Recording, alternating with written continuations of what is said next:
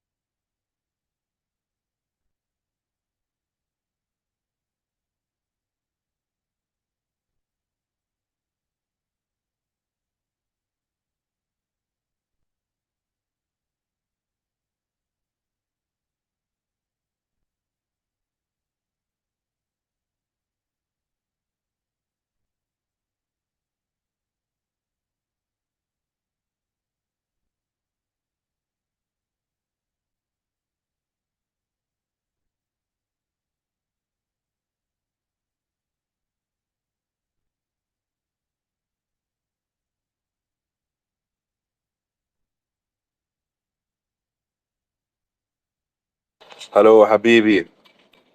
Habibi, hello. Hello, Habibi. How are you? Hello, Habibi, hello. Alhamdulillah. Alhamdulillah, Habibi. Everything good? How's everybody doing? Alhamdulillah. Today was the Friday. It's the family day. So I was all the time with my family. And I was working also little bit. I worked a little bit on some strategies and mathematics for the IPO and for DUBX. DUBX is the core. Yes, it is. Yeah. Hey, Ray. I want to come up and speak, bro. Ray. كيفك يا بوفي؟ هلا حبيبي. الله كيف يخليك. صحتك؟ كيف صحتك؟ نشكر نشكر الله. سلم عليك. الحمد لله. الحمد لله. How are you, Aldo? I am good, my brother. I am good. All is well. How are you? That's guy XRP Good, thank Nigeria. God. Just a minute, guys. XRP Nigeria. Come up, speak. I saw you commenting on my tweet that I have a poor mentality. Come up, speak, and tell us why I have the poor mentality. Habibi, I got a question. Yeah, Habibi, ask. Why you want to buy the demon? Why I buy what? The Hellcat demon. Explain, please. The car. Didn't you buy the car? You say you don't turn your back on nobody, so you buy the car? No, I don't need the car because I have a lot of cars, and this car is. I'm not interested in that type of cars. So in United Arab Emirates, the cars is super cars. We have Lambo, we have Bentley, we have multiple cars and huge garage. So no need for cars. But do you have single digit license plate?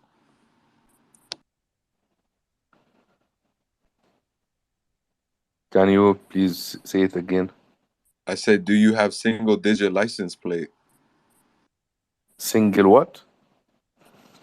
Single digit, like one digit license plate. No, I don't have. Hey, what's good, fam? How's it going? I don't have a single digit. Two digits? No, I have a normal digit plate. Oh, okay. Yeah.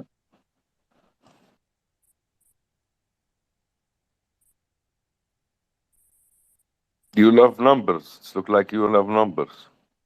Yes, I like numbers a lot. Yeah. What is that, Hootie? Hootie hoo! Hootie Blaze, what did you hoo! just pin? Are you going to come in here and FUD? Is that what you think you're going to do? You think No, our people are stupid? actually, what I Are you think? Do really you think wanted our to people? Hold, let me know speak. I am was speaking. I am he speaking. gets Shut your the. mouth. I am speaking. Shut your mouth.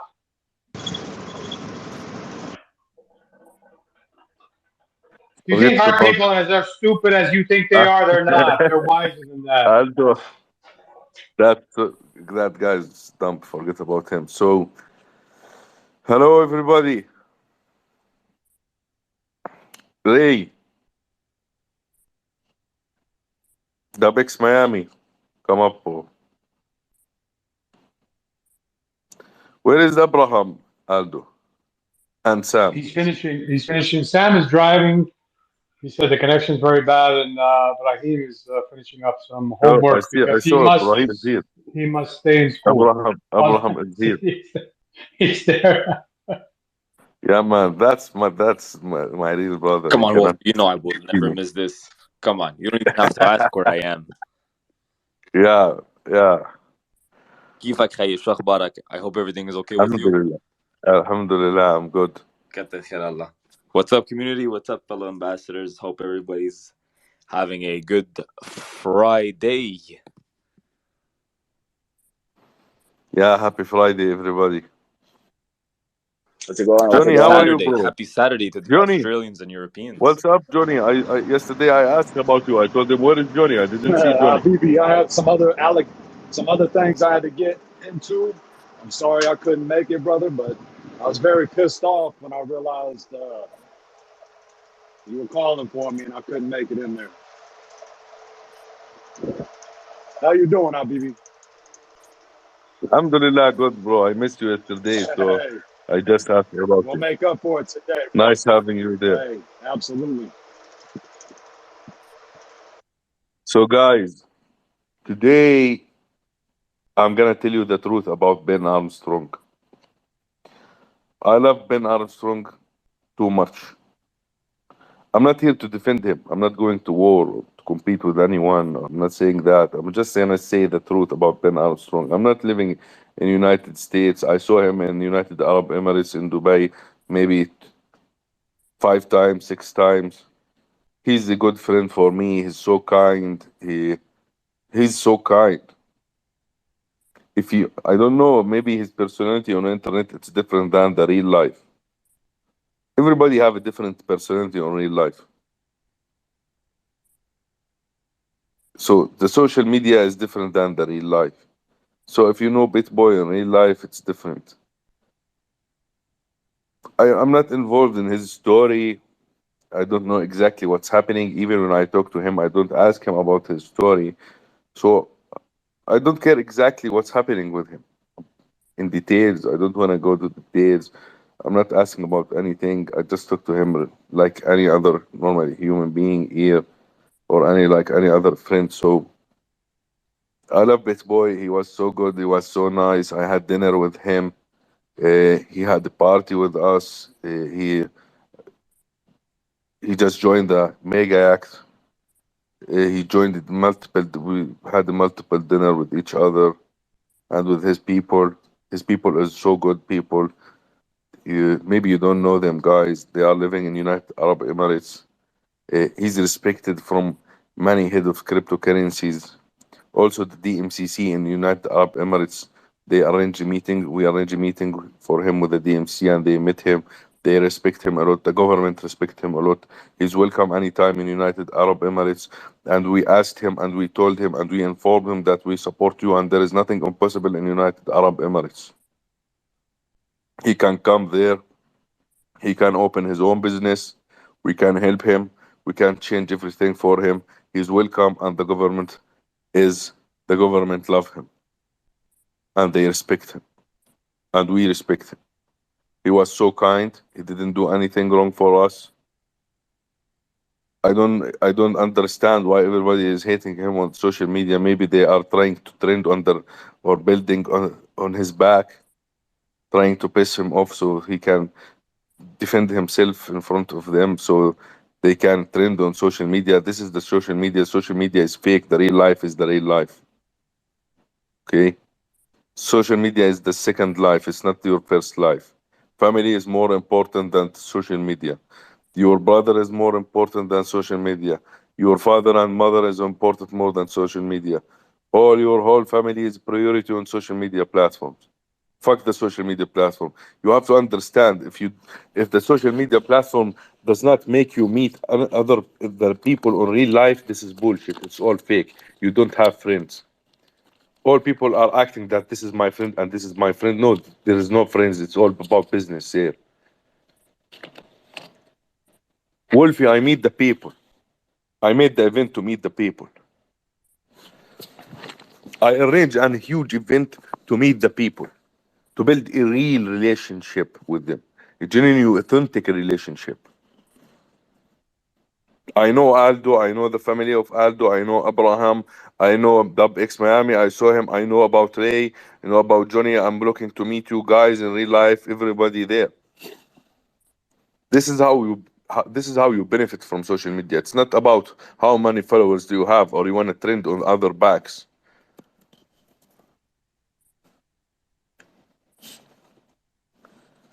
I'm looking forward to meet everybody. So social media is the fake life.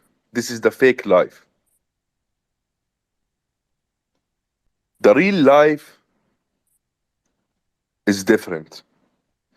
So once you know Bit Boy in real life, or Ben Armstrong, or whatever was his nickname, his real name is Benjamin. When you know Benjamin in real life, you're gonna understand the truth about him.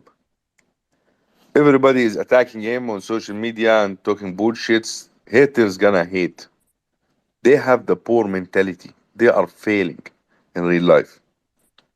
I saw a comment from someone's XRP Nigeria. I saw you there. I saw that you commenting on my tweets that I have the poor mentality, right? Do you know me in real life? You don't know me in fucking real life. Do you know when you see me in real life, you're gonna be shocked who have the poor mentality. If you really know and you come see me, you will understand who I am. My reality is bigger than your dream. You have to understand that.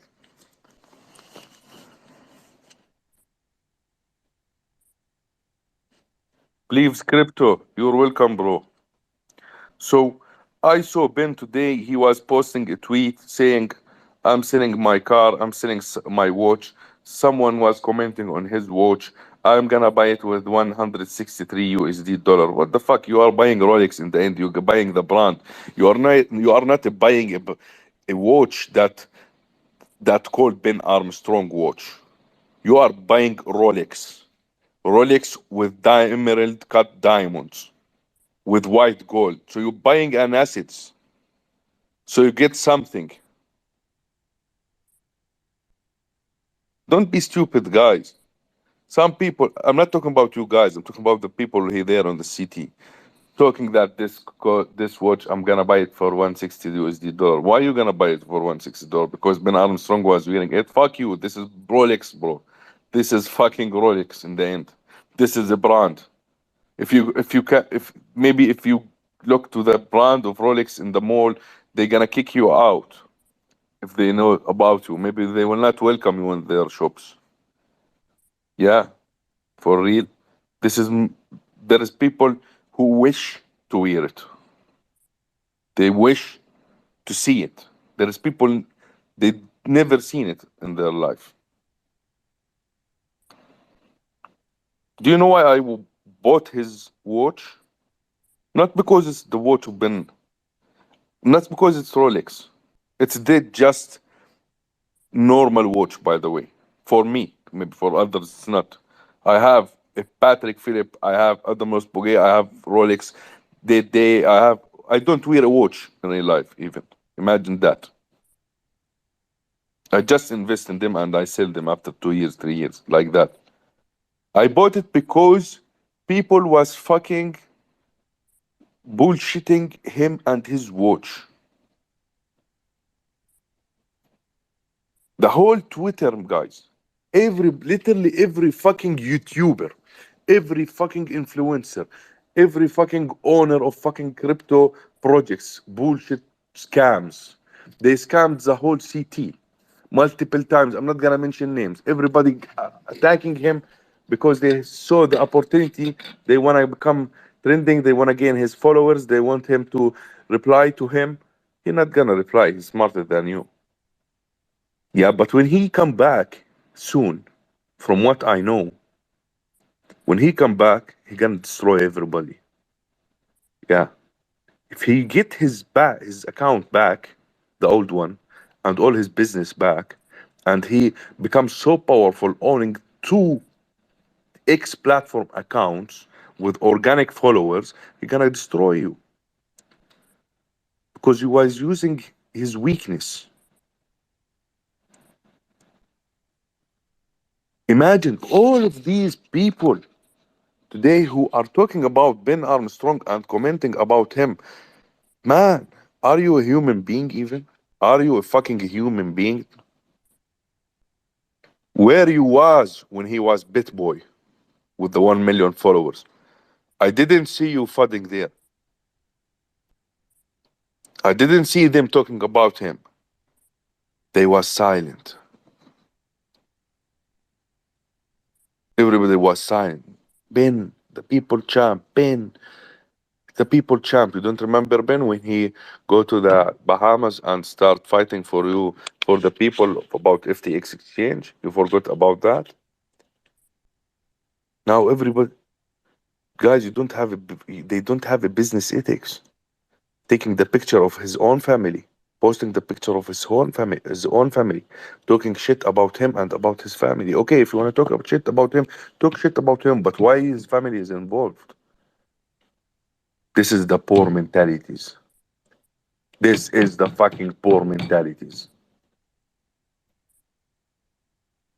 So you don't These think are those are the losers. Those are the losers. Those are the poor that are broke, who have hate on the successful people, who has hate in their heart.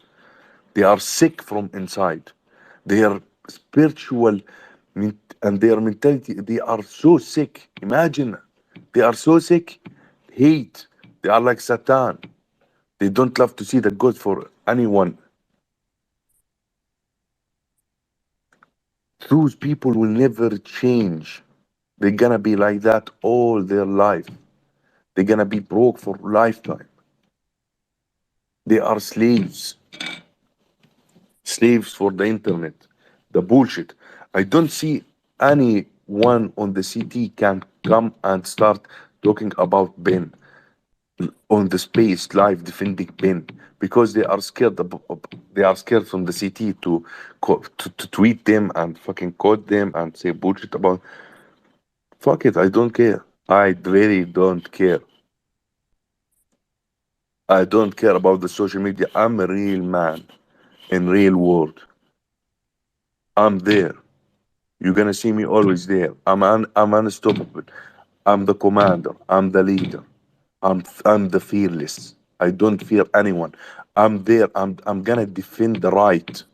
And I'm not gonna act like I'm never turn my back on anyone. Never. If I eat with you, I will never turn my back on you. Whatever happened with you, I'm gonna carry you. The weak people who are attacking Ben Armstrong, the weak personalities, the weak mentalities, the poor mentalities, the losers, the haters, with the bad hearts, the devil, those are the people. I never saw them before. Imagine how many won. There are a lot of people attacking him, plus attacking his family. What the fuck? Why you involved his fucking child in the story? What the fuck you are posting his child picture? That child does not know anything. Maybe he does not understand anything about his father. Why you are posting his picture? That child have friends, he's going to the school. His friends gonna come and tell him, hey, you know what happened with your dad? He's jailed and they are posting your picture now. What the fuck? Why you are doing that? Sick people. Those are sick people. I bought the fucking watch to show them that I am the real one there and I am the fearless.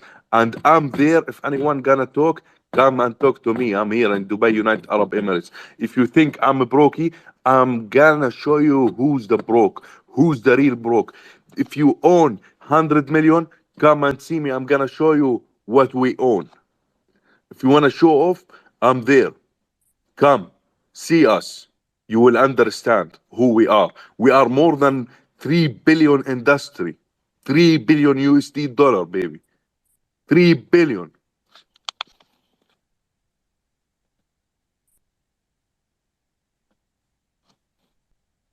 Yeah, please, crypto, please. Wolfie, dude, I want to thank you for what you did. That was that was a big move, and you know, I know Ben. Thank you. I know you reached. You know, you guys reached out to me the other day when things were going on, and you know, it's very tough. And I hope that everybody here really understands that, you know, whatever you saw here, and when you saw these people chasing him down and trying to vilify him and turn him into something that he's not, those people, they were chasing they were chasing the clout that they get from fudding the biggest name in cryptocurrency. That's really what was happening here. You got to see a man at his weakest moment. You got to see a guy who was just told that the Lambo that he thought he was going to get killed for got taken from him, and then the guy who took it ended up just having it in his garage. And you know, you got to see the anger and the rage from a guy who was being manipulated by his best friends. And I want to stress that these are the people that he considered to be his best friends in life.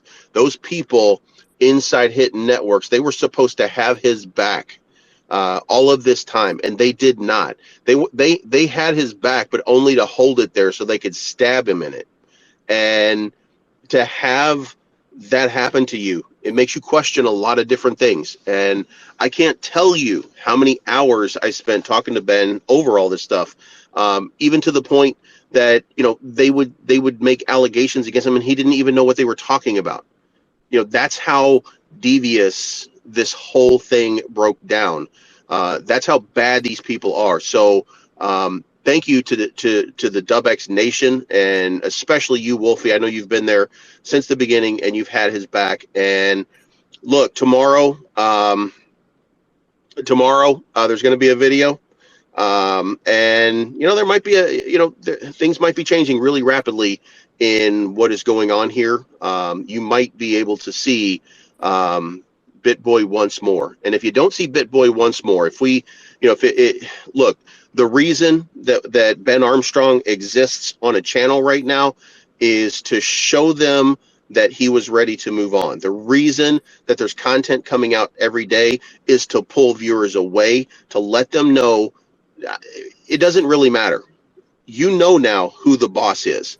He's getting 5,000 to 7,000 views while they're getting 500 views. They now know who BitBoy really is.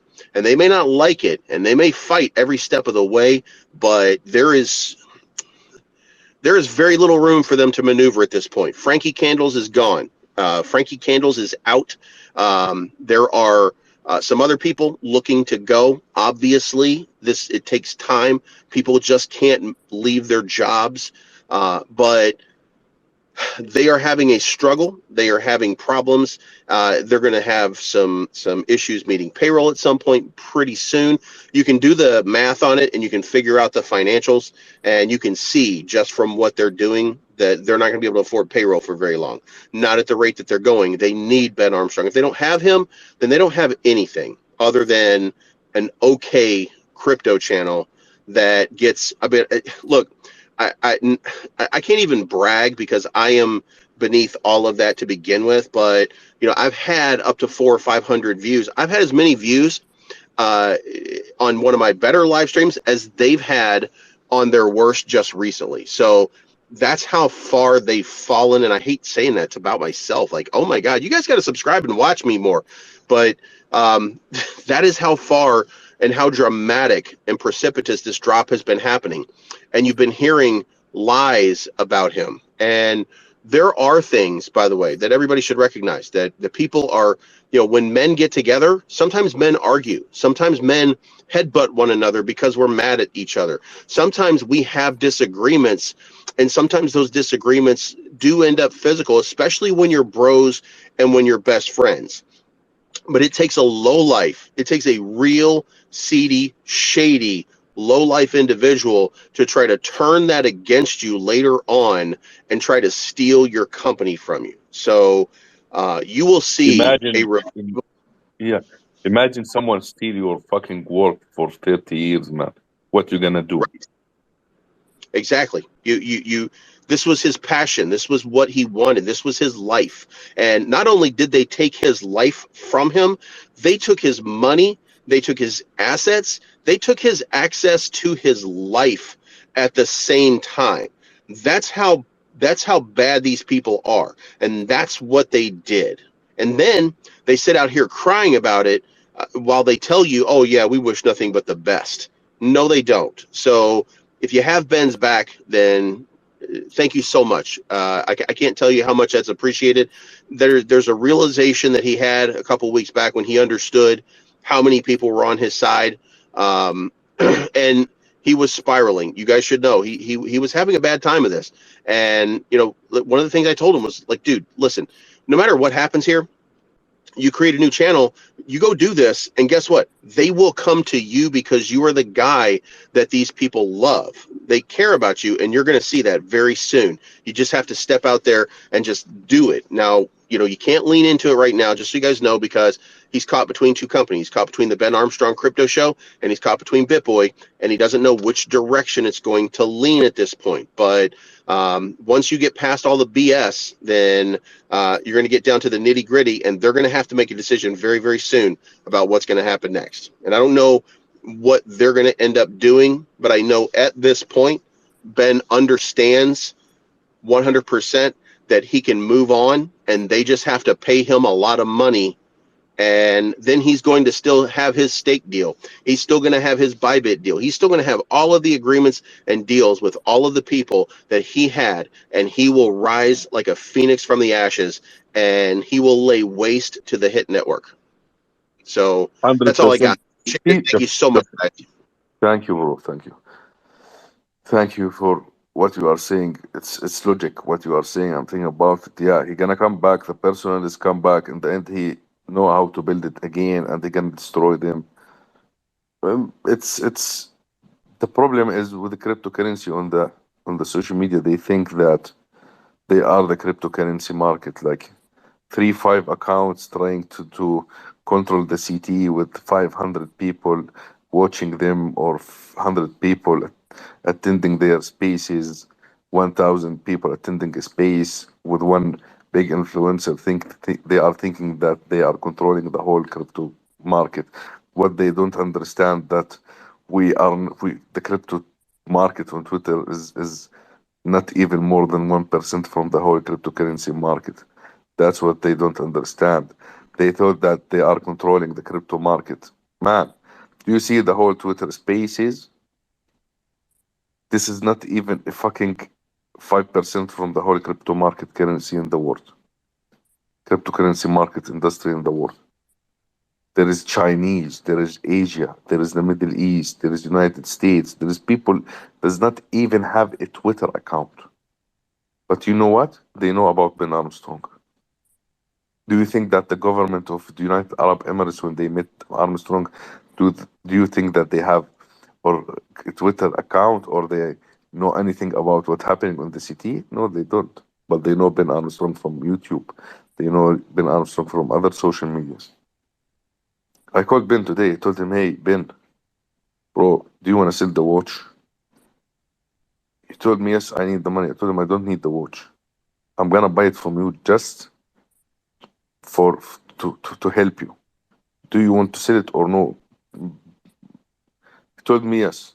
I told him, okay, I'm gonna buy it, and I'm not gonna wear it even. I'm not gonna sell it, or not, I'm not gonna do anything with it. I'm gonna just put it on the safe box. I told him, and when you have the money one day, if you want it back, it's there. Just call me. I'm gonna send it again to you. This is your watch. That's it.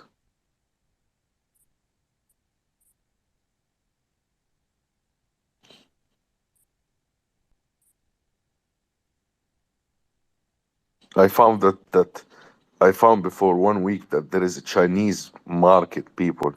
They are trading NFTs with 1.5 billion USD dollar. Only 5,000 Chinese people trading. Their trading volume is 1.5 million dollar. Imagine that. A group of 5,000 people only. There is a lot. There is a lot of people in the cryptocurrency. Don't think that when you have a 250K followers or 100 followers, you can come and try to control the fucking market with some NFT pictures and with your own community that does not reach even 2,000 followers, organic real followers.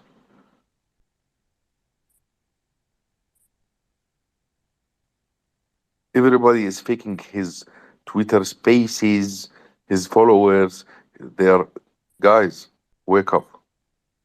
The cryptocurrency industry is so huge. There is government involved. There is politics involved.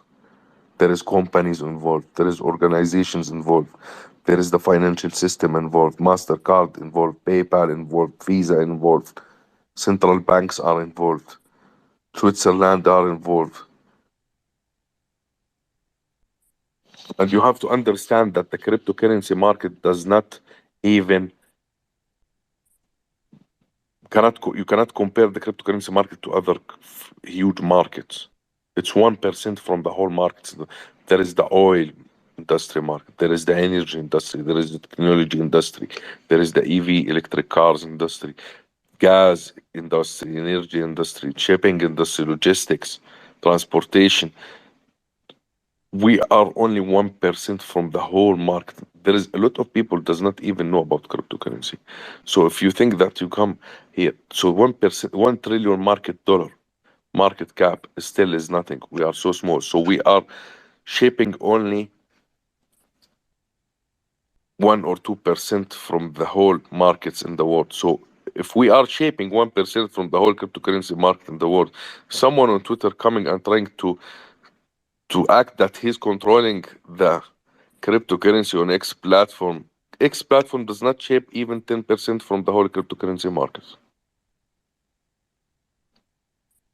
And even if you are an influencer or owner, project owner, or if you have a successful project or a successful technology or blockchain in the blockchain industry on X platform and you are famous, you are not even shaping 1% from the X platform cryptocurrency communities. There is communities on Twitter you never seen them. You don't know about them. There is people on X platform who does not know about us. They don't know Ben Armstrong, they don't know Wolf, they don't know anything about us. They don't know who we are. They don't care. They are working in cryptocurrency. They don't know, they don't understand what's happening, who we are, what's that. What's trending today on your phone on X platform is not trending in other country. I have been traveling to many countries in 1 month, and each time I just arrived to the airport, my X platform just changed to the country that I'm on it based on the current location. All my Twitter home and Twitter page and Twitter account changing automatically with the current location. Then I open the search bar and look to the trending things. I never see anything from what I was seeing before. It's different. There is a country that there is XRP trending. There is another country that Bitcoin is trending. That they don't know about us. We don't know about them. So then, never think that you are there, that you can control the crypto market. You are nothing to the. I'm nothing to the crypto market. Me and my community and my people, we does not shape 0.001 from the cryptocurrency market. So by attacking Ben, trying to use this opportunity to become more famous in his place, or using his weakness to become more trending on the internet, that's not a strategy even. Because you have to understand, when he come back, he gonna fuck you up. He's crypto head in the head, one of the crypto heads. There is levels of crypto heads. There is CZ Miners, Justin Sun. Those people are on next level, another level. They don't know us. Ben Armstrong, Moon, Carl, Da Vinci, some crypto heads living in United Arab Emirates, they know about Ben. They promoted Ben. They said that we are standing with Ben. Who you are on X platform coming to attacking Ben? Okay, you want to attack Ben? Attack him. It's not a problem. I'm not defending Ben. I don't care about the whole story, what's happening. Okay? But I stand for someone that I know him, at least. I didn't turn my back because everybody turned his back. I'm real one. I'm not fake. So I don't understand the people there. Someone is fucking commenting on the fucking Rolex watch that I'm gonna buy it with $160. Fuck you, man. This is fucking Rolex watch. Wow, we're gonna buy it with $160. You wish if you have it, but you will never have it all your lifetime. You are not buying because it's the Ben, because Ben owned this watch does mean that this watch, it's their value of this watch, it's $100. It's Rolex, and then you are buying Rolex. Wake up. You are buying Rolex. There is people who wishing to wear Rolex.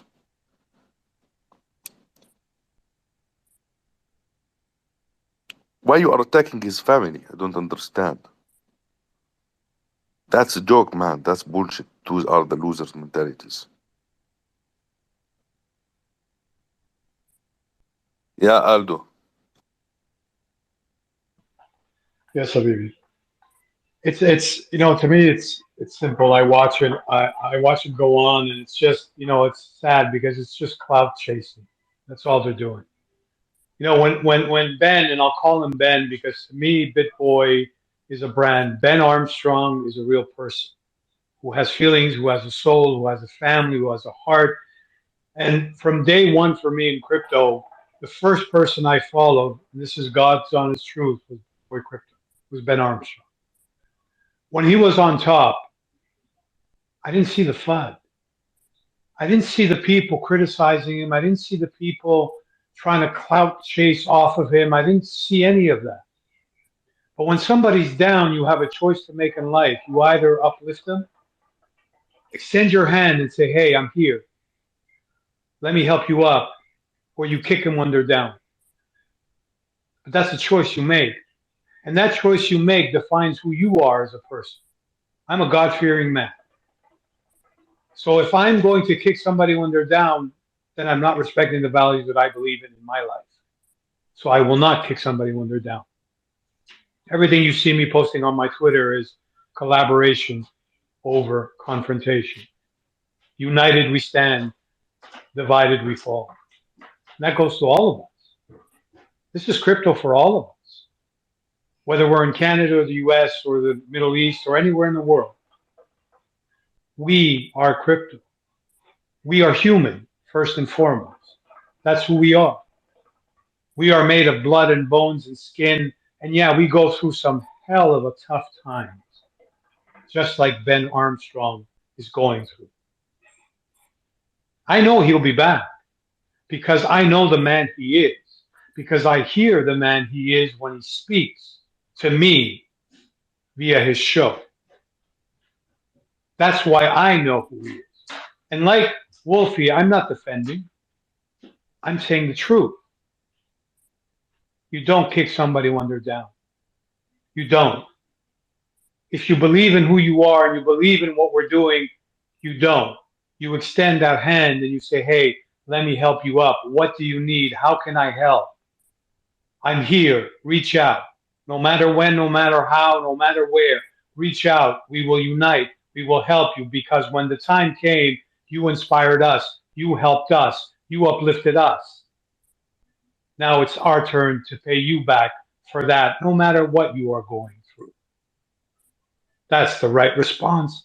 That is the only response that should be seen on his posts on your Twitter account. Anything less than that, you are not a true human being. You are not a God-fearing person. That's what I have to say.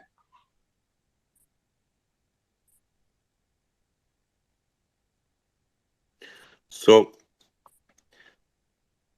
just don't mix the social media with the real life.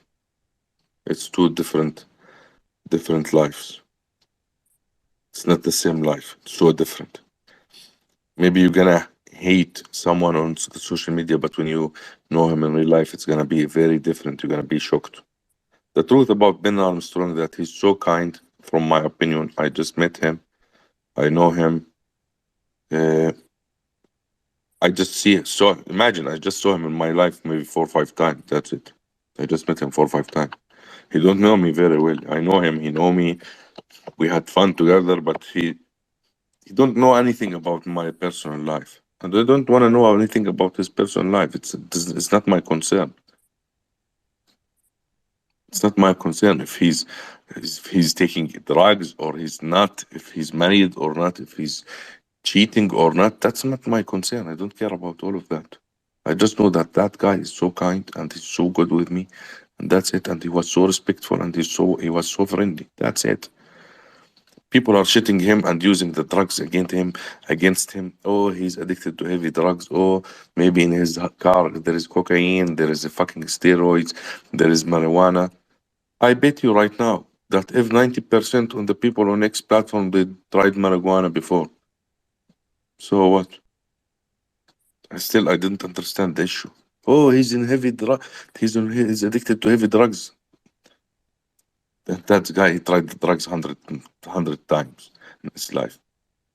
Oh, he's alcoholic, and you are fucking drinking a fucking glass of whiskey. Oh, he's cheating on his life. Everybody cheated on his life. 90% from of the men cheated on their lives. Only 10% who did not. This is scientifically proven, and this is fact. This is in the human nature. All men are liars, except me.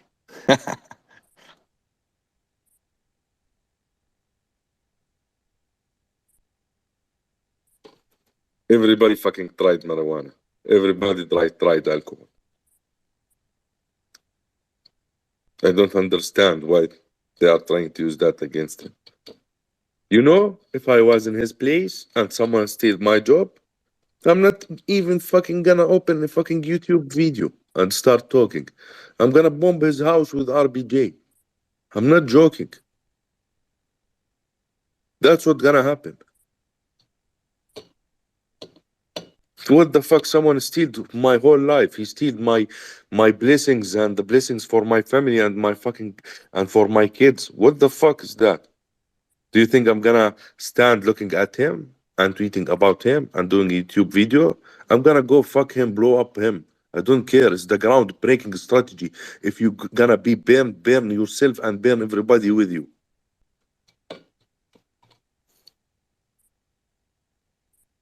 That's normal. What's happening is so normal. So if anyone was in his situation or in his place, just put yourself in his situation. You're gonna do the same, maybe more. He didn't do anything till now, by the way. He's doing that legally through the lawyers and talking on social media and trying to fight back in a respectful way. I know many people who had the same issue and they killed each other for that. They killed each other for that. There was blood, real blood. Yes, when someone steal your life and the life of your family. If someone steal my own life, okay, you can build it again. But if someone steal your life and you have kids and family, it's a different situation. It's a very different situation.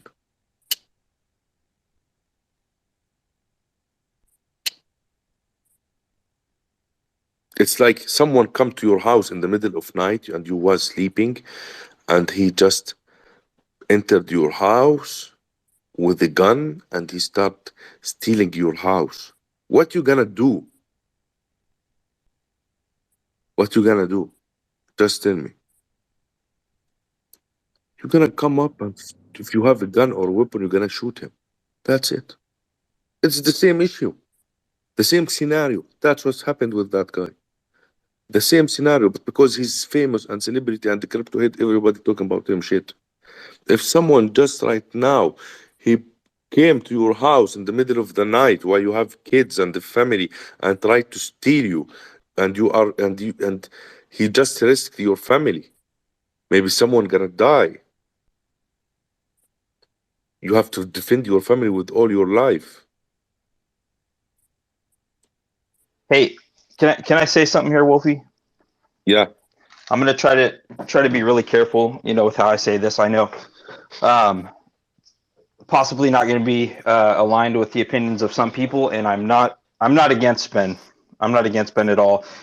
Like I said to a lot of people, I was on the Ben Coin team since day one because I believed in him and I believed in the vision. And there was a lot of things leading up to that before any of this drama that I started having a few reservations. But I'm not. I think that he should get what is his, and I think the way that it happened to him is absolutely ridiculous. I think that it could have been done way different, and this is not the outcome that should have happened. And I'm hoping and I'm praying for him that he gets back what is his. And for anybody who's in this room that believes that also, I would hope that you would pray with me on that too. But the thing I have to say about, you know, protecting your family, I guess, is the part that I heard. And I heard God fearing earlier, and I heard a lot of stuff. And even though it's his business, he has put it out there, right, on social media. And that's why he's getting the reaction. It's a very messy situation, but it's not straightforward and it's not clean cut. And what's happening is all the crazies are coming out with over amplified attacks and opinions, which is always going to happen because those people are out there. They attack all of us. And if you're on here long enough, you're going to get attacked. But when it comes to protecting your family, it's in your hands, number one. Outside forces, yes, you protect them, but you protect them inside too. So I think some people are having a problem because you want to protect your family. If you make a mistake, yes, 90% of people you're saying, well, if you cheated, I'm sure that is probably pretty accurate. But what happens after that, when you know you've done something wrong, you feel like you've done something wrong, you own up to it, and then you work on making amends. From what I've seen from Ben Armstrong, and the reason why I'm saying anything, even though, like I said, it's not really anybody's business, but if we have an opinion, if he's put it on social media, he's saying that basically he's sorry for it, but he's not, because he's going to continue and they're all going to figure it out. And I have a hard time. If you look at Bethany's last tweet, go read that and understand why people are having these opinions. And, Okay, got it. any Yeah. no, yeah, let me just wrap it up here. So it's just not clean cut. Like, if you're going to get behind somebody, you're going to follow somebody. Character is important. Do I believe Ben Armstrong is a bad person? No, I do not. Do I believe he's made some bad decisions and he's in a bad place right now and he's kind of been going down the wrong road in certain things? Yes, I do. And this, like I said, my opinions on a lot of this stuff started happening with behavior before any of the stuff with Hit Network happened. So I will rally behind him to get back what is rightfully his, but I won't rally behind bad decisions and things that I don't agree with ethically and morally. And anybody who's a true friend, they don't rally behind their friends' bad mistakes. They call them out and they tell them out of love. Because guess what? Love is not feelings. Love is not feeling what feels right.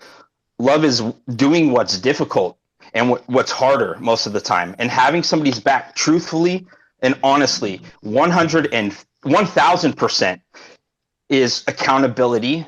And we've become a feelings-based society. If we want to talk about what's wrong with the New World Order and all this stuff coming on and all the brainwashing in the media and all the stuff that we've grown up with our whole lives, we are programmed to be emotionally driven. The chaos that we see and the reason they can pit different religions against each other and different races against each other, they programmed us emotionally from the crib. Everything we watch on media, it is designed to trigger you. All right. And so that's why we see all the stuff with COVID that happened and all of the race conflicts and all the stuff that happened there. So we have to get out of this mindset that feelings and doing what we feel are okay are fine, and then rallying behind that. So I'm just saying that piece. I feel like I had to say that just because I'm involved in the community and I love all of you guys, and you guys have seen me be vocal about some stuff. And I'm doing it because I care about Ben Armstrong. I care, and I don't want him to lose his family, because guess what? If he goes down this path and keeps going down it, and all the people who are so-called friends right now are just rallying behind him and telling him, oh, it's great. Yeah, you're famous. Do what you want. And this is fine. And yeah, if you feel this, like, no, I don't want to see him lose his family. I care about him. I've been in DMs with him this whole time. I've had conversations with him on the phone. I care. I'm not here because I want to kick a guy when he's down. So don't think that, guys, ever. Okay, you know, there's a lot of BS going on out there. Sorry, and I think that we should be behind him 100% in what is right, and we should hold him accountable in what is wrong. And that's all I have to say. Thank you. Thank you, Meta. Thank you, man. So he moved the internet, guys. Let's be truthful and be honest. He moved the whole internet. Today we are talking about Ben Armstrong. Everybody is talking about Ben Armstrong. Everybody is retweeting about Ben Armstrong. Everybody is each day, each morning, BitBoy and Ben Armstrong are trending. He can move the internet. He's so powerful on the internet. You can't beat him on the internet. You will never beat him on the internet. He built himself on the internet maybe more than 10 years plus. Not in one day. So you can't come before 2 years and try to beat him on the internet, because you can't. You are new on the internet. In crypto, I mean in the CT, comparing to Ben Armstrong. He's so powerful. We are talking about him. Today, he's the talk of the town. Every day, literally every day, for more than 2 weeks. Look to his views, man. He have views more than the old account, his BitBoy account. Check his views. He's reaching 4.402k views. Imagine that. He's so powerful on the internet. He can change everything with one tweet, by the way. Okay, I'm gonna tell you something. You have to understand something. I'm gonna say something, but I'm gonna be a little bit very careful about that. Don't let the internet. Just a minute, please.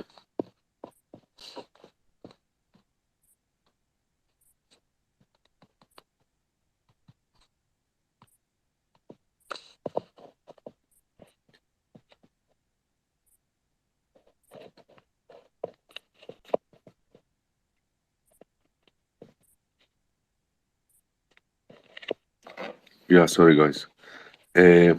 Yeah. So I'm gonna say something very important. Don't let the internet trick you.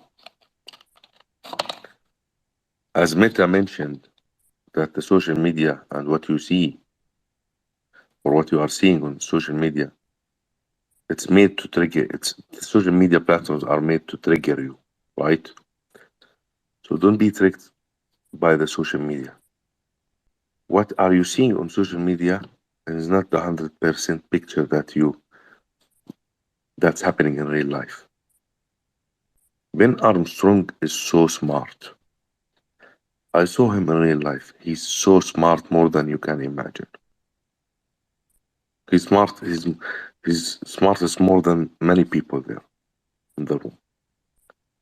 If you think that he's stupid, going to Carlos' house and opening the camera, and he don't know that the police gonna come, and doing all of that scenario, you think he don't know that this is gonna happen? He know. He did that, and he did that on purpose. He know that this is gonna happen. Do you think that he's not smart? That he's stupid and he was under drug? He's acting. He's not. He know. He's smart. What if all of that was a plot? Because he's so smart. He's doing something so smart, while you don't know that. And that plot turned on you. Boom. One day, all of that was solved. You don't know how. And now BitBoy have 2 accounts, BitBoy and Ben Armstrong. And he's the most powerful one on the internet. What if that's gonna happen? You don't know. You don't know. Moving his real life war to the internet, there is a reason behind that. I know many reasons. I cannot mention that. and was just pissed off because people was attacking his family and more than that, and they are becoming like devils. That's the reason that make me a little bit bothered. I'm not trying to defend him. It's not my concern. Anything about his personal life. I don't care about anything about his personal life or about his personal story in details. I don't care. But I know that behind this, there is a plot happening and it's strategic and it's happening for a reason. And Ben, who invented that, he's so smart. Okay, just know that.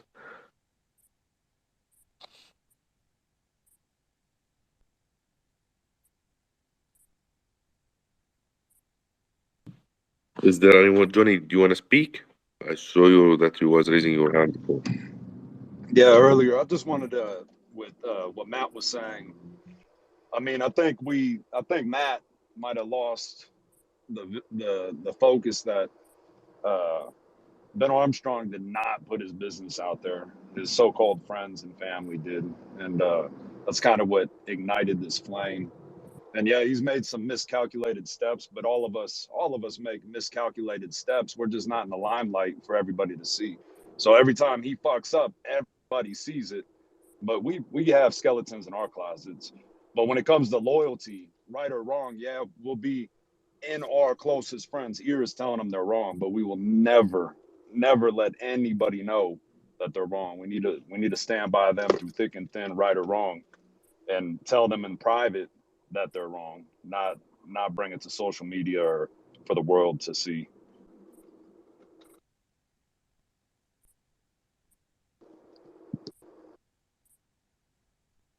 Guys, it's Matt, and I heard you what you said, and thank you for speaking because I know that you're always honest. Nobody's defending a person's bad decisions or even good decisions. Wolfie just said it. He doesn't care about his personal stuff. As I said before, I'm a God-fearing man, not because of personal decisions that are made good or bad. I just believe that everyone, if there's one of us in here that's never made a mistake or made a bad decision, let them raise their hands. I already have that answer. Nobody will raise their hands. Because we all go through moments in our lives that we make bad decisions, bad choices, to our families, to our friends, to people around us that we love. We can't defend that. That's not what we're here to do. I'm here to say when I speak is you must separate what CT is and the clout chasers to what we do every day. We live in the real world. I think we've lost the line where CT has become our real world. And if, by God, if that's what's happened to you, stop, walk away, because that is not the real world. We live in the real world where we are made of blood and flesh and bones, and we have children, and we have family, and we have people around us, real people that we love. And those who choose to abuse of that fact by posting nonsense, good or bad, it does not matter. Those are the clout chasers, my brother Matt. Yeah, Aldo, sorry for interrupting you. Go ahead. Yeah, the city is becoming the real life for people. That's exactly what's happening with people. They think that the social media platforms are their real life. Real life is different than the social media platform. It's so different. Someone, for 3 weeks, someone just took my real picture and he just posted it on Twitter and said that I'm a scammer. Okay, so what? This is my real picture. My real picture, that's the proof that I'm a scammer. So I just tweeted my whole album of pictures. Here's my picture. That's me. So what? Does that mean that you are posting my real picture that you did something great? I don't understand exactly what he was thinking. Posting my face, what does that mean? Still, I don't understand. I didn't understand. I really didn't. If someone can explain that for me, please explain that for me. If someone right now tweet my real picture, what does that mean? Okay, When that's he's my retweeting, Wolfie, when he's doing that, all he's doing is he's just trying to chase getting into your head because he wants to have some level of control over you, and he wants people to say, "Hey, man, I you did a I great don't. job of I was finding that." I was laughing all day. What does that mean? I don't understand. It means nothing. Hey, All he did, listen, just DM me right now. Tell me, send me your picture. I'm gonna send you all my pictures. all he did was validate who you are. He actually helped you out more than he did anything. That's why we were all laughing about it. Thank you for the free marketing. That's it. Social media is a marketing platform. Thank you for the free marketing. You are posting my pictures, so what? I don't understand. I till now I don't understand how his mind is processing from inside. What's happening inside his brain cells? They're just jealous. They can't get on your level, Wolfie. That's all. It's so weird. People think, listen, if you keep attacking me from the morning till the night, I don't care. I'm so happy. Just keep tweeting about me. I don't care. You are tweeting my account. Like, so what? What does that mean? I don't know why some people are toxic and they are scared from being doxxed or seeing or showing themselves or I don't understand that. I don't get it. People are trying to be a little bit low profile on crypto Twitter because they want to scam. That's it. Period. That's it. They won't show themselves. Okay, what's gonna happen if you show yourself? Nothing. If the whole city attacks you, what's gonna happen? Close your fucking account, don't do another fucking account. What's gonna happen? I don't know what's wrong with people there. There's something wrong with their minds. There's a virus. This is like a virus, like COVID. It's a toxic virus. Look to the virus right now. It's the BitBoy virus. What's happening on Twitter? Exactly. This is virus right now. There is a virus on X platform, and that hitting the people, and they become attacking BitBoy. They think that they are doing something great. They are copying the others. That's it. They are copying others. They, they don't know why. They never met BitBoy.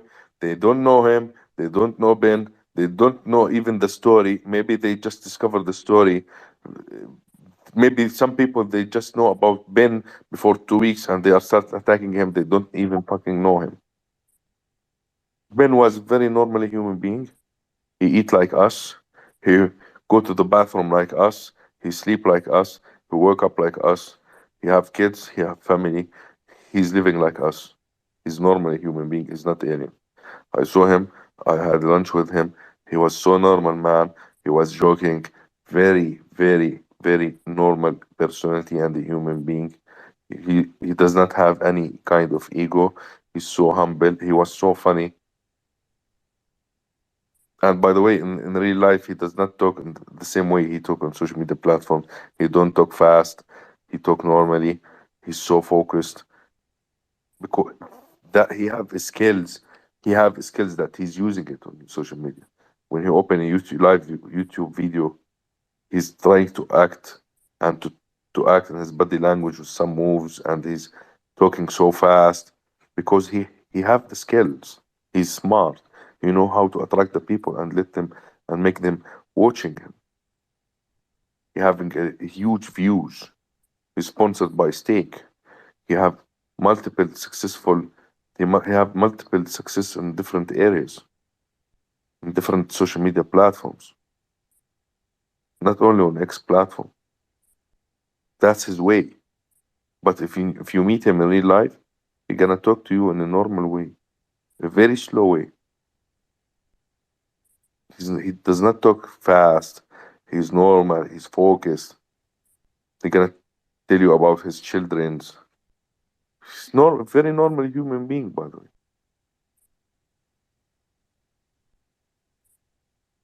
Yeah, Ray, please. Yeah, so look, I support Ben Armstrong. I think that, I don't think anybody has done more for the space than he has over the years. But if you if you really zoom out, like Ray, really, sorry for interrupting you. It's not about supporting Ben or defending Ben or it's about mentality. It's about this virus, the toxic. It's about a principle between you and yourself. It's something between you and yourself. It's not about okay, so supporting. It's not some people are supporting Ben just to use that as a benefit for themselves, and some people are attacking Ben for using that for the benefits of for their accounts and all of that. It's a principle between you and yourself. Someone that you saw him in real life and he's your friend, you cannot turn on him just because of social media and the people public opinion. So it's a principle. If it's even you defend the good or you keep silent, you don't say anything, you don't attack him. Just say I don't care about this issue. It's not my concern. I'm not gonna even watch it or think about it. It's not. Nothing is my business. That thing is not my business. So it's something between you and imagine that you met Ben and you go fucking attack him on social media platforms because of because of the people and you want to copy the people because you are scared from the people. A lot of people like that.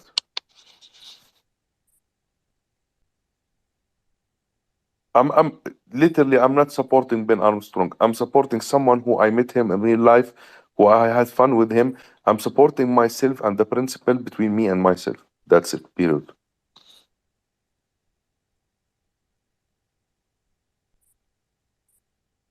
Yeah, Ray, please. Sorry, I interrupt you. I apologize. yeah. So to finish my thought, so support Ben Armstrong or don't. I really don't give a shit what anybody does. But if you really zoom out and you look at the bigger picture of this entire situation, what does that look like for somebody coming into the crypto space? I know that when I first got into crypto, the first thing I did was I got a Twitter account at the time, Twitter, right?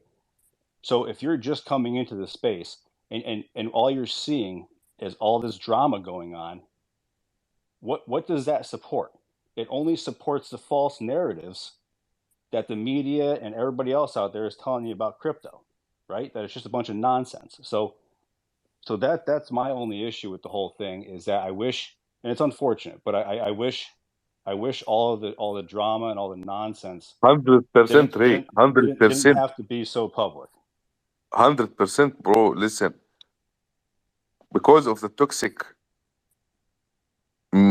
the toxic virus that is happening right now and what happened before in cryptocurrency and on social media platforms and the CT and all of that. Today, if you go to the people around you in real life and saying, "Hey, come invest in a cryptocurrency," he's gonna tell you what's that. You're gonna tell him it's Bitcoin. He's gonna tell you no, this is scam bullshit. Do you know why? Because the people are toxic there. Each time we start building for crypto adoption, mass adoption, YouTubers are trying to do to spread the words, the influencers, everybody. Someone come and fucking scam the whole crypto communities. For 1 fucking minute. And goodbye, he go fucking buy a Lambo and that's it. Of course, another communities, there, another investors not gonna join the cryptocurrency. They are not even interested because they think it's a scam. Because it is a scam. Cryptocurrency, it is a scam. 90% of the cryptocurrency is a scam. I fucking got scammed multiple times while I'm experiencing cryptocurrency. The last time I got experienced by exchange. Scammed by exchange. What the fuck? I opened the fucking exchange. I will not mention the name of the exchange. And I verified the people who are working on the exchange, and they are verified on their website. So I transferred for the people 37K, and they fucking disappeared. So I start emailing the exchange. Do you know what the exchange told me? He told me, yeah, those people was working with us and we kicked them, but we forget to remove them from the verification on our website. Oh, really? Okay, I got scammed 37K. Thank you. Bye. Bye. That's it. Their names was verified on their website, on the exchange website. And they scammed with 37K in a way you will not, you will never think that they are scammers even. Never. The way they talk, the way they move, the way they they are they are very they are so professional scammers. They are living from that. They are this is their living. There is 90% of the cryptocurrency people they are living on scamming. That's really literally their living. We have to change that. It's very toxic air. It's very toxic. Sometimes I hate cryptocurrency when I got scammed. I fucking hate it and hate the people because it's bullshit. They scammed me while they are verified on the exchange website. That's it. And I DM'd the TJ, the exchange, emailed them by official email, and they told me, yeah, we forget to remove their names. They was working with us before, but now they are not. Imagine. Okay, thank you. What I can say. Nothing. Literally each one there got scammed in crypto. If not all of us, 99% we got scammed multiple times. We got drugged. We got scammed. It's very toxic, man. They are now acting like they are gangster in cryptocurrency and CT, each one building his army. It's like a children games. What the fucking army? What a bullshit army. 1,000 people, you call that a fucking army on internet? What the fucking army? You go and fucking attack someone, tweet and start commenting and retweeting and posting his own picture. It's called this is attack. This is bullshit. What the fucking army is that? Why they call it army even? I don't understand. It's toxic. We are not in a war, guys. We are not a real war. We are not attacking and defending. It's not a war. It's a business. People here to do some living, somehow, somewhere to do some living so they can upgrade their life and become more happy and spend on their families and children and mother and father and to live a better life. It's not a war. So I'm not competing with anyone, even if you quote my tweet or retweet my tweet or you attack me or you post my own picture. I don't care. I'm not gonna respond to you. Do whatever you want because I don't care. Literally, I don't care.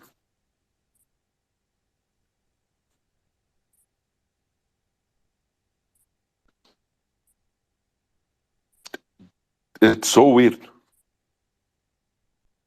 So weird. I'm seeing things that is so weird. I'm not negative, guys. I'm not trying to be negative. I'm just looking.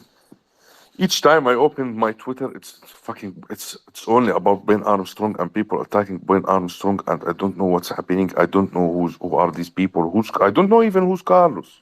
I don't know who are these people.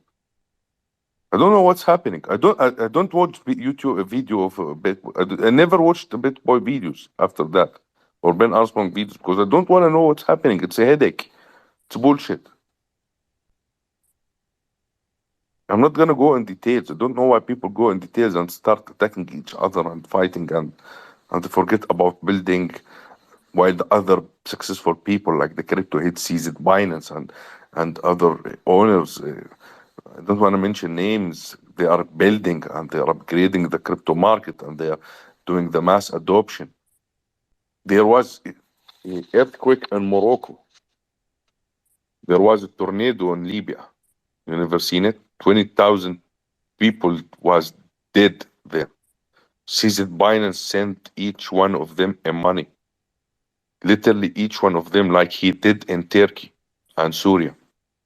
You saw that? That's the mass adoption. That's what we call it building. And here on the city, people are fighting and guys, small minds blaming each other. Small minds blame each other. That's it. Don't be affected by the virus. This is virus. This is gonna happen always. Don't get scammed. Don't get drugged. Try to know the people more.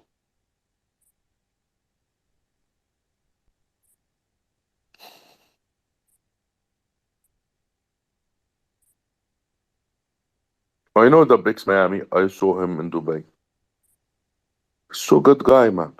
I love him too much. I talk to him every day, literally every day. I talk to Aldo every day. Guys, every day I talk to many people there. I talk to them every day. It's like a part of my real life. Aldo now, he's becoming a part of my real life. Do you know when I woke up, I see a message from Aldo? Good morning, Habibi. How are you, Habibi? Is everything okay? If I disappear 6, 7 hours, he send me a message. Are you good, Habibi? Are you okay? I start doing the same with him. He introduced me to his family. Now I'm looking forward to meet him in real life. I already met him in real life, but not physically, on internet. Zoom calls, phone calls. DUBX Miami, I met him in real life. I had dinner with him. He's an amazing guy. I meet the Beep guys in Dubai. I meet a lot of people. That's how you build relationships with people. That's how you build network. I'm looking forward to meet everybody, guys. I'm gonna do event for you, everybody. Everybody is invited. Come, let's see each other. Let's meet. Let's talk. Let's be real friends. You know this community, Dub Nation community, this community is real. Do you know why? Because they know each other in real life. And they are friends in real life. And they talk to each other in real life. Through phone calls, through video calls, through WhatsApp. It's real life. This is a real life. Each person here, each individual here from the Dub Nation or DUBX community, it's not because of my it's not because it's my corporation or my organization. No, because they are real. We are authentic. We know each other. Do you know we have to meet every day? It's like a part of our lives. It's like there is two families now. I have friends on the internet, and they are friends in my real life, and I have my family. That's it. Man, sometimes I talk to Aldo 3 hours. I swear, my mother life. I talk to Aldo 3 hours laughing all day. We never talk about crypto even. We don't mention anything about crypto. Maybe it's 10 minutes about crypto and the whole other conversation is we are laughing. The last time Aldo was falling from the chair because he laughed a lot. I thought he died. It's true.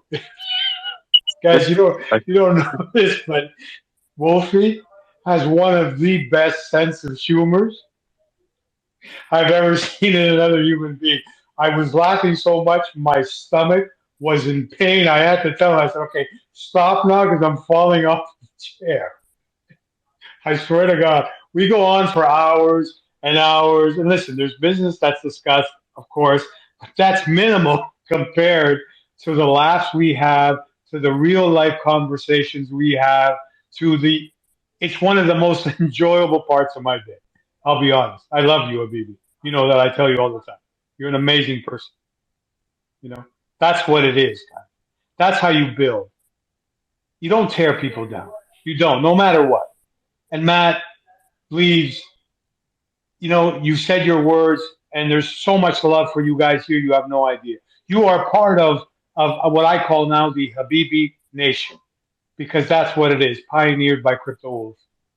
No matter what, no matter where you guys will be, you will always be part of the Habibi Nation. Because the love in this community, and I say it all the time, it's one of the best communities I've ever been a part of. It honestly is because of the realism, because of what we're able to do outside of crypto and the conversations we're able to have, because we're real people. And that's how you build. That's how you get crypto mass adoption. That's how you bring new people into crypto because they're used to real life where people actually have real conversations about other stuff than crypto, about family, about friends, about what they bought at the grocery store, about the price of groceries. That's real life. And if we could connect on that level, Crypto mass adoption is around the corner. But we keep tearing each other down because we worry about a damn token. That's what people spend their day doing, is looking at a chart. And I never understood that. That's why I say I don't look at the charts. There's a reason behind my madness. I don't need to look at the chart because the tokens will do whatever the tokens will do. That's based on the holders, on the new holders. Some will exit, some who come in. It does not matter. But if we say we're builders, then build everything. Don't only build the technology, build the resources. The resources are the people. Those are the most important that you will ever build in your life, is those that you surround yourself with, and what mind shift or mindset those people allow you to have to move forward. The tech is tech. It does not breathe. It does not have a life. You can insult it, it won't do anything. But the people around you, they have feelings. They have emotions. They overreact. Yes. They make great and bad decisions. Yes, as we all do. That's what is important to me. That's why I come into spaces like this and I speak the way I speak, because I speak with passion, because I feel it from the bottom of my toes to the top of my head. We have something great collectively. It can't be done alone. It can't. It will never be done alone. And that's what I want people to remember. We are all in this together because we made the choice to be in this. But never forget where you come from, which is the real world. Don't cross that line. Don't let your virtual world become your real world. There's no going back, ever. And you will pay the price. And more importantly, your family and your children will pay the price for it. And you will never get that back. So if you have to, walk away. But if you're in it to stay, build relationships. Build the resources that are much more important. Who else wants to say something? I think, Georgia, you wanted to say something, right?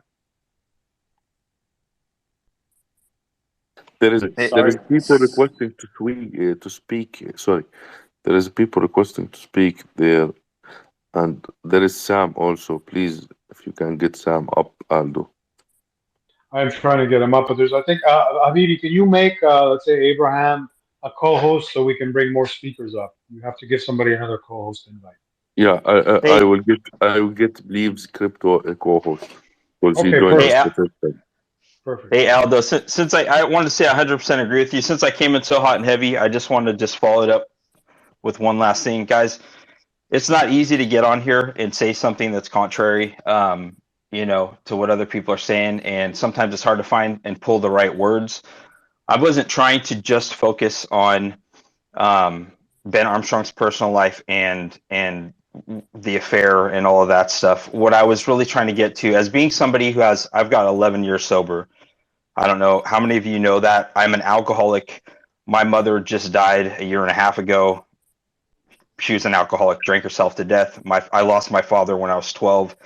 He had drug problems. So as somebody who comes from that background and understands the behavior and understands, and I'm not saying Ben's on drugs right now, don't get me wrong. If you guys have ever been in AA or NA or any of this stuff, they teach you that the problem is not the drug and it's not the alcohol, it's a personality and it's an addictive sort of behavior.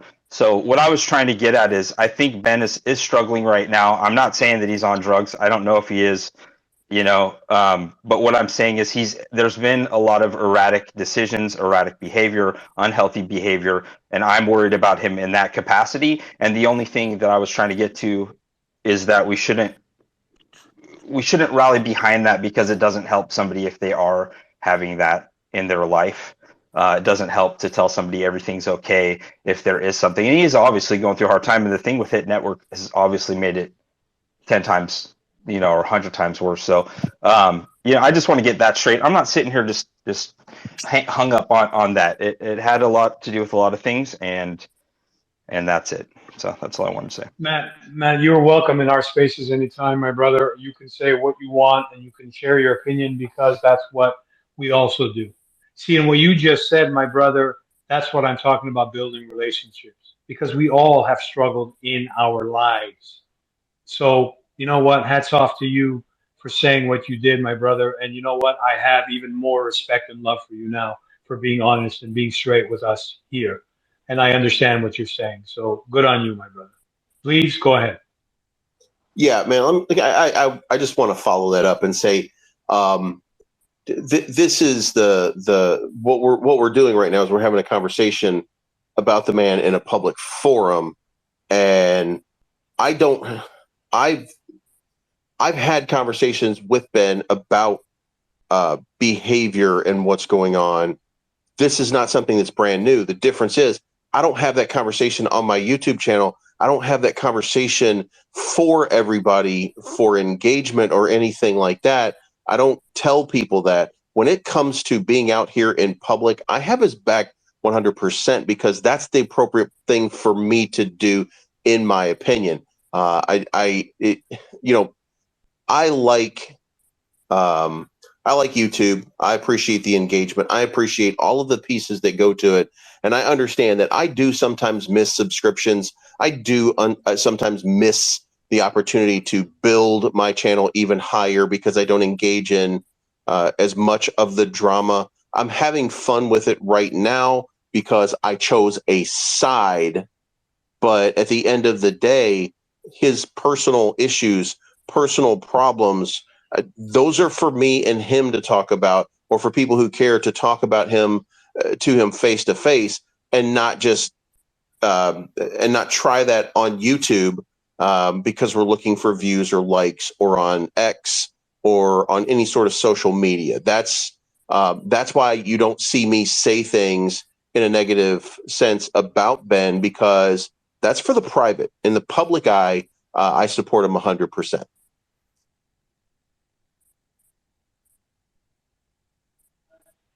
Listen, that makes sense. I always encourage anybody, if we're going to pick a subject matter, in this case, an individual, I wish they can be here to, and I won't say defend themselves, but give their point of views, right? No matter what is said. And regrettably, Ben Armstrong is not here. He's welcome to come in when he wants in any of our spaces, obviously, and not give his side of the story if he so chooses not to, but just to participate, because he is a wise individual from what I know of him. No matter what a person's going on in their lives, it does not matter. Wise words from a human being are wise words from a human being, no matter where they may be in their lives. I will have everybody's back here. I will have everybody's back in this space, no matter what you're going through in life, because that's just the type of person I am. Because I have made my bad choices and my mistakes in my life, and I know what that is, and I know who's had my back, and I know who has not had my back, and that's okay because they made a choice. But when it comes to me, I make a choice to have everybody's back because it's just the way I'm built. It's the way I was raised. It's the way I was shown to be as a real person. So whatever goes on crypto Twitter, you want to attack me, hey man, more power to you. I'll attack myself. I'll laugh at myself. I don't care. And that's half of the conversations me and Wolfie have. We laugh at ourselves because that's just what human beings do. It does not matter. But I always encourage people to share their feelings, no matter what side you may choose or not. It does not matter because, again, I'll go back to what I was saying, you're building relationships like that. Tyrone, I saw you wanted to speak. Yeah, Raise your hand. Aldo, I'm trying to add Yes. someone as a co-host. Please try to handle that from your side. You can handle the. I think you can add. Sam said he can't speak right now. He messaged me, so you can add Abraham.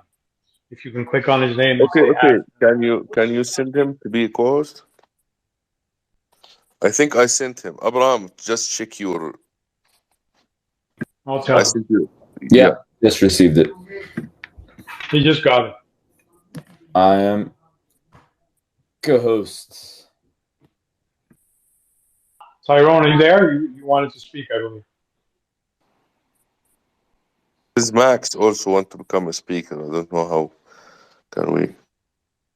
Hey, real quick, before those guys speak, let me just say one thing. Max is speaker. Yeah, sorry. Go ahead. No, go ahead, Johnny.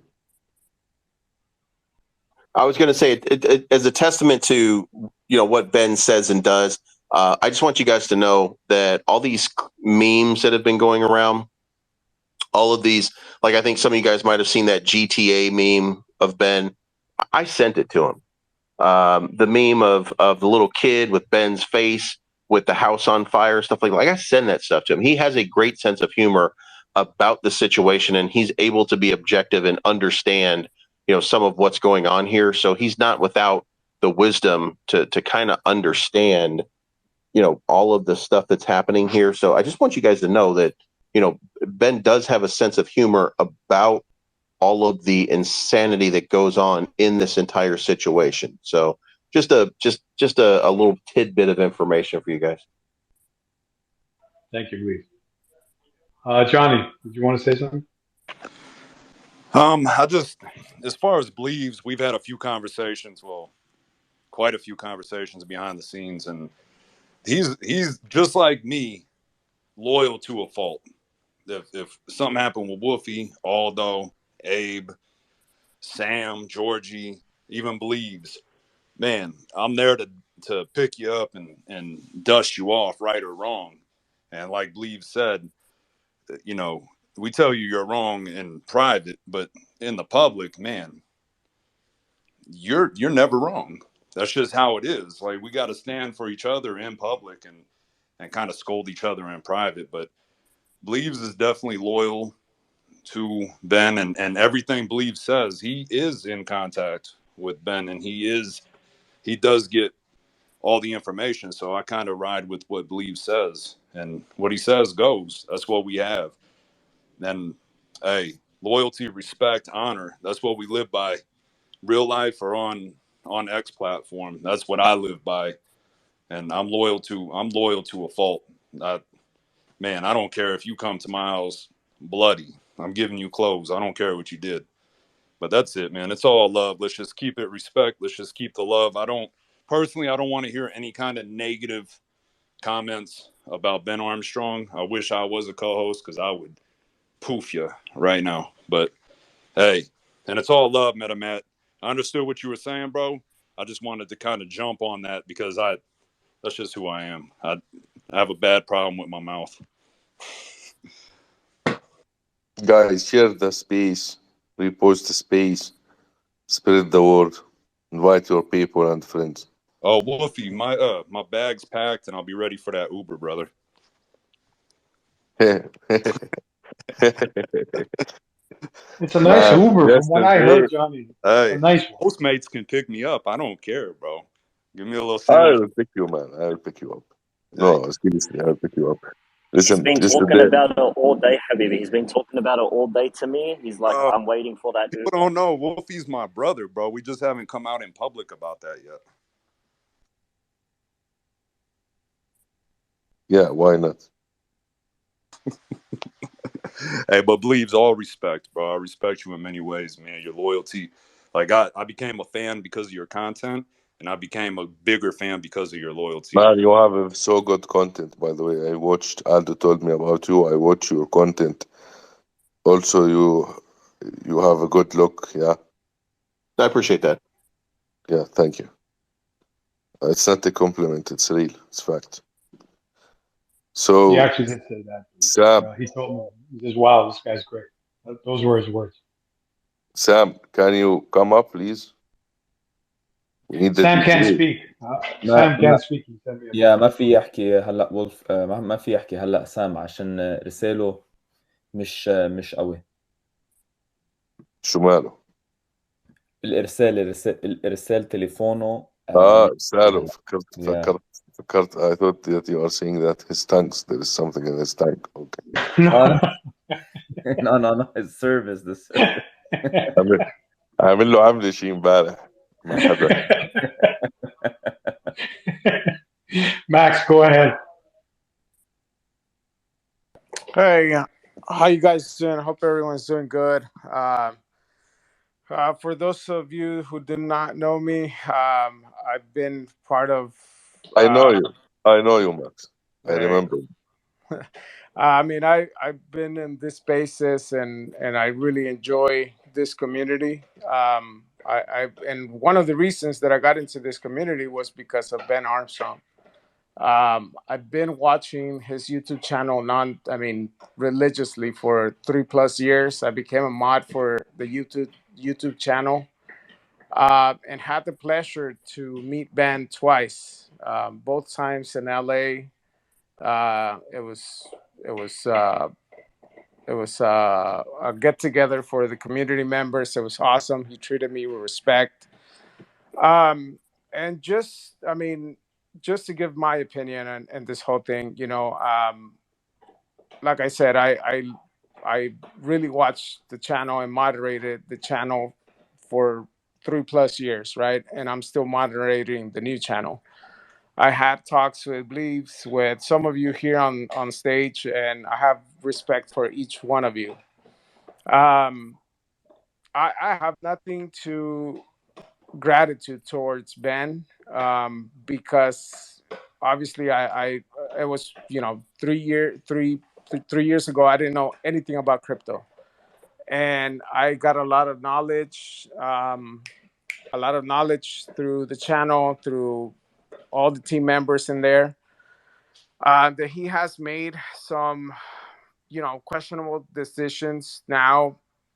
Yeah, I do agree with that. And to be honest with you, I mean, I'm no one to judge. I believe in God, I believe in Jesus Christ, and I do believe if he did something wrong, or that's just between him and the Lord. Now, as far as business, like Wolfie was saying, I mean, there's certain things that are bad for business, certain things are good for business. I believe I'm correct in this. Ben did not choose to make this public. I understand Ray's point. This is not a good for someone coming into crypto. I get that, and I agree with you 100%, brother. But in my opinion, and the way I see things, Ben chose to do something wrong, but it was on a personal level. And like I said, I'm not God to judge them. And I agree with certain things that were done. No, I definitely don't. But at the end of the day, like I said, I have nothing but gratitude towards Ben, towards the Bit Squad, towards this community also, because at the end of the day, that's what we're looking for. We're looking for it's crypto mass adoption. It's one of the main things Ben has always stood out for. Same thing with the DUBX community, and I 100% behind that. I just seen some this just nasty things lately, just disgusting things lately. What people do, go on spaces just to farming and just engage community to looking for cloud. I mean, I really don't agree with that. Yesterday I was listening to some people speak, saying that he's bad for crypto, he's this, he's that, and that we need people more condescending, and people that are more less aggressive. But then you're trashing the man on a public space where thousands or hundreds of people are listening to that. So it's very contradicting. um, like I said, personal things are personal things. As far as I'm concerned, like I said, and I will never stop saying this, I have nothing but gratitude. If there's some certain things that he needs to correct, that's just between him, his family, the Lord, and that's all I got, guys. Thank you, man. That was very wise, man, and I agree. I mean, some things should be left to between the individual and God. You know, uh, who are we to judge, basically? And I think that's what Max was saying. You support because you choose to support. You offer a helping hand because you so choose to offer a helping hand with expecting nothing in return. And that's the way it should be. But regrettably, some people are not that. especially if they mix up their real life with, the virtual, and they clout chase. And that's the sad part. First Lady, you're here. Say a few words, First Lady.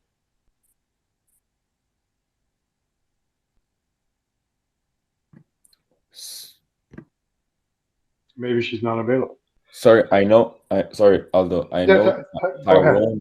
Tyrone wanted to say something. I don't know if you got the chance. I called him out before. I asked him before. He didn't respond. Go ahead. Yeah, he's here. Go ahead, Tyrone. Ladies, gentlemen, I find it surprising that so many people, I feel, are not holding Ben accountable for his actions. As someone who is so influential in our space, and someone who has been so influential to an audience, and like he mentioned in one of his videos, he has or had a family brand. I remember watching so many of his videos where he would say, "I'm on my way to church," and that he's doing things for charity, and that he's doing things with his church, within his community. To later find out that he was, abusing drugs, abusing diet pills, cheating on his wife. I'm not saying that none of us are without fault, but I recognize that this particular space here, there's a lot of fans of Ben. And I could tell you, I was a very big fan of Ben as well. But a lot of the decisions that he has made, I feel like saying something positive about the decisions that he has made is a little bit reckless. And I don't know if it helps him. Because the person that I see in these videos is a far cry from the person that I saw at 200,000 subscribers on his channel. I just don't think he's the same Ben Armstrong. And I know a lot of you guys may know Ben a lot better than I do. But it surprises me that there are not people closer to him saying, "Hey, Ben, you might need to go to rehab. You might actually need to get some counseling." They're just, when you look at the choices that he's made, even going to the gentleman's door with a gun on him. And if you watch the video, he put the gun into the back seat of the car. These choices are reckless and could potentially have huge consequences. And I wish more of his friends would say, "Hey, I know it seems like you got everything together, but clearly you don't." And if I am a friend who's loyal to a fault, I would say to my friends, "Hey, man, I love you." I would grab his hand, I'd bring him to rehab, because I would say, "Hey, dude, forget this social media crap. Forget about the channel for a month. You'll be okay. You've got assets. In fact, you've just had your audience send you over $200,000. Come on, guys. Like, I recognize that this particular space is one that's very positive about Ben, but I don't want anyone to think that my criticism is clout chasing. It's not that at all. I'm not trying to chase clout, but he even made his mistress the CEO of Bencoin. Like, there's just some of these decisions here where I feel as adults should say that this was not in the best interest of the community. He wasn't putting his community first. He wasn't putting his family first. He wasn't putting his children first. I love great men. And when I see a great man, I put him up on a pedestal. And again, I'm one of those guys who are loyal to a fault. But we have to be able to express constructive criticism, especially if you care about someone. Not every bit of criticism is clout chasing. So, look, there's more that I could say, but I don't want to get removed from the space. I am enjoying this conversation, but I a lot of you guys who know him personally, I wish you guys would, put your arm around his neck and say, "Hey, let's go get you some help, man, because I care about you. And you're not the same guy you were 3 years ago." Like, I own a business with a good friend of mine. And if I needed to oust him from that business, because he is potentially doing something to impact our business, it would be one of the most difficult decisions for me to make. But when your friends and your family are coming together to make a decision like this, usually where there's smoke, there's some fire. I'm not saying he's perfect. None of us on this basis are. But I do think we should stop putting him up on a pedestal for a second. I think he needs a social media break, a real one, a true break off of social media, so he could, if he wants to, repair the relationship that he has with his wife and the mother of his children. That should be the most important priority to him. And that's what I would tell him as a friend. So again, I don't know if I'll get removed from this. I'd love to hear what you guys would say after that, but I think we've got to do a better job of saying, hey man, we care about you. And there are clearly some things here that are not right and are a little bit irrational. And I hope some of you guys understand that. Thank you, Tyrone. Thank you for your opinion. And I'll go to Bleeds, right? I just want to say this. I believe those conversations are happening in private, and I think they should stay in private.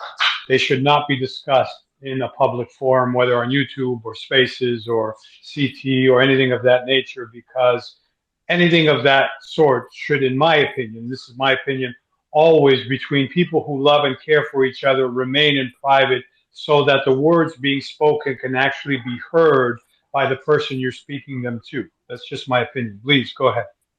Yeah, I for Tyrone, I just want to point out that, I think that I don't say that you're missing the point. You actually have the point exactly right, but I think you're missing the part where, why would you think that's not happening in the background already, and that we haven't had a lot of these same conversations already? And at the end of the day, we have to acknowledge that no matter what, he is a grown adult man who, even if we don't like it in private, that he might continue and keep pushing, or that he might do things that we do not agree with, that we don't have his back. I think the point to this is, we've all had conversations about things that we don't like. We've all recognized that there are issues. We all understand, and quite honestly, medically speaking, I think most of us probably all know deep down some of the issues, but that's not for the public. And for me to tell you, really that those conversations have been had repeatedly is almost violating a level of trust that we really shouldn't have to do. We should probably at least recognize that there are people out here that have his better interest at heart, who have said repeatedly that all of the things that you're illustrating, and by the way, you are illustrating the right things in your comments, that people need to be able to talk to him and say that. But if he tells me no, or if he tells his wife no, or if he tells somebody else no, then the answer is no, and we have to make a choice. We either continue to support him or we walk away. And it's better to continue to support him publicly and deal with the private issues in private than it would be to come out here and just say, everything is perfectly fine. I'm saying to you, Ben is going to thrive in the Ben Armstrong Crypto Show. He's going to thrive in BitBoy Crypto. He's going to have a successful career and continue to build his network. And in the next bull run, he'll have 5 million. Like he'll continue to do all of the things that he's been doing, and he will continue that path. That does not mean that there are not underlying issues that he needs to address, but he does also have to make that choice for himself, and we can only do so much. But I can assure you, there are a lot of people talking to him about a lot of different things. But I do want to point out, when you say that, you're right, but also he had his company stolen from him. He had his money stolen from him. He had everything stolen from him. And I don't know if you would, and I think that you would probably, if you could, and if this thing happened to you, I think you would make a list.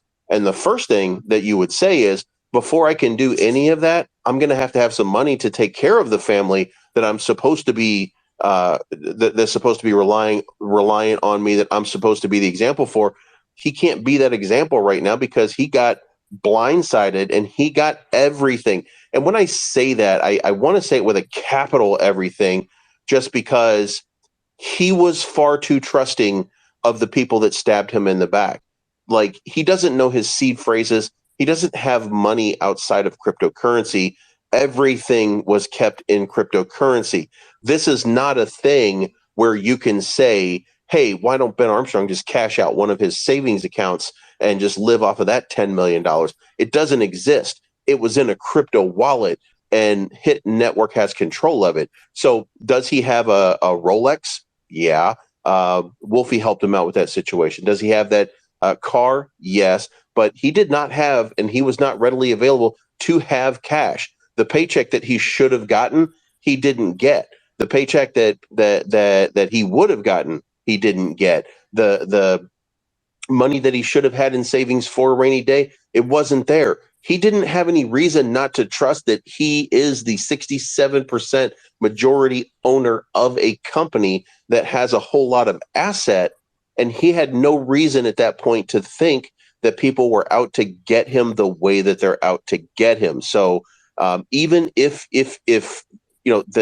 even in the context of what you're saying, just please remember that did happen, and that he has a battle in front of him, and before he can take a breather, and before he can do what you're looking for him to do, he has to finish the fight.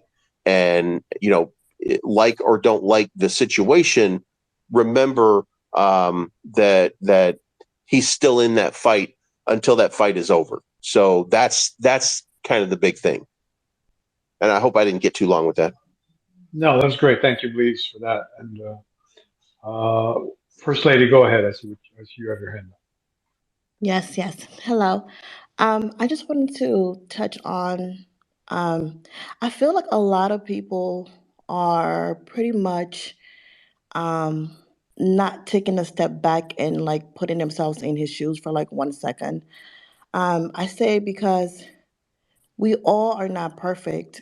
Everyone make mistakes. Everyone have made mistakes, but we have to um, take Ben, take Bit Boy out of the picture and just look at Ben, right? Just look at the man behind the controversy and what's happening and what he's going through right now. Um, I feel like everyone wants to, in a way, make him be accountable for his actions. Yes, but the situation that he's in right now and the battle that he's fighting right now, it became public. So I guess to him, he has to fight it publicly as well.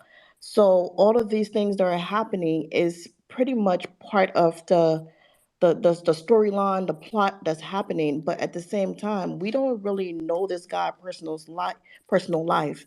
So we have to be a little bit more mindful of what's happening behind the scenes and be a little bit more respectful to the man behind the controversy. This can happen to anyone. It can happen to anyone's brother, anyone's family members.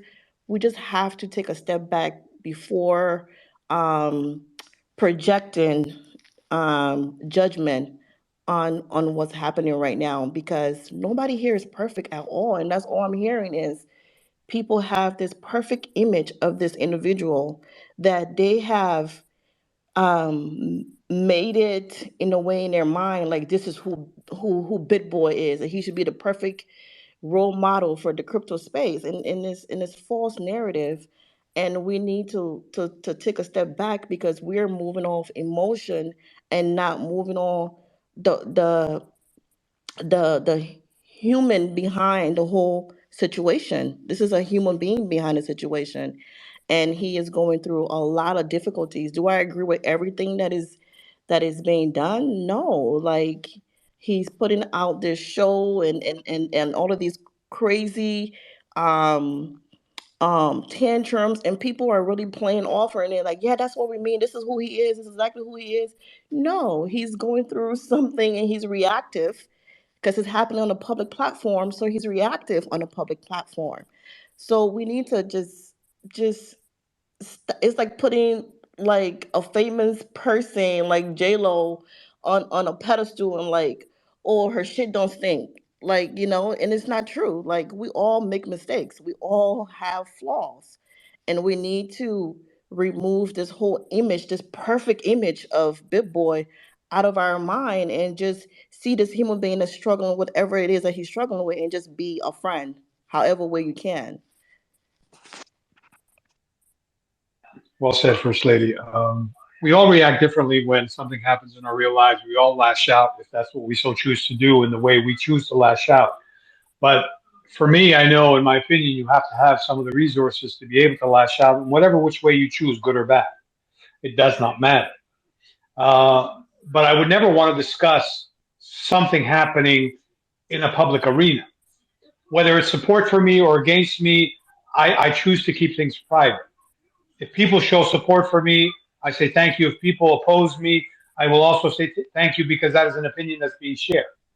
But the core values of what's going on in my life should remain private. That's how I live my life. I will share it with people that are close to me, close friends, close family, ask for their opinions, ask for guidance, ask for my creator's guidance, God. But outside of that, to me, it has to remain private. Because if Ben would come in here right now and then hear the different opinions, whether support or opposition, and now we publicly speak of what's going on in his real private life, that to me, in detail, I'm saying is wrong. Aldo, can I ask you a question? Yeah, go ahead. If you don't mind me asking, how did you find out that Ben was having an affair with the CEO of BenCoin? I won't give you details on that. I found out through other channels. I know what you're referring to. Okay. But I see, but that I'm not condoning that, or I'm not opposing that, or I'm not saying that's great or bad or whatever. That's not for me to do in public, in an arena like this, I'm saying, right? If I get the chance to speak to Mr. Ben Armstrong, and if he asks this, I will give him my opinion as the person I am, as Aldo Torelli in real life. But I will not go on my Twitter and say, hey, Ben Armstrong, you shouldn't have done this, or you should have done that, or do this or do that. No, that's not me. And that should not be any of us. But I will go on my Twitter and say, hey, you know what, bud? Power to you. You know what? I'll put an emoji heart. We all go through tough times. Whatever that may mean to him or anybody that sees it. But I'm not going to kick somebody when they're down and understand what that means. Because I don't know the details of it. I don't know why he may have chosen to do that. I don't know why he chose to do that. I don't know the other side of it. And even if I do, well, listen, for me, I'm no one to judge. I will not judge because I am not perfect. That's all I am saying here, and that's, I think, what the majority is saying here. But conversations in private, I am sure, are being had to those who are very close to him saying, hey, you may need help. I'm just assuming. That's not fact. Don't quote me on it. As I've had those conversations with people close to me in my life that I've seen sort of go off the righteous path, if you want to call it, and say, hey, maybe it's time you look into getting a little bit of help. How can I help you? How can I offer that hand to you and lift you up and put you back on the road that I know you belong to because I see greatness in you? That is my responsibility as a human being. And I wish people, if I go off that path, do the same thing for me, not in public, but in private. Because in private, I will listen to it more than I will in public because, again, now we're confusing real life with crypto Twitter. And crypto Twitter, people, newsflash, is not the end all of end all. It is nothing. It is a few words that you type into your account and then hit post. That's all it is. It is not real life. And again, if you cross that line, there's no coming back from it. So be warned, be wise. You are better than that. We are all better than that. Dr. Yeah. Putz.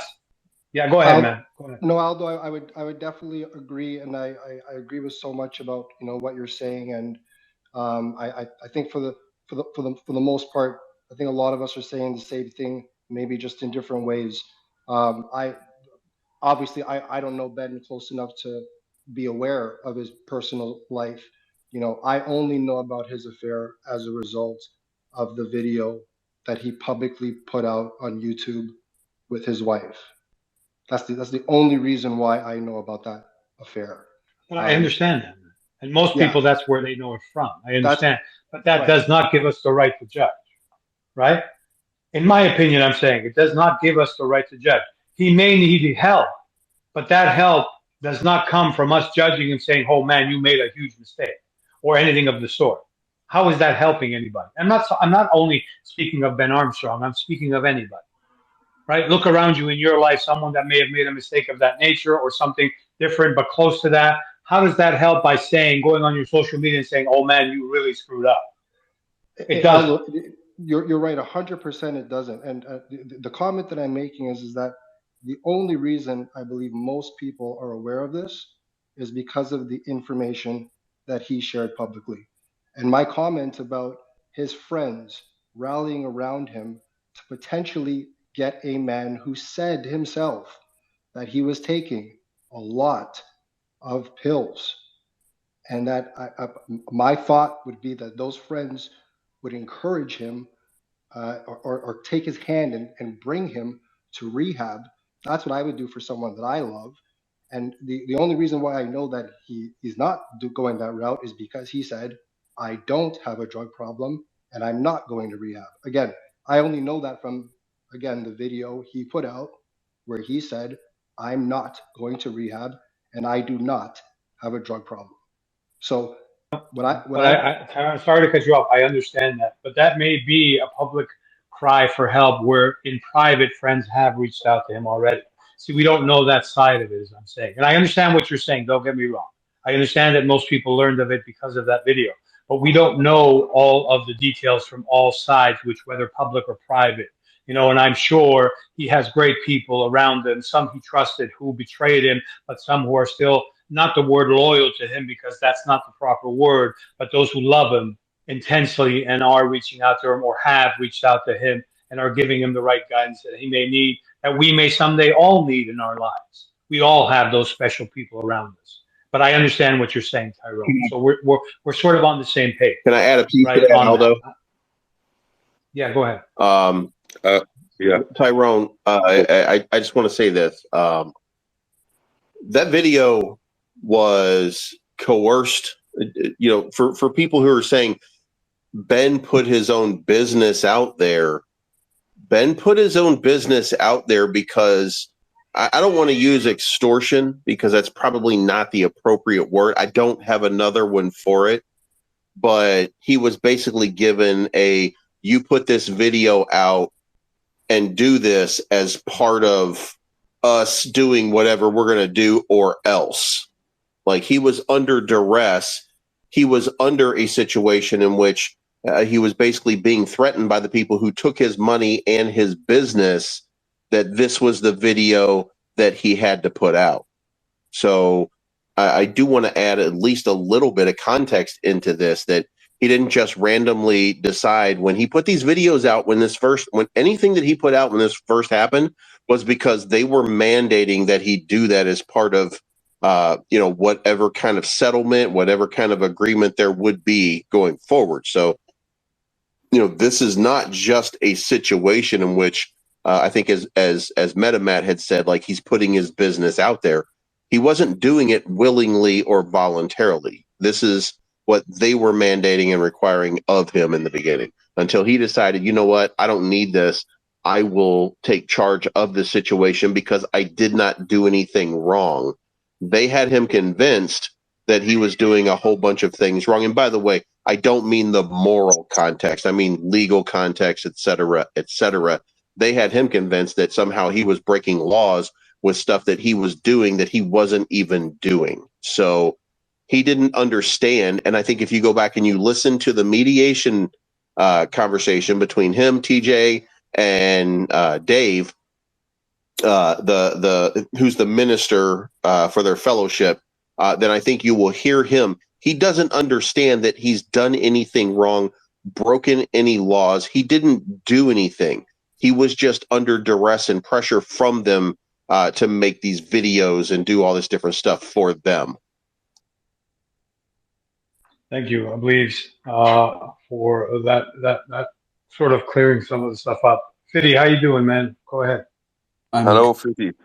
Yeah, I'm good, thanks. And I know Wolfie, you had a little bit of work with him. You guys have met a few times, so I kind of want to take your take. But I'll tell you guys my thought. And I actually was asked to work with him, which I accepted, and I was really happy and honored to work with him because he's been in crypto for such a long time. And the entire time that I worked with him, I spoke to Cassie, not knowing that Cassie is this girl that apparently he was having an affair with. I just found out a couple days ago. And she just, every time I asked him, hey, can you ask Ben this? He's going to jump on a call. She's like, well, I can answer for that.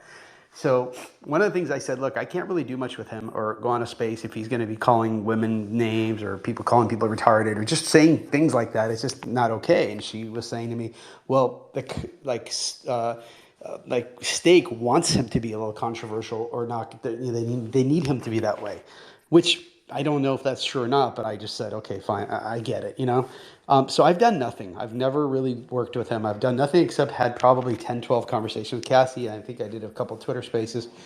And I'll tell you something. I don't know like who coerced him or who didn't, because I kind of heard what you're saying. But the dude was bringing Maxine Waters into this. He had a gun. He was in front of somebody's house. He was not making sense. I think what's happened is he's pretty much has like a middle-age crisis / I'm in with these young crypto influencers that are making a lot of money and I've got to fit in somehow. And so I think he's just kind of lost it there. I mean, I don't know what's going on, but like bringing in Maxine Waters, Carlos, a gun in my back seat, had the way he looked, the way he was speaking, something was not okay. Something's definitely off.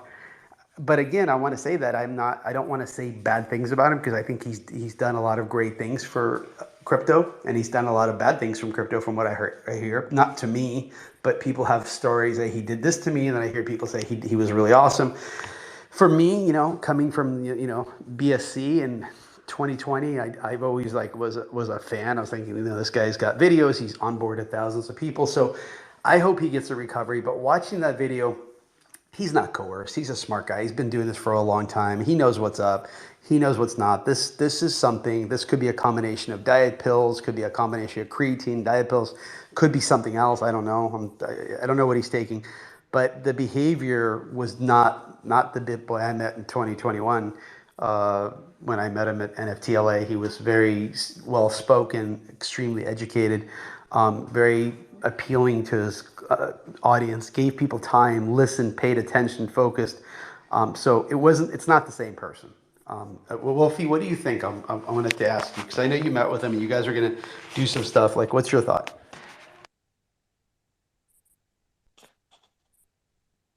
Yeah, I met with him in Dubai.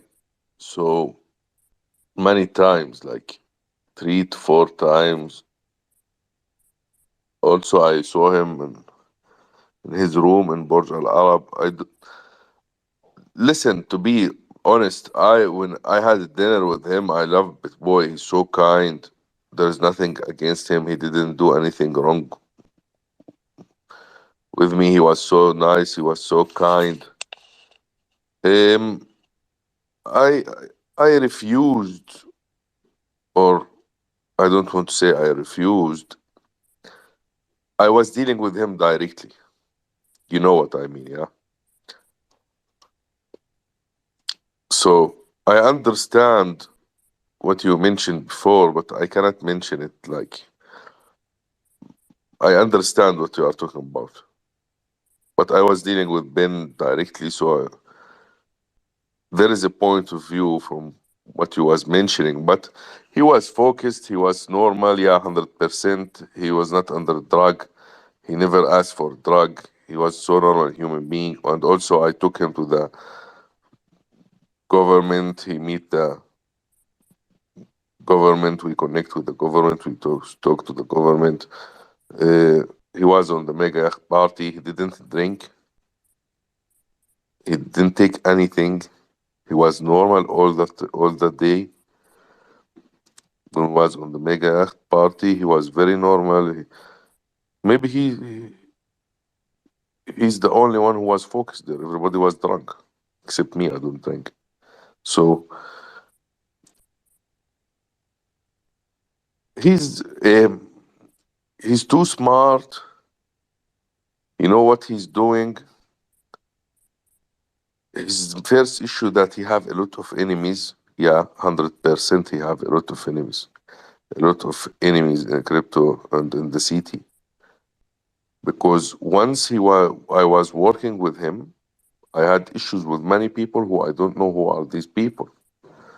Many calls, many hacking, many thousands of hacking.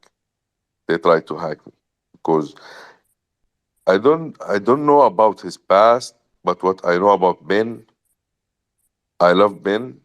He's my friend, and he's so straight with me. He's too honest. He's so normal.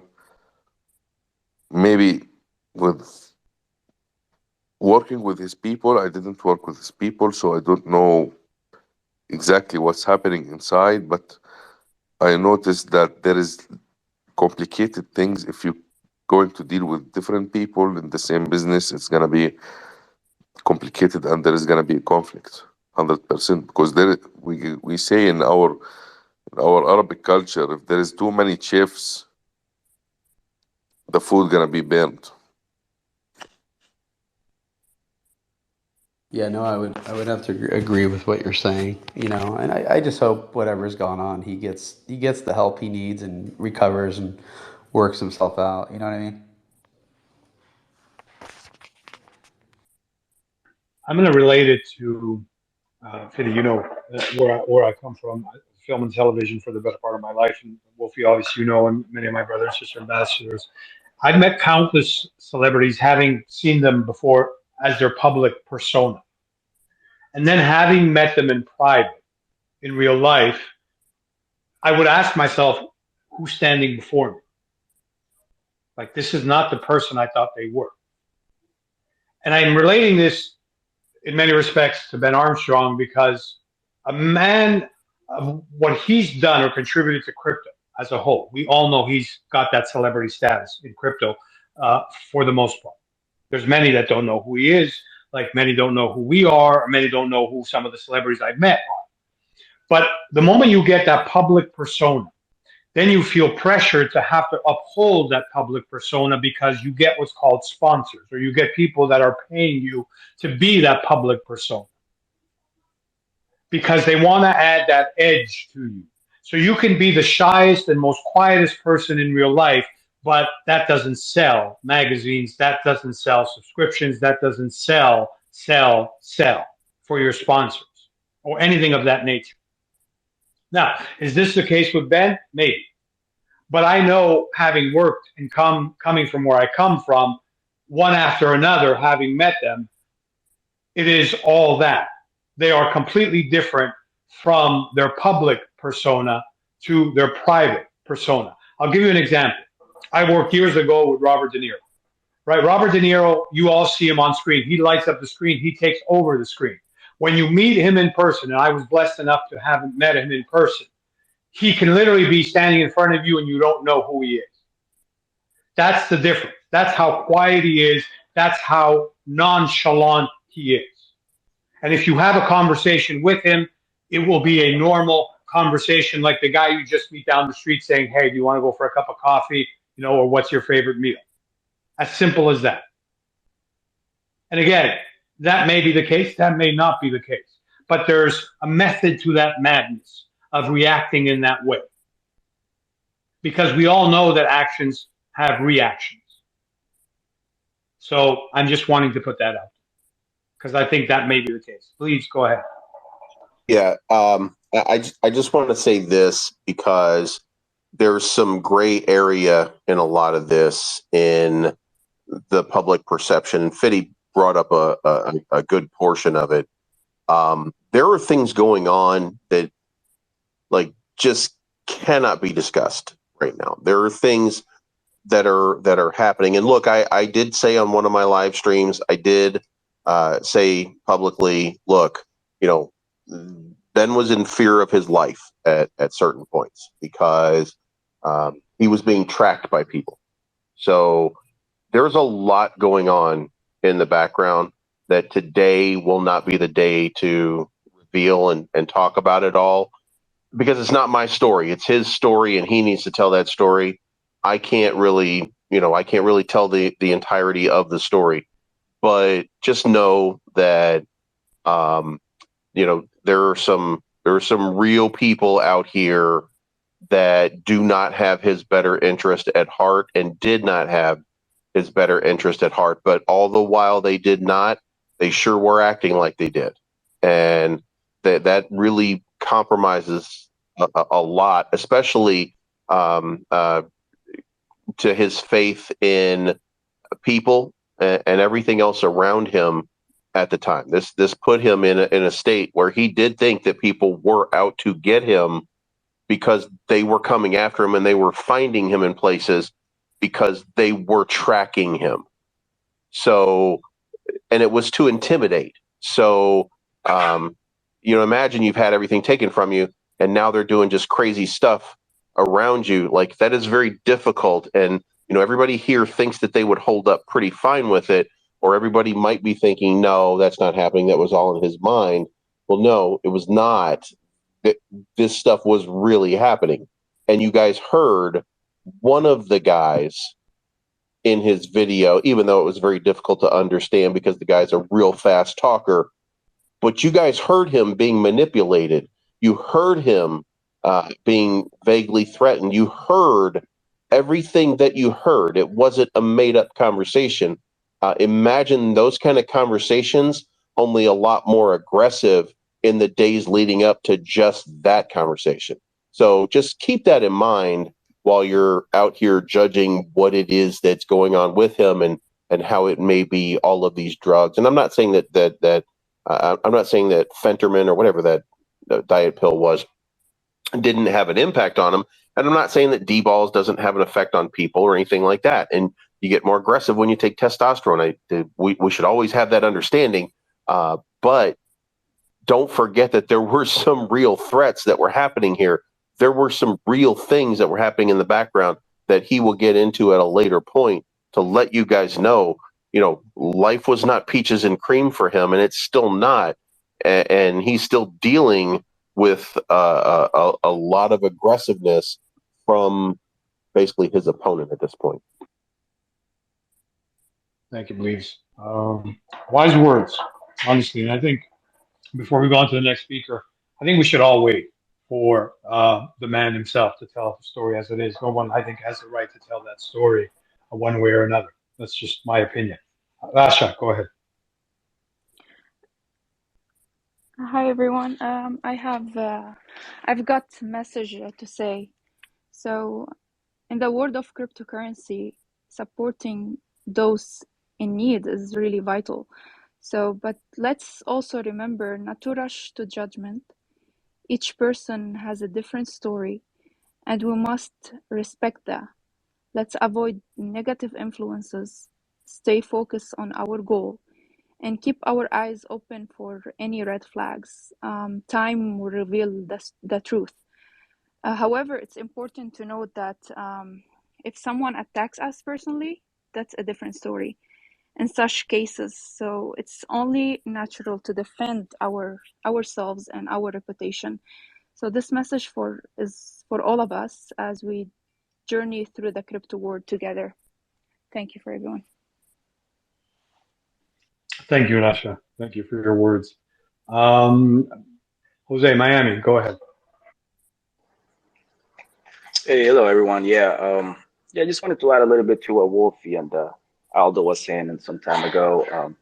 I also had the opportunity to meet Ben and his wife at the boat, and was able to talk with them for a while. And I was very surprised. I came there with an expectation like everybody has, and just surprised to see his behavior, his wife, very humble people, very down to earth people, very pleasant to speak with. And with that being said, it clearly shows a little bit of what Aldo was saying.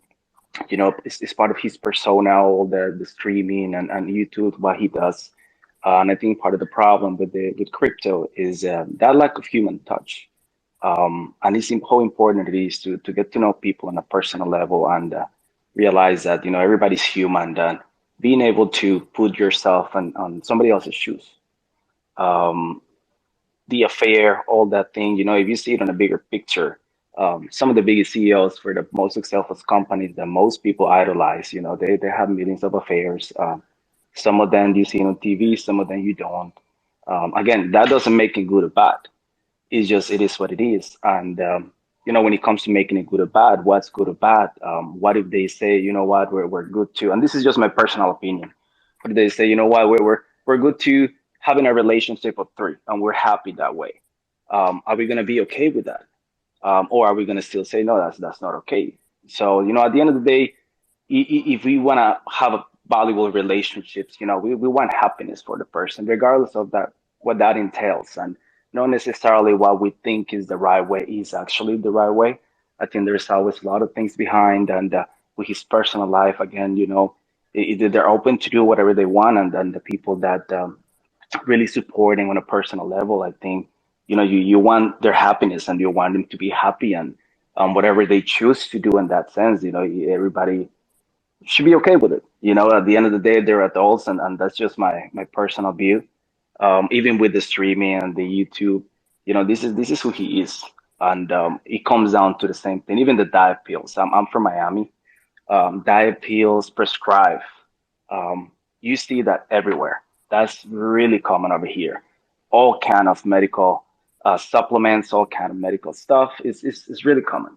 So that to me, again, I'm not saying it's good or bad. I'm just saying what makes it good or bad.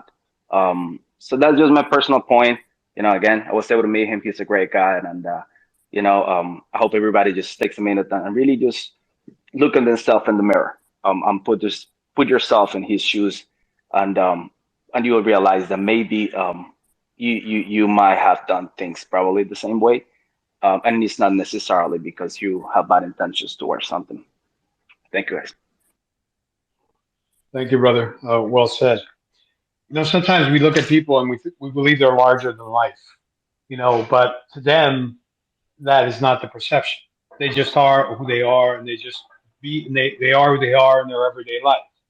You know, it's tough dealing with that type of persona. And again, I go back to what I come from or where I come from, and having experiences with different people at different levels in their lives. You know, I can tell you about kids that, you know, were starting out as wanting to be an actor, and then from an actor you become to a person who's known, and then from that person, that point you go to a celebrity. A celebrity is not an actor, an actor is not a celebrity.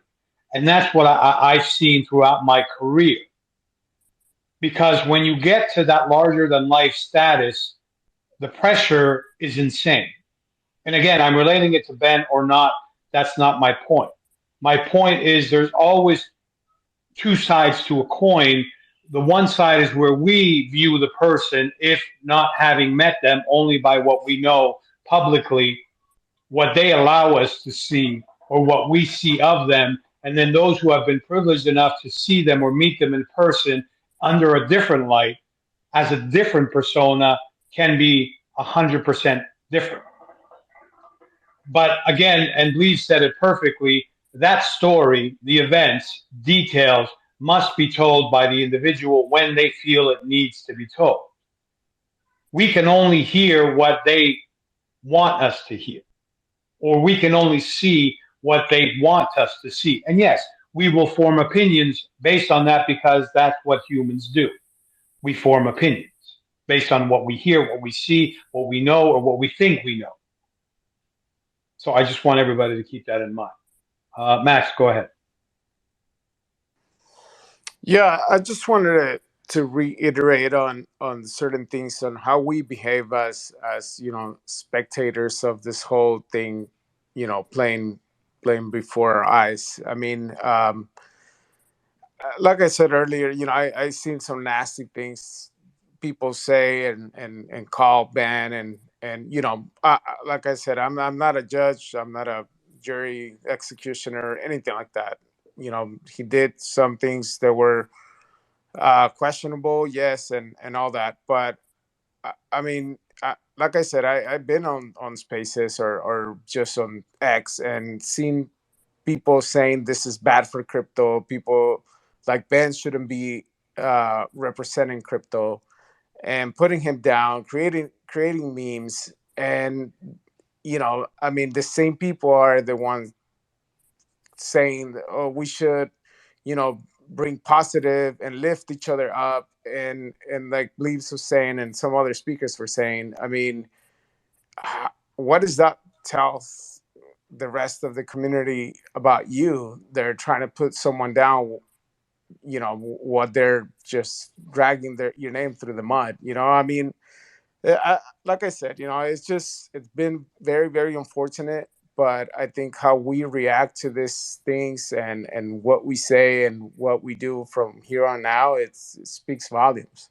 And I just want to give a quick shout out to my boy Sam Price, Lifer. He's in the audience. I mean, he's been a true supporter of Ben, just like a lot of people here, and I, enjoy the streams, enjoy the words of encouragement every day.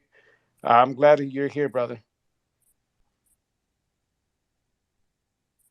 Thank you, Max. And I think you said something wise, which is, and I go back to what I was saying is we all have opinions. Everybody has an opinion. Everybody will form an opinion, good or bad. It does not matter. And there has been nasty things said, not only about Ben, but about everyone. You get to a point in your life where you may or may not have some sort of influence or not, and people try and pin you against someone else, but you have to remember that's because of their self-interest. I said it yesterday in the space, and I say it in every space. We all say we're for crypto mass adoption, getting back to what we do, crypto, but nobody really takes the actions, or very few will take those actions when they are required because they choose to tear someone down because it gives them more clout, or they believe it gives them more clout. But clout with who exactly? It's fake. It's crypto Twitter. It's X. Nobody in the real world gives a shit. Excuse my French, as they say. Nobody does. They don't. Because they don't know what we're doing. They have no idea what we're doing. But for some reason, some choose to tear everybody down because they think that's going to get them more attention. That's going to get them more follows, more likes, more views, more money, maybe. Now that Elon has started the sort of revenue sharing thing, whatever he's doing. Love you, Elon. Don't rug the space. But that's fake. That's all it is. And again, you're mixing your real life, which matters. Because look at your real lives right now. Everybody in this space. Look at who you have around you. Look at the people that really matter in your life. If you turn to them and say, hey, I got 20 new likes, do they care? No. Hey, I got 5 new followers. What?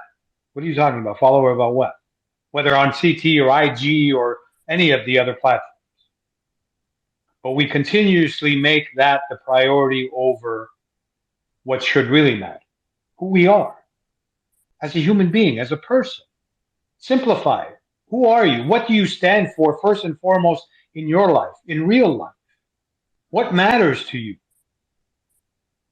That's what I try and do every day. That's why I'm able to enjoy what I do with my brothers and sisters in DUB Corporation and have the conversations I have with Wolfie on a daily basis. Because we really understand what really matters. There's building that must take place. There's structure that must be in place because we have committed to doing something that will benefit everybody in this space. That is number one. But it will never supersede or overtake what matters to us in real life. Crypto Wolfie says it all the time. Family is the most important. He said it before. I now have another family with the family of DUBX or of DUB Corporation. And we invited everybody to be part of that family, to have conversations just like this. Whether we're talking about Ben or whether we're talking about something else, it does not always have to be about crypto. Because in doing that, then we really understand and focus on what, to me, really matters. Is the real life. Is who you are. And you will hear me say it all the time. Because if you can't discover who you really are, and you can't discover what really matters to you, then you're doing the wrong thing. We do what we do because we all believe in one thing, not only crypto mass adoption, but we do what we do because we believe that we want to live in a world that is decentralized. Decentralization. That's what it is. We do not want to be controlled. We do not want the system to control us. We do not want the powers that be to control us. Because I believe we already are controlled. So what is our end goal in crypto? And I'm going to go back to crypto for a minute. We want to be able to do what we do, when we do, how we do with our own crypto in a decentralized fashion. It is the reason why the company, the corporation is licensed in Dubai, UAE, where they understand that. They get that. 76 to 80% of people use crypto daily as they wish. I know, I've been there, I've done it, I've used it. That's what matters to me, going from my real life to saying, okay, why am I in this fake crypto Twitter BS? That's what I'll call it. Because that helps me now push forward. What really matters to me is the decentralized crypto mass adoption world that I want to live in as well within my real world. No matter where I may be, I'm in Canada today, I'm in Dubai tomorrow, I'm in Saudi Arabia the next, Qatar the day after that, or anywhere across Europe or the US. That's what we should all be focused on. But for some reason, not all of us, because I know most of the people in here are like-minded to us. It is the reason why we are here, not only talking about Ben Armstrong, who was and is, in my opinion, still the king for a decentralized crypto mass adopted world, no matter what he may be going through in his personal life. That's what we should be focusing on, not tearing each other down, not trying to plan how we're going to scam and rug and this and that and launch a contract and pump and dump it and then move on to the next one. That will always be there. I guarantee you. But there is a divide coming in crypto where you must and you will have to choose a side. The new era of crypto, where you either choose the side where you truly believe in crypto mass adoption and get on the right side and push forward collectively together in a decentralized fashion so we all benefit no matter where we live across the world, or you stay in the old type of crypto where you will be lost thinking that you are the greatest influencer of all time and have the greatest followers and the greatest likes. That ain't going to happen anymore, because it is not going to work anymore. And I'll tell you why, because more and more people are being educated. And if we are able to educate others to come in and join us, my brothers and sisters, my friends and family, we have succeeded. That is the end goal for me. That is what I do 12 to 18 hours a day, 7 days a week, alongside Crypto Wolfie, alongside my brothers and sisters, and alongside you, the community, because you are the key. Because first and foremost, I say it all the time, we are the community. We are on the right side of crypto. Crypto belongs to us. We are crypto. We will start it. We will finish it. We will build it. We will push it forward in the way we want it to be. No one else. So let's stop tearing each other down. Let's join forces. And let's do what we all want to do collectively. Because it will matter soon when the powers that be see us getting stronger and they want to control us even more. Do not let that happen. I'm saying this to you today, but watch what happens tomorrow or a month or a year from now, because they are coming for us. They are. Do not let it happen. Stop tearing each other down. It does not matter, because in the end, we are all the same. Thank you. Who else wants to say something? Fidi, you have something to say, Fidi? Go ahead, man.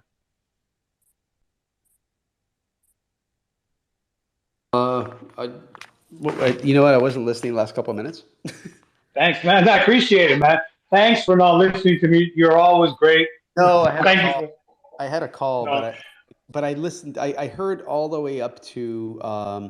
I was listening to Aldo talking about like the new wave, and I kind of stopped there. But I will tell you guys that, you know, and as much as I want to give him praise and everything else, there's something that kind of shocked me a little bit, and it's something that I want to kind of bring up.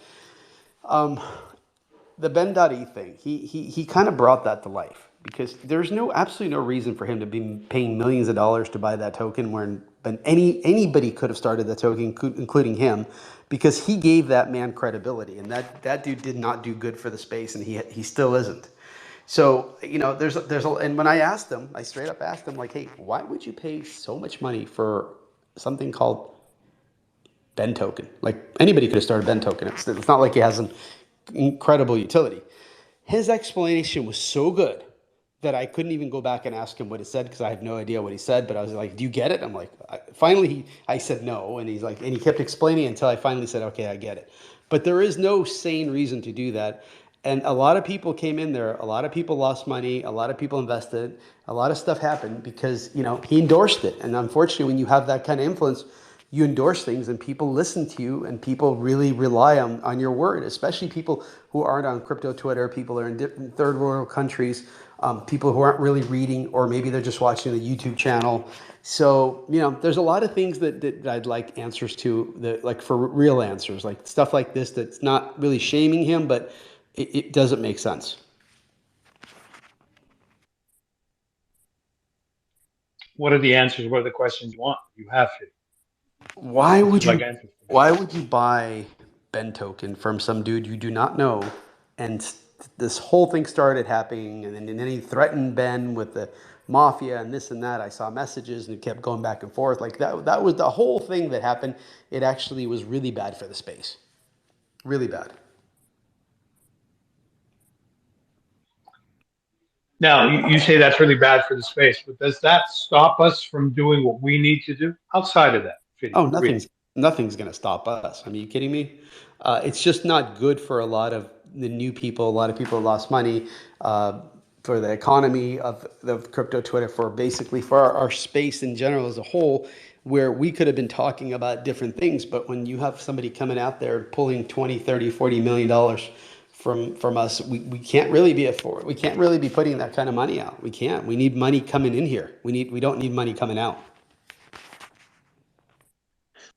Regrettably, my brother, I think money. Go ahead. Yeah. So, what is the main purpose from using the money? Or what is the tool from money? You either spend it, you either save it, you either invest it, right? So if you spend the money, the result gonna be minus, which your money gonna be less, yeah? If you save the money, also the value of the money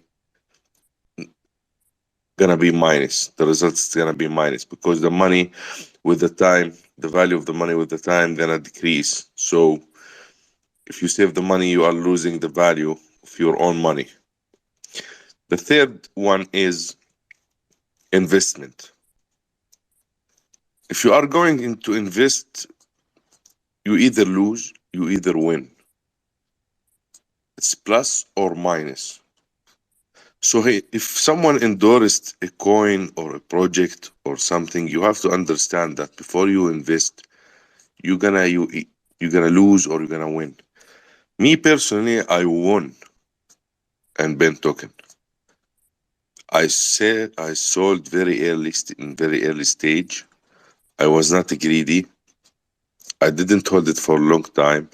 I bought it when it was with the owner was Ben.ETH. I bought it in that time, and I was betting on Ben Armstrong to own it. Once he owned it, I sold after a while, so I did a profit.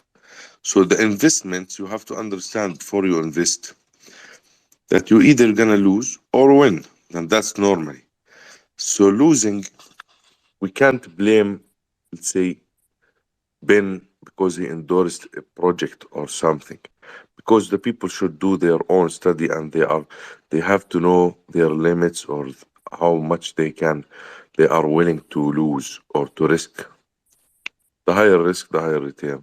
And you have to understand, if you invested with a amount of money, you have to know your limit, how much you're gonna invest in, or how much are you willing to lose, or your ability, the ability of losing money. You have to do some.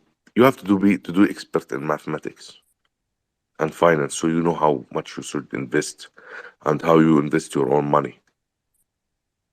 You can invest your money in gold today, in gas, in anything, in stocks. Also, you're gonna lose or you're gonna win. So we cannot. Okay, let's say Aldo called me. He told me, "Hey, Wolfie, come. Let's buy some gas. There is a war, Russia and Ukraine. Maybe when the war gonna stop, the gas gonna pump the price." So I trust Aldo, and he endorsed the gas, natural gas for me. So I'm willing to invest in 50K and I lose them. That does not mean I should go and start blaming Aldo. You are the one who endorsed me for investing. It's my own money. I'm the one who control my own money. No one else. I'm the one who can press the button to sell or to buy. So if someone told you to jump from the rooftop, are you gonna jump? It's your own decision in the end. Maybe there is a lack of knowledge. So I got to agree and disagree respectfully, and I'll tell you why. When you have people with major influence, like the Kardashians, like Tom Brady, who literally did a commercial talking about SPF, people like Ronaldo, like we talked about, people believe in these people. They think they're bigger than life, and they will go with them. They won't do research. I've purchased things based on certain people that I know are very credible without questioning them. I have an incredible stockbroker. I mean, I've been using him for years, and when he calls me, he's like, "I know this company. I did the due diligence. I'm not going to go research it. I trust him. I don't have time for that." So that's where maybe it's a lack of knowledge, but also when these tokens, you can't really call it investment because they're all going to zero, most of them. So you can't really call that an investment. There's nothing behind it other than a token. There's no utility. There's no roadmap. There's really very little. Now, it doesn't mean that there can't be. It doesn't mean that there will be. But when he comes out and he starts saying, "Hey, we're going to do this and we're going to do that and this is going to happen," a lot of people get excited about it and a lot of people really trust it. So even though I agree 100%, I don't blame anybody. I've never blamed anybody for making an investment. If I spend my money, that's me. But there's a lot of people that are coming in here and they're spending their food money, getting college loans, not paying their rent, not paying their lease. And that's what's kind of painful. So I understand what you're saying, but there's a few other sides to this. Yeah, 100%. I agree with you. There is also lack of financial knowledge. People who are spending their own food money on cryptocurrency, that's a mistake from their own decisions. So this is a big, I yeah. had a guy send So me a I had a guy that sent me a DM, Wolfie, and he said to me, "Hey, listen, I took out a mortgage in on for a very large amount of money." And he goes, "I really believe that this token, and I'm not going to go into specifics, is going to work out. What's your thought?" I said, "I don't think that's a good idea, even though I can understand why you're doing it, because if it doesn't work out in your favor, you're going to lose a lot." And this person lost everything, like every little thing. And there's some very immature investors here, very young. I mean, some of the people in the space are 17, 18. There's a 14-year-old kid in here who's dropping money. Like Nick Small, I think he just turned 14. Unfortunately, he's probably smarter than most of us. But but there's some people in here really young and also don't have the knowledge. And a lot of them don't have the sophistication to do that research. They just kind of go off the word of influence. So that's kind of what I'm trying to say. also I agree with that. But what people should understand is that there is no utility in the whole cryptocurrency market. Cryptocurrency market is upgraded market from Forex. It's a new version from Forex market. It's a gambling market. It's a market with a very high risk. It's a transaction in the end on the blockchain. It's a new technology. It's the new technology that transferring the money around the world without regulations. There is no balance sheet, so there is no any token or coin can call themselves that they have a utility because there is no balance sheets. There is no revenues. There is no liabilities, income, equity. So it's it doesn't have a utility. The only real cryptocurrencies that have utility that who are registered and operating as a company, who can open a share stock on public, plus they can do a pitch deck for the investors to come and invest there in their own company with a board of committee, with the policies and complying to the regulations. Or there should be a product or service that you are selling point. So if you are coming to invest in the cryptocurrency market, you have to expect that you're gonna lose your money in any day. You cannot complain in doing 100x profit and losing 60% the next day. That's normal in cryptocurrency, because when you're investing in Shiba Inu with 500 USD dollar doing millions, that does not happen in any business around the world or in the stock market or anywhere else, or even in the casino. So you have to understand, if you are investing in the cryptocurrency market, you're gonna lose your money in any second, and that's normal. Because if you are willing to come and you expect to come to the cryptocurrency market and invest with a 1K doing 1 million, you have to expect that your 1K may be zero in any day or in any hour, in any moment or in any second. So it's a high risk market, but the higher risk is the higher return. For me as Wolfie, I'm willing to take the risk. So sometimes I win, sometimes I lose, but I don't blame anyone. It's in the end, it's my own decision. I won in Ben, I lose in Psyop. But I didn't blame anyone. That's normal.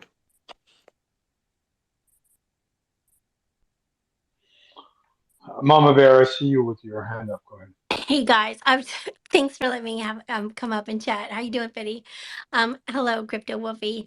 I haven't had the chance to speak to you, but I just wanted to say hello. I'm listening to you guys, and I just keep thinking about, where has not as just as a society, but in humanity, we have this, personal accountability thing, where if I set my hair on fire and my face is burned and I'm mangled, it's pretty much my own fault, right? I did it to myself. And it feels like in the crypto space, it's kind of like one of the only places, well, it must be someone else's fault that I got rugged or someone else's fault that I got scammed. It's someone else's fault. And that couldn't be farther from the truth. If I run my car at 100 miles an hour into a brick wall and then I'm mangled, that's my fault. I did that to myself. And we do have to have parameters in this space. We do have to have education. We have to have people. That's why I'm out here, right? Is to let people know, if you get a link that's suspicious, don't click it, right? It's not your seatbelt. It's not the brake on your car. Like, don't mess with it. So you have to have a little bit of forethought, right? Like, a 14-year-old in this space is completely unheard of. But if his parents give him, funds and he's managing it and he's doing all of his things, and he's got the guidance of his parents and the knowledge of them, then that's totally on his parents, because they're the legal representation for him. But I would not have my 14-year-old in this space, period, right? My girls are being educated about this because I'm out here with them, and they hear me because they're around me 24/7. And they're here, right? So if I heard someone, I don't know, Honda, say they were getting into crypto, I pretty sure I would not mortgage my home and take all the money out and put it into a Honda token just because Honda was doing something.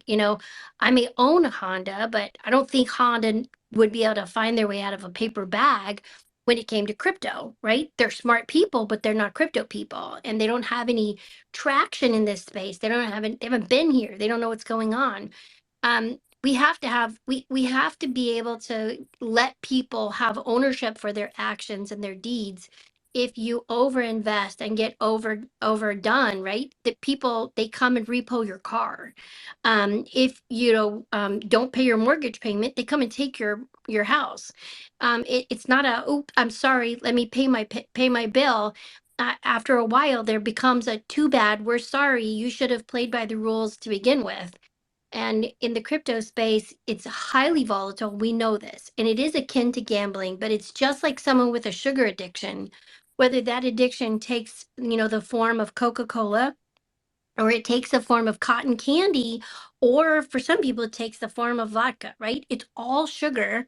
And if someone has issues with dealing with their sugar limitations, then they either have to take medication for it, or we put them in a hospital someplace and, help them regulate themselves. And in crypto, it's no different, right? Just because someone shiny comes along and says, ooh, buy this glittery object, it doesn't mean everyone in the universe needs to run out, mortgage themselves to the hilt, and go buy the shiny object. There has to be some education in this and accountability of, I'm an idiot, I did this to myself. No one cried for me, I did it to myself. Now, if I'm a real friend, which Vinny knows, who, I've known him a while. If I'm a true friend, I'm going to come alongside you and say, that was really stupid, right? Let me give you a tissue. Let me hold your hand and let's walk back through how this happened and how you can learn from it and now teach other people. I didn't gripe and throw a fit and blame everybody in the universe when I lost my $6,000 that I made from $250, right? I was smart and worked hard and learned and read 85 white papers and taught myself, pre-pandemic. And I worked really hard and got my money up to $6,000, clicked a bad link, but it's on me, right? I've been slowly clawing my way back forward, but I'm doing it on my own terms and I'm teaching other people. When and why are we taking personal accountability from people? If you have shot yourself in the foot, we're sorry. We're going to remove the weapons from your home, bandage you up, and say, don't do that again, because that's really stupid. So that's just my take. I know it sounds like a really long rant. I'm sorry. It's kind of a hot button for me, and you guys got all of it. So I appreciate it. Thanks, guys. Thank Thanks. you, Mama Bear. That was very wise, very well said. Thank you for those wise words. And So you're Fiti, right. I I mean, we're agree. all. Fiti, I agree with you, but it's cryptocurrency in the end. So let's say there is no business that can generate for you a high profit revenues like cryptocurrency. So if you buy a kilo of cocaine and you sell it, you're not gonna do like what you are doing in crypto. So you have to expect that you're gonna lose money in any moment. I'm willing to risk the money in cryptocurrency. My case allow me to risk the money, but some people does not allow them to risk their money. But risk takers always win in life. If you don't take the risk, if you have fears, you will never do it. Even if you lose the first time and the second time and the third time, one shot in cryptocurrency can make you the whole bag. TJ, please. Hey, how's it going? Good, So Alhamdulillah. happy to hear. And so what I've been hearing, so I just want to confirm everything. So are you saying like entire crypto market, like even Bitcoin, Ethereum, that it's completely speculation, or like there's no utility, or am I missing something? And There then is no I'll go on balance. my little There is rant. no balance sheets. So here's my perspective is I used to do social media marketing. So I would get paid with PayPal, Cash App, all that stuff. Then they started to censor people and everything got difficult. So the best way to actually get paid internationally with no problems was Bitcoin. I had no clue about it until I started to use it. I would legit track every payment that I got to make sure I wasn't losing money. But I feel like that's the main utility. It's not crypto can be about making money and like these little shit coins like Shiba Inu going to the moon, The technology. but it kind of It's the technology. It's the technology. It's a new technology. The well, yeah, but blockchain. I feel like people are also missing the whole purpose of it. Bitcoin is a currency, not a It's company. more of It's an operating exchange. as I feel like it's more of an exchange. So it allows me, no matter what my circumstances are, if Coinbase bans me, I can still accept PayPal and I can go to Gemini. If Gemini wants to ban me, I can go to Kraken. If Kraken bans me, I could go to Binance. If there's all these different avenues that are taking away the power that PayPal used to have. Because like, if you got banned from PayPal, you got banned from Stripe, there's really no alternatives unless you're able to go through your bank, set up a business account, and maybe they'll allow you to accept payments online, but still it's very sticky and it's very hard. But with like Bitcoin, I feel like the main utility is the fact that you could transfer money. And then besides that, it's about having different sandboxes to play in. So for example, if XRP were to get shut down by the SEC, that's just one sandbox. You go to the next sandbox, which could be Solana, could be Ethereum. It could be all these different I agree cryptos. with you. Totally, I agree with you. And I love Bitcoin. I'm not against Bitcoin. What I was saying is, it's in the end, it's a transaction, and it's a technology. It's a way to transfer your money without regulations. It's decentralized, not centralization. So it doesn't need a utility. This is the utility for any coin or token around the world. It's decentralization. This is the utility. So I don't understand why people ask about utilities. It's not a company. It's a currency to transfer it around the world within a second, within no time. This is the utility. You can transfer any money around the world within a second without regulation, without limitation. This is the utility. I don't know why in the crypto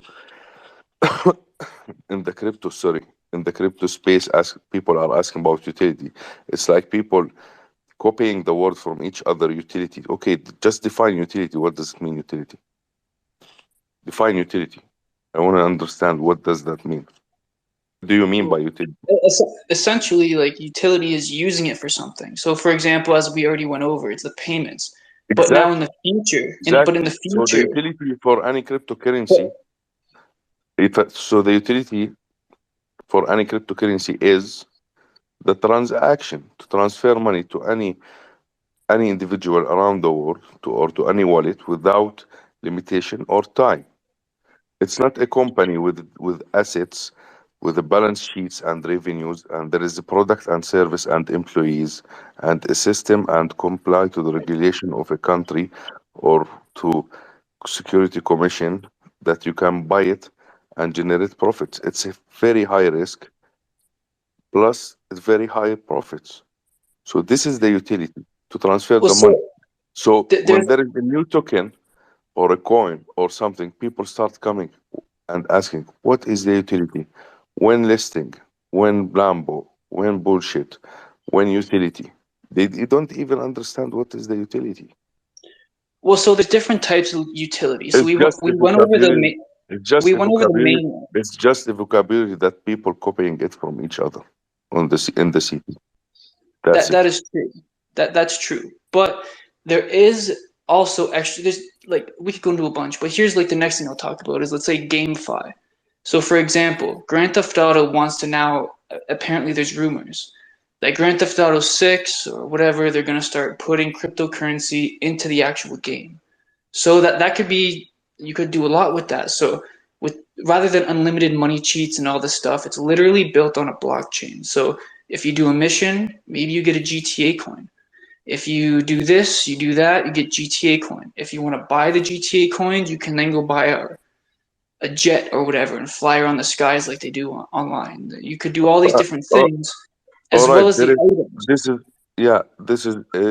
is the ecosystem or the mechanism of how it's technically it's working. But the utility of the whole cryptocurrency market is the blockchain. Blockchain is the new technology. Yeah. So I don't but I'm saying, like, understand why the people utility asking about utility. I don't understand why people ask about utilities. It's not a company even. There is no Well, employee or system technically, or yeah. technically, if Grand Theft Auto has a GTA coin, you would be utilizing the coin to get more funds on the game, which you can then use to buy new items. Whether those items are NFTs or not doesn't really matter. But like the whole thing is you're paying for something which could be on a blockchain to utilize that token in the game. And that's already in the works right now. What I believe is the last bull Cryptocurrency. cycle, they were testing everything in the last bull cycle. We had I terrible have to say games. something for you. Cryptocurrency is more politics, government involved, people who have some regulation on their countries. They are using cryptocurrency to transfer the money around the world. So it's a new method to transfer the money, and somehow somewhere the people are doing living from the cryptocurrency industry.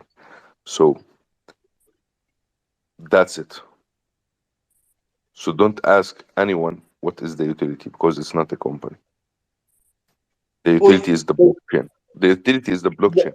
If you can't transfer a cryptocurrency to anyone around the world, there is no cryptocurrency. That's it.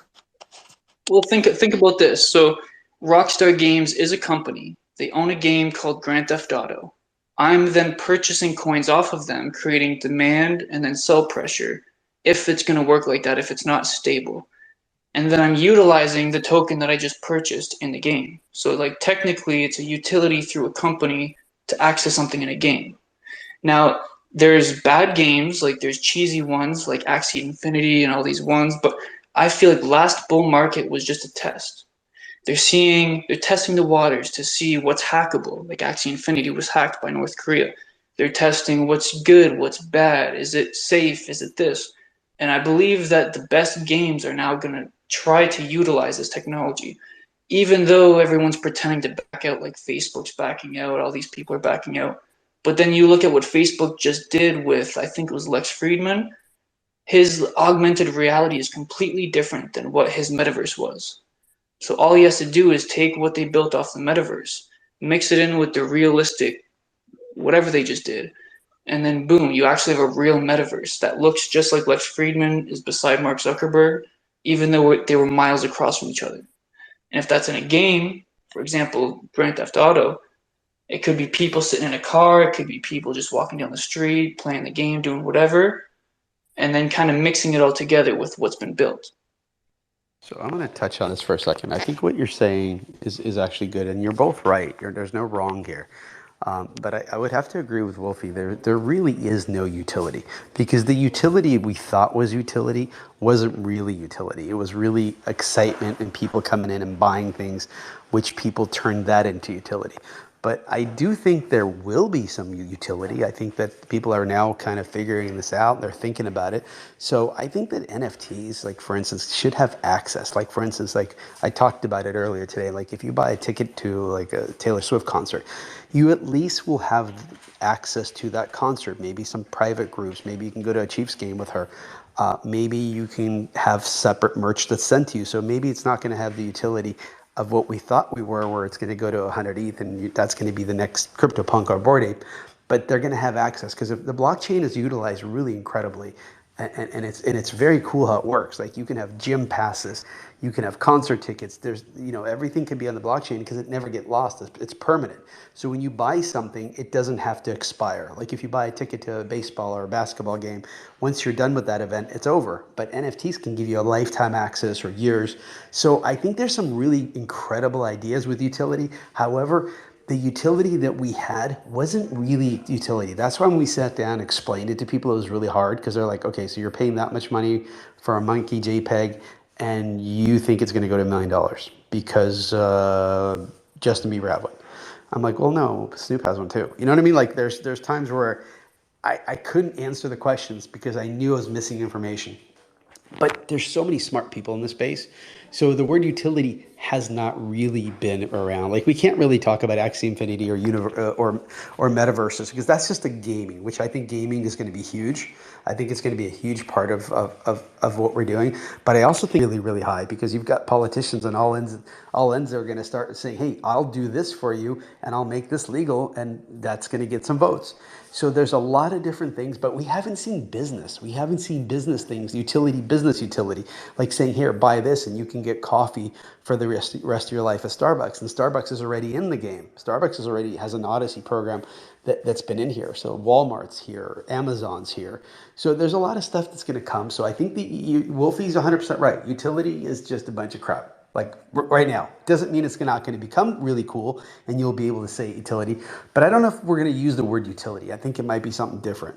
But I don't think there's a wrong here. I think everybody's got a good point. It's just a little my take on that. Hey guys, let me chime in here. Chains have utility. I come from a place where I've been in crypto for 6 years, not as long as a lot of people, but the idea of smart contracts. So the blockchain was the first step, and that was the ability to keep track of data in a decentralized manner to where you could 100% track who owns what. A lot of people don't understand that we're moving into a more digital atmosphere, and we are 100% moving into a digital atmosphere, and it goes on multiple levels. Different chains have different things. Oracles bring real world information onto blockchains. There's data management from the side like VeChain where you can track everything. And what blockchain does, guys, like they said,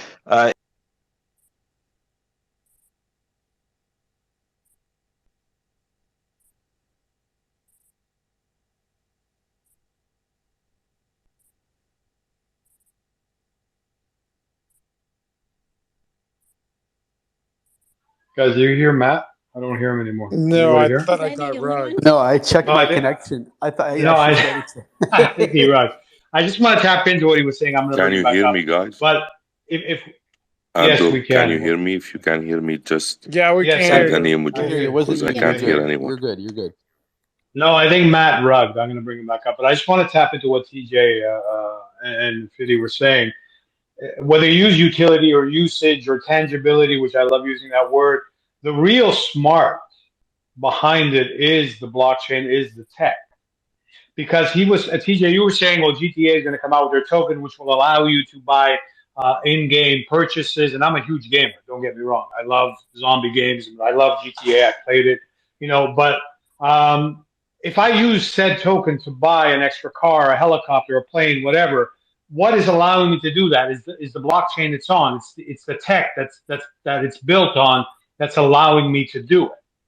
Right. So as we move forward with blockchain technology, now we can integrate said blockchain technologies always in a decentralized fashion, because that's what I believe in other industries like agriculture or transport or safety or anything that you can think of. It is really limitless, because one thing about blockchain, it is transparent. It cannot be altered. It does not lie. So what you see is what you get. No matter what you build on it, whether a token or a system of emissions or a system of whatever, you take it in the health network. In the health network, blockchain technology will allow people in remote areas that maybe never had access to a simple thing like a blood test, the results from said test to be seen immediately. So the tech is what, for me, is the most important. You can build whatever token, NFT on it, whatever it is, but it must lie on that technology. It must lie on that tech for it to be useful or used by the masses. I just wanted to add that. Go ahead, please. I just wanted to jump in. I was listening to this, but I might be able to provide a little context. I did cover the GTA thing about a year ago. A couple of insiders were giving some off the record stuff, and we've kind of created a lot more to what's going on with GTA than there really is. GTA is not intending to be on the blockchain. They were just intending to add in a mechanism by which it seemed like cryptocurrency was in the game as part of some of their gameplay elements, but it's not based on actual blockchain technology. Okay, cool. Thank you for clearing that up. Matt, do you want to finish what you were saying, and then we'll go to Ease? Yeah, sorry about that. If you guys ever wonder why, talk about technology, why I cut out in the middle of spaces a lot, because my X just shuts down on me every once in a while. So sorry about that. Because they're listening to you, Matt. They're listening they to are. you. We're Don't making forget. waves, guys. That's, We're making waves. So, but Matt, that's the utility. Your yeah, X shuts there down. it is, right? So, what I was just the end of that is blockchain was the first part, right? That was Bitcoin. Ethereum came, and then we had smart contracts. And smart contracts are really where the technology lies, the ability to program things, not just money, but data, to make contracts. And it's really not just about transacting like value-wise among each other. It's the ability to interact in all facets and all. That's why they call it a disruptor of technology, because it can basically connect all different kinds of industry, take out the middleman. It's not just banks. And then if we go into a darker form, what we talk about all the time on these spaces, and that's why I love this community, guys, is like we talk about, the potential of what's coming. So, John McAfee, I said this a couple times, he used to say blockchain can either set us free or it can completely enslave us. So there's the ability to completely automate everything, not just automation through robotics and AI, but automation on the blockchain, which would basically be like China, where they have smart cameras that can recognize who you are, and everything can be done on the blockchain. It can just scan your face, see that you've jaywalked. It can already get the ball rolling without any human interaction. It can already get the ball rolling and set a ticket up for you. It sends it. It takes it out of your account. This is huge, guys. This is way bigger. So like that's not that's utility, because I mean it's completely at some point self-operating when you put it on a decentralized chain and a bunch of chains working together. So this is huge, guys. Web3 and where we're going is huge, and I think a lot of us have been so long in the ERC20 or BSC 20 space that we forget like the technology and the utility behind all of this is shaping everything around us. It is the next evolution of the internet, and without blockchain, that would not be possible, and all the things that are about to happen. So that's just what I want to say. Thank you, Matt. Well said. Ease, go ahead. Hey, great conversation. Thank you for letting me speak. I will say I agree with you, Wolfie, on the utility part. I hear it all the time. Utility. And let me tell you my experience where the utility come from. That's what we used. I'm just being honest with you. I'm going to keep it on myself. That's what we told you years ago to get you to invest in cryptocurrency. We came out with something and we said we were going to have all this utility, and it was to get the uneducated investor to put his money in. The biggest utility in crypto, and it has been and it still is today, I'm not saying it will remain this way, but the biggest utility in crypto is to get the money out of your pocket and put it in my pocket. That's the biggest use case for crypto as of right now. I mean, like, don't shoot the messenger. I'm just being honest. Now, will crypto stay that way? Of course not. I don't think it will, because I believe blockchain technology will, it will innovate, and people will build. There's smart people in the world. They'll build on top of it, and they'll create things like Fiddy was talking about, like using NFTs for airline tickets, or to go see a ball game, to go to a concert, to tokenize real estate. You got a real estate portfolio and it's not liquid, but with NFTs you can make that portfolio liquid somewhat, without having to go and borrow from the bank against it. But I have to agree, and I want to say one thing again. The reason utility came up, and I know it's a lot of people ask about utility, and honestly, the word utility came up. It was a way for us to sell an ICO to someone. And there's people in here that were around then, and whether they want to agree with me on air in front of 300-400 people, but in their mind they know I'm telling the truth. And if you look back on it, and I think that word stuck over time.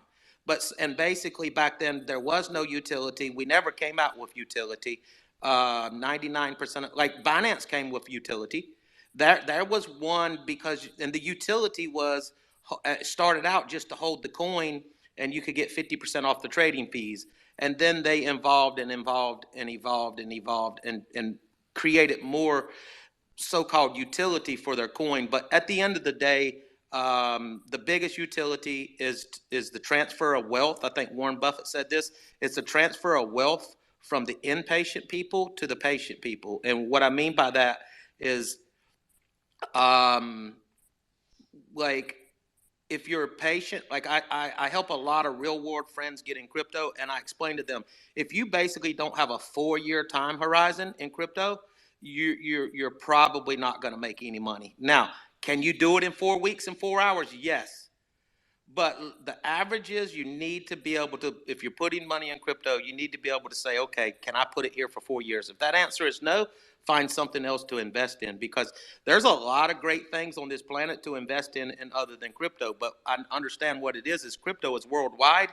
So it gives a lot of people who don't have the chance to say, go and invest in a business or a restaurant, or like, I know people that make astronomical returns investing in real world businesses. And I understand that crypto gives the small guy a chance to put in $50, $100. But again, just remember where you're at. And again, yeah, there's no balance sheets. I still haven't seen one yet. We can read all the white papers we want, but there's no balance sheet. Like, you have to, when I invest in something, I can invest in a real world business, and I can see the profit and loss statements, and I can see how much we're paying people. I can see how much we're paying for advertisement. I know when we can cut this back, cut that back, and make more money. I can understand when something's undervalued and it's a time to buy, and I can understand when something's overvalued and it's time to sell. With crypto, and I'm about to cut off, but with crypto, the only way I could do that is by judging the 4-year cycles and just being connected to the communities and saying, hey, this shit's way overhyped and it's time to sell. And that's how I make money in crypto. I make money not by holding. I make money by selling. That's how I make my money in crypto. I know a lot of people won't tell you that, but that's how I do it, and I've been very successful at it. But thank you for letting me come up and speak. Yeah, hey, let me say one thing. Thank you. Thanks, Habibi. Yeah, the blockchain is literally the balance sheet on a chain. The word utility did not arrive until we had tokens. A coin is a chain, a token is launched on a chain. So tokens, they're on the word utility is like, what can it do inside of this chain? So when it comes to utility, yeah, in a lot of these ERC20 tokens, there's absolutely no utility. Use case in real world solutions, chains like Bitcoin, Polygon, all these other chains, they have that. So that's the distinction. We gotta remember they're two separate things. And somewhere along the line, people forgot that tokens and coins are two different things, and blockchains and stuff like that. So the blockchain though is the literal balance sheet. The only thing that you don't know in ERC20 tokens is how much supply did the team actually have? Did they buy from a bunch of wallets? So that's why you don't know. But these other larger chains, you should know if they tell you up front in their white paper how much is allocated to the team, what the vesting schedule is, what their plans are. So you can definitely figure out if it's a wise investment. Thank you, Matt. So the blockchain is not the balance sheet. The blockchain is the computerized accountability ledger. Right. It's a ledger of every single transaction. So I mean, I don't know how that's not It's the just as accountability. good or better than somebody's. I mean, if it's a blockchain of every transaction and the history of everything that's ever happened on that blockchain, it's just as good. But the thing is these aren't set up for profit and loss like that, right? Because I agree, they're not businesses, they're not companies, and they're not securities. And I'm not arguing that. I'm just simply saying there's a difference between these, and there are utilities, and it's getting built out right now and around us. The white papers does not have any value. It's just awards that are not implemented. So the white papers is like a company profile in the real world, let's say like that. So we need a business model canvas, a real milestones with the real project managers to implement and turn the words to Mm, reality on the ground. but that's the problem. They're decentralized. So it's just like Ripple with XRP. They're XRP, setting it up in a gonna, decentralized, it's decentralized. So they can be a driving force behind that, but the idea of cryptocurrency is decentralization and not businesses and profit and loss and all of this. It's being able to connect everybody and that we can do things together and cut out the middleman and cut out the businesses. That's the point of cryptocurrency and blockchain. yeah, but I'm gonna explain something that is okay. I'm gonna tell you my opinion. That's my opinion. So you can take it or you cannot take it. I don't think that the cryptocurrency is decentralized. While you are using the exchange that is KYCing you, plus taking your whole information and it's related to your bank account, I don't think that it's decentralized. Yeah, no, I definitely appreciate that that point of view on exchanges. Yes, but different blockchains like Bitcoin, it is decentralized. It's that's what blockchain is. It's a decentralized ledger. It's all these different nodes that are running the same information and they're in consensus and they're checking in with each other all the time. So the heart of blockchain and the heart of what a blockchain is decentralized. These other entities that have come in and tried to shape whatever this The industry is cryptocurrency, in yeah, centralized exchanges. Yeah. yeah. So the cryptocurrency is decentralized based on the countries. It's centralized and decentralized based on the countries and the exchanges. Okay, let's say I'm in the Middle East. In the Middle East, you cannot deposit the crypto in the bank account, in your bank account. It's not allowed. It's banned. Okay, so Right, but the I point buy is one crypto. day. I Okay, buy so crypto. I buy crypto through over the counter. So I call the man. I tell him, hey, I want to buy crypto with $3 million cash. He come to my house. He take the cash. He transfer me Ethereum or Bitcoin or USDT. All right. No one know where did he took the cash. No one know how much I have crypto. I start trading crypto. I make wins. I call the same guy. Tell him, hey, I have, let's say, I did a profit. I have with me 5 million USDT. Come, I want to cash them out. So he will come and cash my money out. Then no one know. There is no tax. No one know me. No one know how much I have. That's the real decentralization. The government are not they does not know even where is that cash came from. yeah, They don't know yeah, anything. 100. They don't know how much I have money because I'm not depositing them in my bank account. So where is my money? So what I do is start buying real estates, real assets. Then I start selling them and depositing the money in the bank account. That's the real decentralization. But when you start opening a exchange on, let's say you are using Coinbase, okay, they're gonna KYC you. You're gonna have to buy the crypto with your debit card. So you are using the financial system. The financial system is compliant to the central bank and to the Federal Reserves and to the settlement bank in Switzerland. So that's not you are not in decentralization. You are in centralization. You are trading Right, crypto right. under the centralization umbrella. Exactly. And we're That's seeing the why. death of That's fiat and why. we're moving from That's what why the value is and it's a cryptocurrency is transfer. That's why the Mhm. whole cryptocurrency is a politics. There is things happening under the table, and the money is the cash flow of the money is It's moving around the world between countries. Okay, let's say Iran want to transfer money. They cannot transfer it through financial system because they are banned by the regulations of the United States. Okay? So as they start moving their money by Bitcoins, also Russia, they are the same. China, they are the same. So crypto is more politics.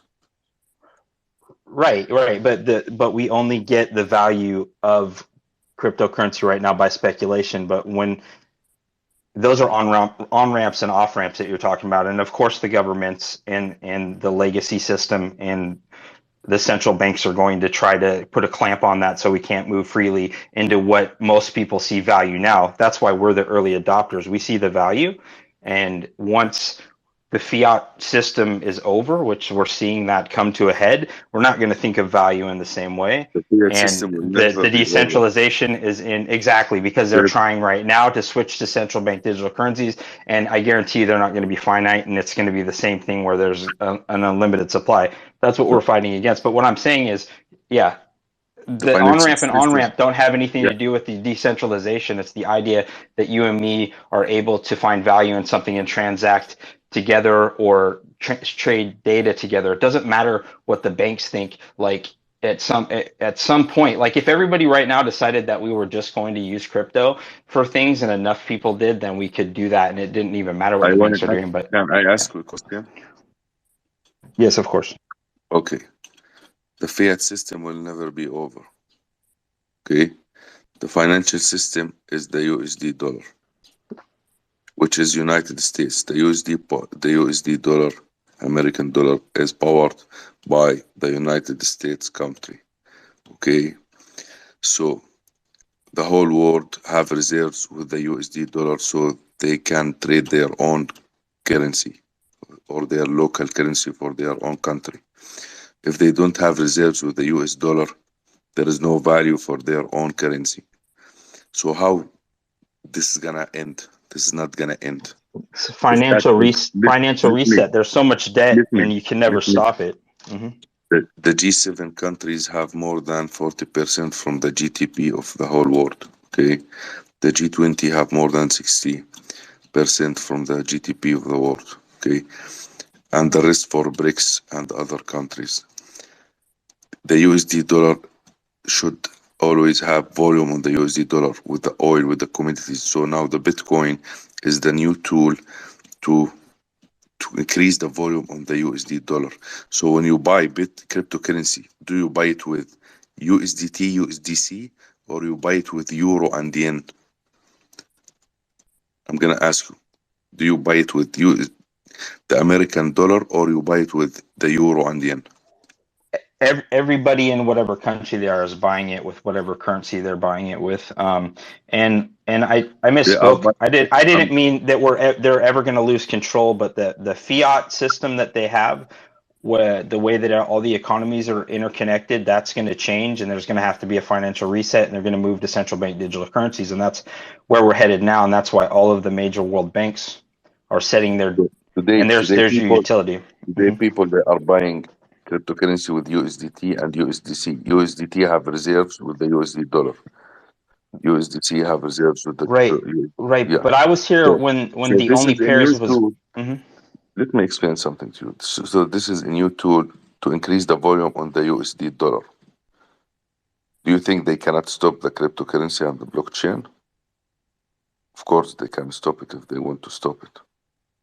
They don't want to stop it because these are benefiting them. They are taxing the money laundering and the terrorism money and other countries that they cannot tax them through buying cryptocurrency and depositing them to their bank account, so they tax them. So let's say narcos in North America, they start selling drugs with billions of dollars. How are they gonna do the money laundering? They're gonna buy crypto, then they're gonna deposit them to their bank account. So who's gonna tax them? The financial system. That's a way to track the money laundering around the world and the other countries that are punished or by the G7 countries. So if there is no financial system, That's mean there is no banks. That's mean the people are bankrupt. There is no companies, and there is no real estates, and there is World War III, and this is the end of the world. That's it.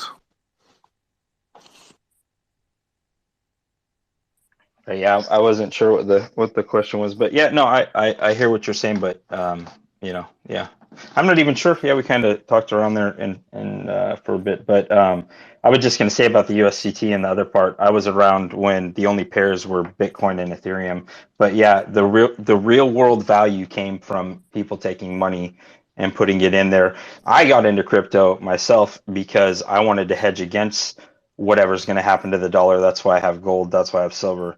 And that's why I have crypto. Can they stop it? Yes, they can. They can definitely stop it. But if everybody who has it holds it, as we go through a transition, I think that's where the long-term vision is. So, I think we were talking about utility though. But thank you for your Thank you.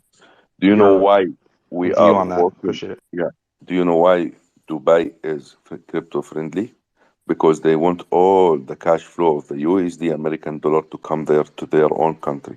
That's why we call it the new crypto capital of the world, which is Dubai United Arab Emirates. That you can open your own company, register your own license, and operate as a licensed company in United Arab Emirates with the zero tax and residency. They're gonna open for you the doors and the opportunities to come and become rich and have your own financial freedom. Plus, they're gonna benefit from you because you are bringing the whole money and the cash flow around countries in the world to their country, which is the USD dollar. They can add it to their bank, to their reserves, and increase the value for their own currency. The cryptocurrency market right now is standing on maybe 1 trillion. Correct me if I'm wrong. If I'm wrong, 1 trillion market cap. It was booming so fast. It become bigger so fast.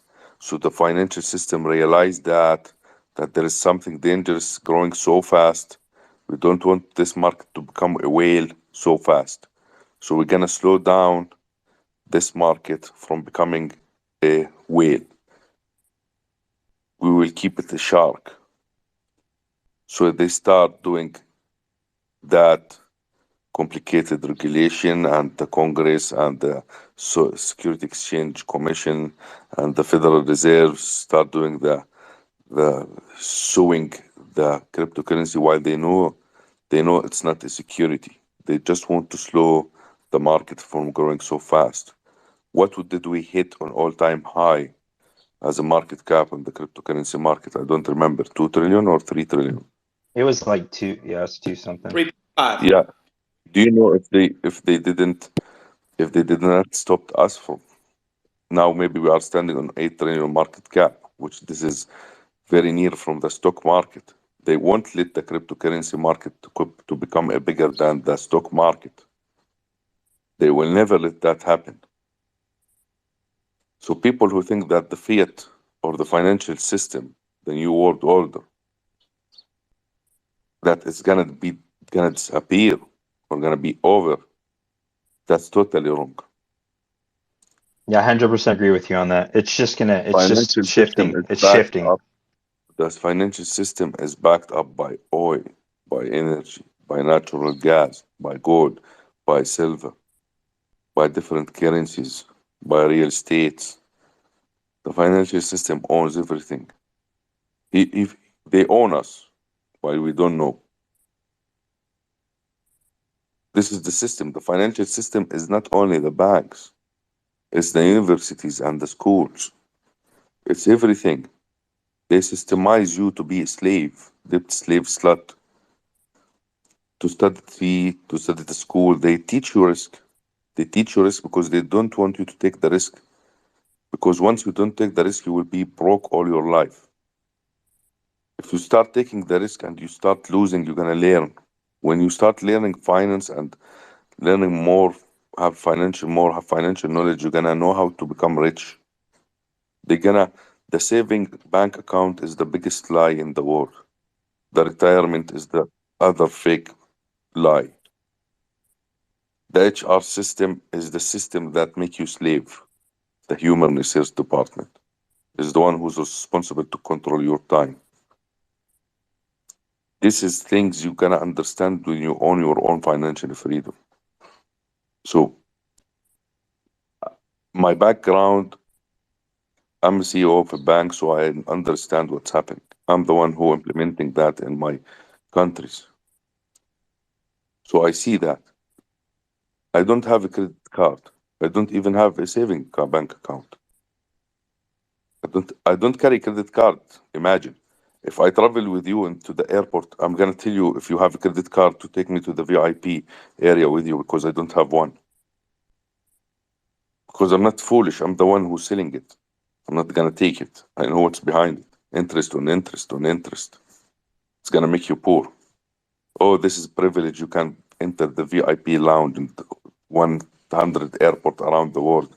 Oh wow, I'm gonna take it. You start spending it, then it's gonna stay with you all your lifetime. You are taxed for your whole lifetime. Right. I agree with you. The system will never over. Yeah, no, definitely. And it's not going away.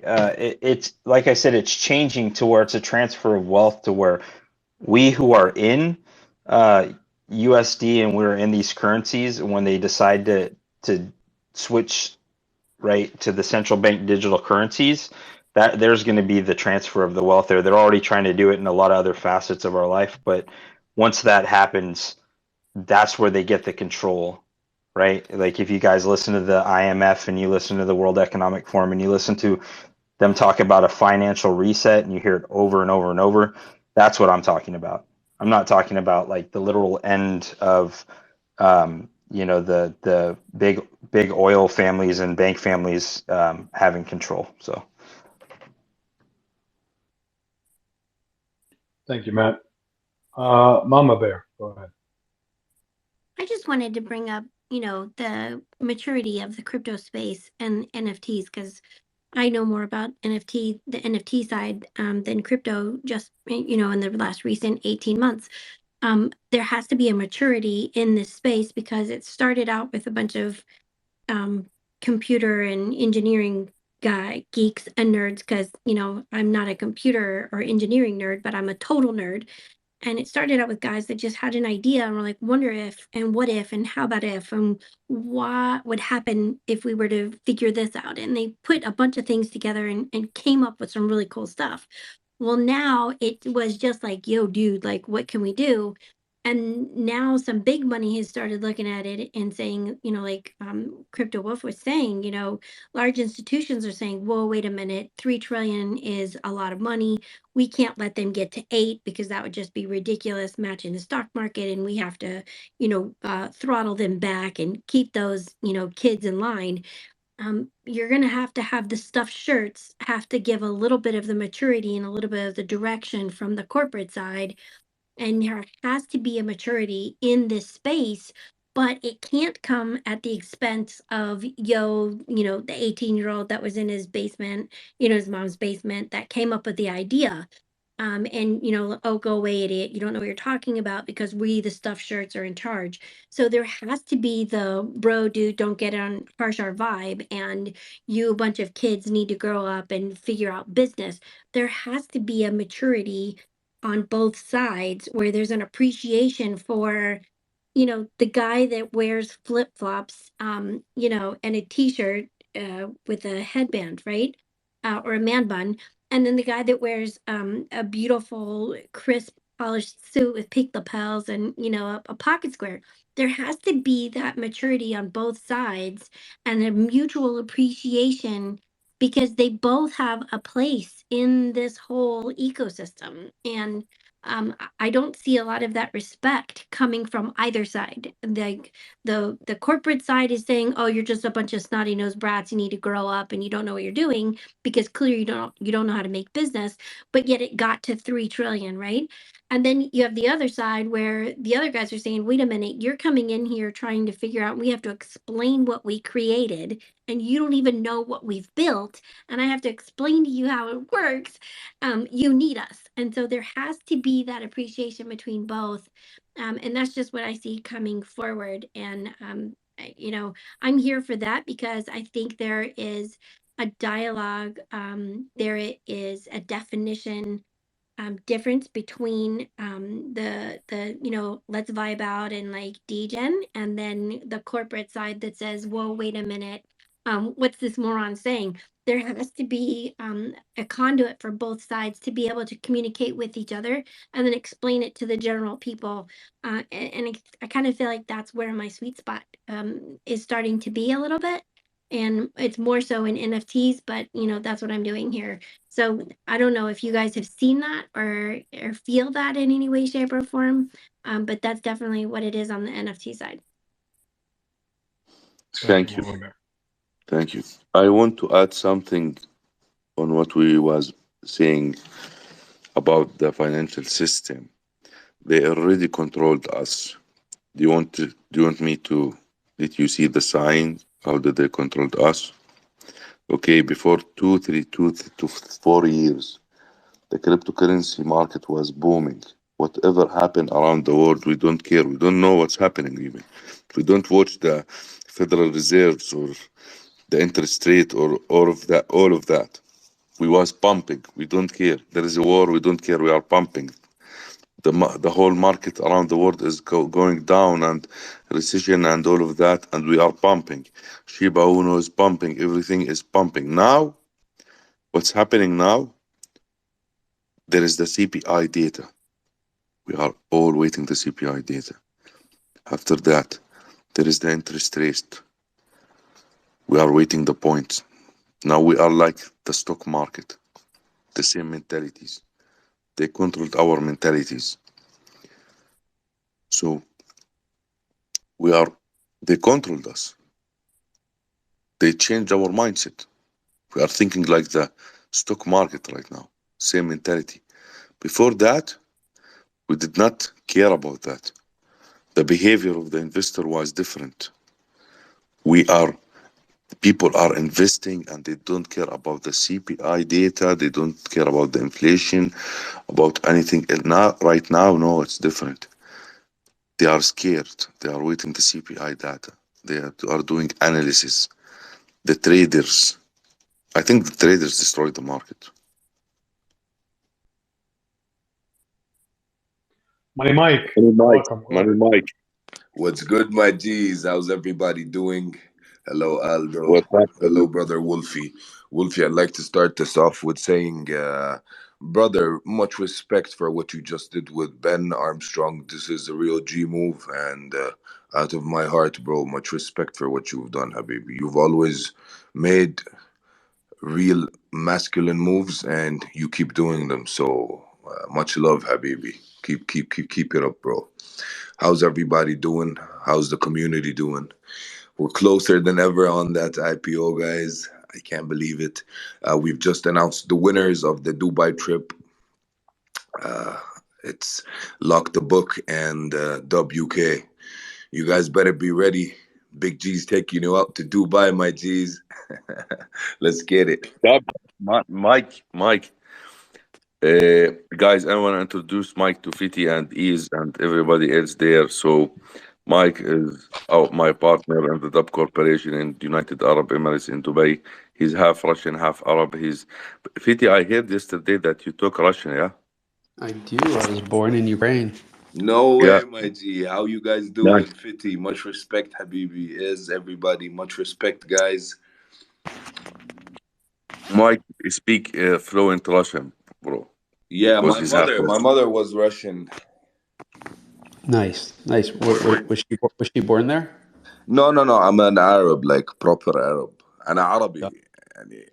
But I do not look Arab at all. You know, my colors say that I am European or Slovenian or some of that shit. But no, I'm a proper Arab. I've lived all my life in the Middle East. Guys, respect for being here. Of course, everybody knows the G's, 50. He's got it going on properly on CT. He's got a nice reputation going on. Much respect to all of you guys. Mama Bear, much respect to you. Shout out Ez, shout out Shout out to all the G's that are present here. It's always a great pleasure having you guys. Um, yeah, Wolfie, I wanted to ask you something else. I believe that since everybody got so excited from the the the, the, the Dubai trip giveaway we just did, I believe we should extend it for one more week and add an extra winner. So instead of two winners for the Dubai trip, we'll make them three winners. We deserve one more person. We believe that one more person in the community is going to deserve to get this fully paid luxury trip to Dubai, hosted by myself on the behalf of DubCorp. So all you gotta do, guys, is follow the DubCorp IPO channel, spread the word. Make sure you have your ETH address dropped on the post of the trip. I'll pin it again for us to be able to verify that you're a holder of DubX, and that way you guys will be eligible for the win.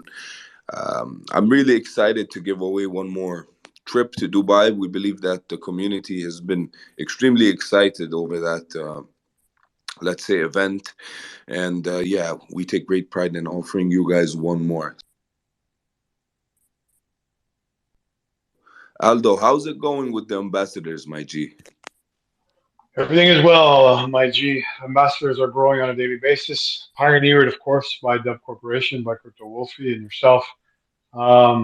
We are quickly getting to 120 ambassadors worldwide, speaking over 100 languages, as I've mentioned before. We have an outreach that's incredible across the world to properly represent Dub Corporation. And as many of you know, and I will repeat it, every single ambassador is KYC specifically for that reason, to ensure that they are who they say they are for the security and safety of the communities worldwide. That is important to Dub Corporation, as Dub Corporation stands for full transparency. So must each and every ambassador as well be transparent in identifying themselves on who they are for everything that Dub Corporation does moving forward and from day one. So that is going in a very excellent fashion. My G, thank you for asking. Money Mike, I Yeah, my told him G. he was not attending the space yesterday. I think maybe I don't remember. It's 7 a.m. right now. 7 a.m. 7:30 a.m. So I'm little bit lagging. So it's okay, guys. My voice little bit down. Money Mike. I told him about Zach. Zach and Max? Yes, Max. I forget about his name, man. I was searching him inside my mind all the day. What was his name? The other one. Yeah, these guys are like not to be fucked with. They're extremely kind, white-hearted people, but they're fucking killers, man. They're the size of a small minivan, my G's. You should see the nightmare when they try to fit into the two-seater, the Bentley. Oh my god, this is not to be done, guys. Mike Honestly. always Mike always fighting with me to get them with me in the same car. I always refuse because there's no space. Bro, Mike, I because told them you're also. in an SUV Bentley and I'm in a Bentley GT with two doors, my G. One of the two guys of the security guards are the size of the whole interior of the Bentley. Why don't you take them in the SUV, my G? He's always giving me a hard time with this shit. I always when I see Mike, I run away. I just I turn the gear to the sport and run away. Mike, also I told them about the Turkish. What was the chef guy, the Turkish? Ah, Burak. Chef Yeah, Burak. you have to tell them the story. Yeah, it's a long story, but I don't think we should be discussing it on the recorded spaces right now. I think that that's gonna get a lot of backlash if we get into the details. They already know the story. Like, I do not know to what extent have you explained the details, my G. Very detailed, Mike. That's fucked up, Wolfie. Why you doing that to me? You compromising your Basic, partner. basic, basically, my G, we can tell the story to you. That's how Oh detailed. shit. Okay, okay. He just wants to hear it in your voice. Basically, that's the only thing he wants. It's nothing more than that. Was Yeah, the no, topic no. of that Burak yesterday. actually, he's a really kind-hearted guy. His humbleness is actually scary. He's so down to earth. Like for the short while we've been together, man, over 100 people just came by and were like, please, can we get a picture? And he would do it with great pride, with great pleasure, with a smile on his face. And he would meet every single person as if he knew him for 10 years. That's something I respected so much about him. Taking into consideration, this guy actually blew up internationally. There's not a single person that does not know his face. This guy is a humble motherfucker, and he gets my respect for that, guys. Shout out to Burak, honestly. Where were you, Wolfie, when I was with? You were at the Palm, Habibi. I remember you were at the Palm. You weren't. Ah, yeah. You were at the Palm. Also, I told them about the when your car was stuck in the tunnel. Oh my God! Come on, don't But I say that. didn't tell Don't tell me you them. gave them the But I details of didn't. Mi Amore and all that I shit. did not mention all the story in details. Yeah, okay. That was like, what the fuck is this guy doing, man? I was like, come on, you can't be serious, my G. No, I'm glad he didn't say the whole story. It was an extremely fucked up story. I could sum it up in a few words. Uh, I better even not sum it up in a few words. I better even leave it at there. Everything that had to be discussed has already been discussed by Wolfie, I'm sure.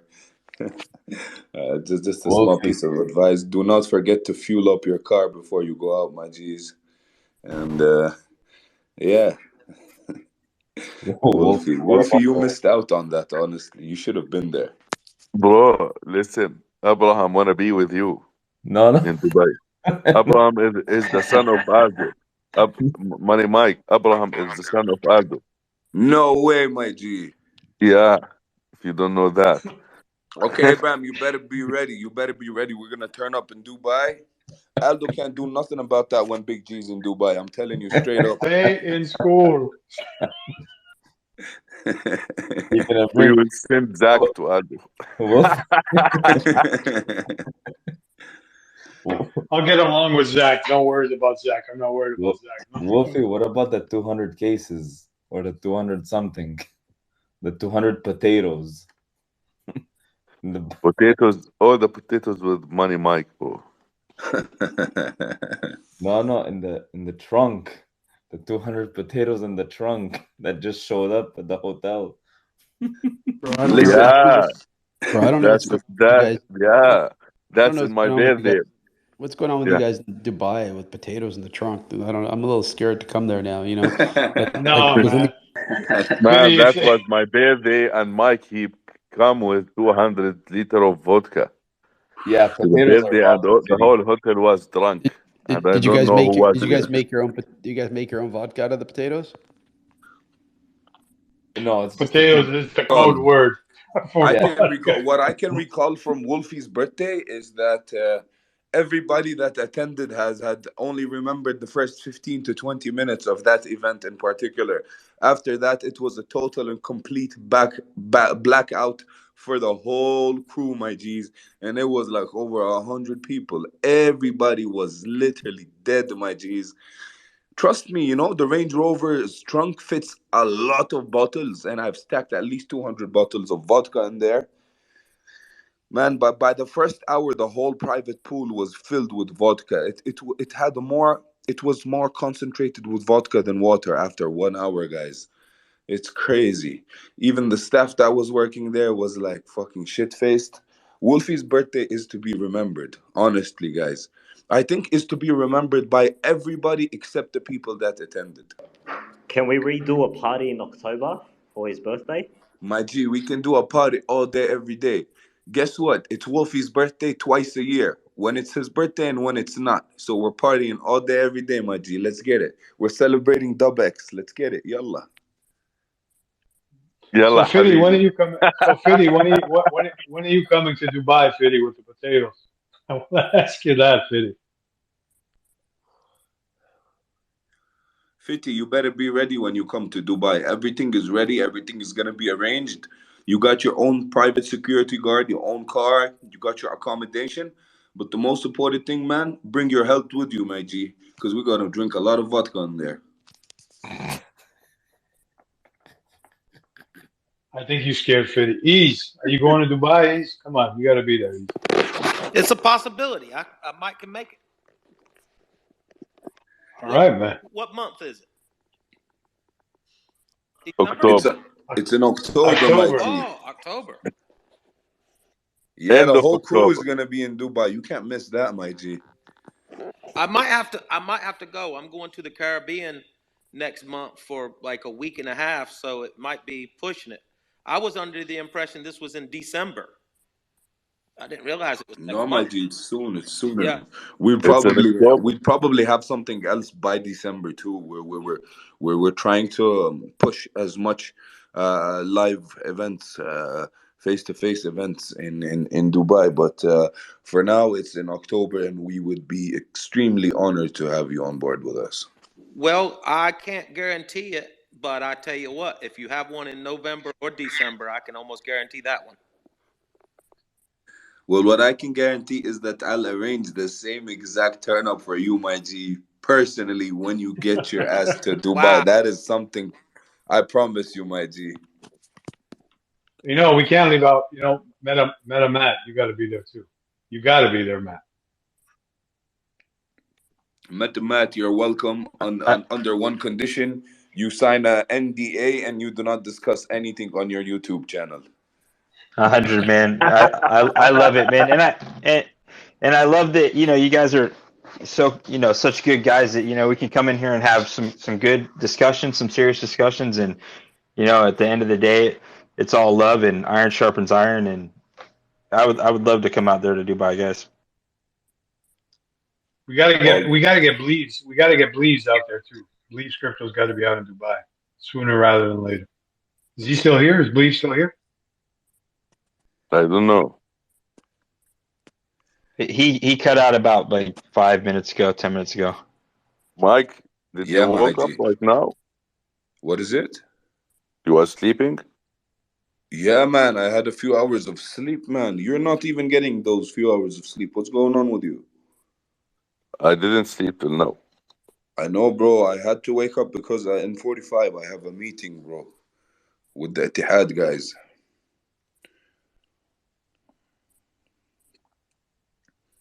I'll definitely back the deal, bro. No worries. يعني خلاص, consider it done.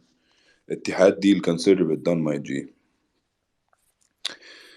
On another note, what have you guys been discussing today here, Wolfie? Yesterday, we was discussing about Ben Armstrong, about the fiat system, about the blockchain, the utility, the cryptocurrency, and the IPO, the ambassadors. About that's it. Yesterday, we was discussing all the day about you. Man, it's unfortunate I missed out. I couldn't stop you where I should. I'm not even sure what Mike, kind of beans you have spilled. They know a lot of my, stories my about you. Listen, they know. Seriously, Mike. They know a lot of stories about you. yeah, good thing the thing was not the good thing, Mike. The only thing I could tell you is, and I think everybody agrees on this, is thank God that space was not recorded and Yeah, put I thank God. publicly. Really, I've been blessed to see that it was not recorded. I have a few people that have messaged me on X and on Telegram, and I was like, "What the fuck were they talking about?" Like, yeah, Oh, 3 hours straight, like 2.5, 3 at least. Thank God. thank you, Bro, my I G wish Wolfie. that you was there. I wish that you was there, bro. Wolfie, It we Thank was you for easy. putting I all wish. my cards on the table, my G. we Thank you. definitely need a part God, two.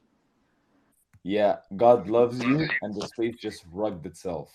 God loves you. God was looking out for you. Habibi, Yeah, Mike, I want to ask you a question. Do you have yeah. a gun? What? Do you have a gun? What do you mean, bro? What's the silly question, my G?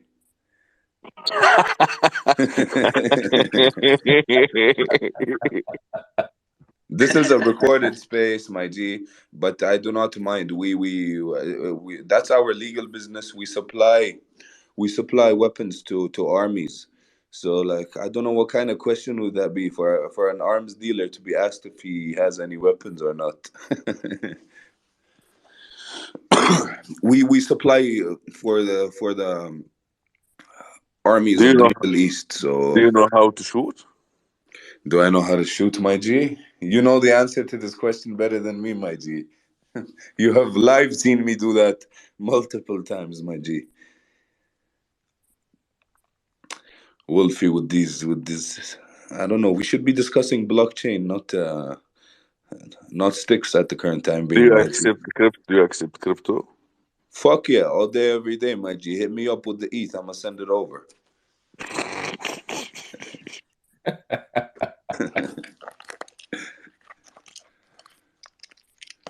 Well, that's one side of the business that's one side of my personal business that Wolfie has decided to discuss on space. So yeah, you guys are welcome to ask me any questions. Nothing is for sale unless you are an army general. Do not even discuss this with me.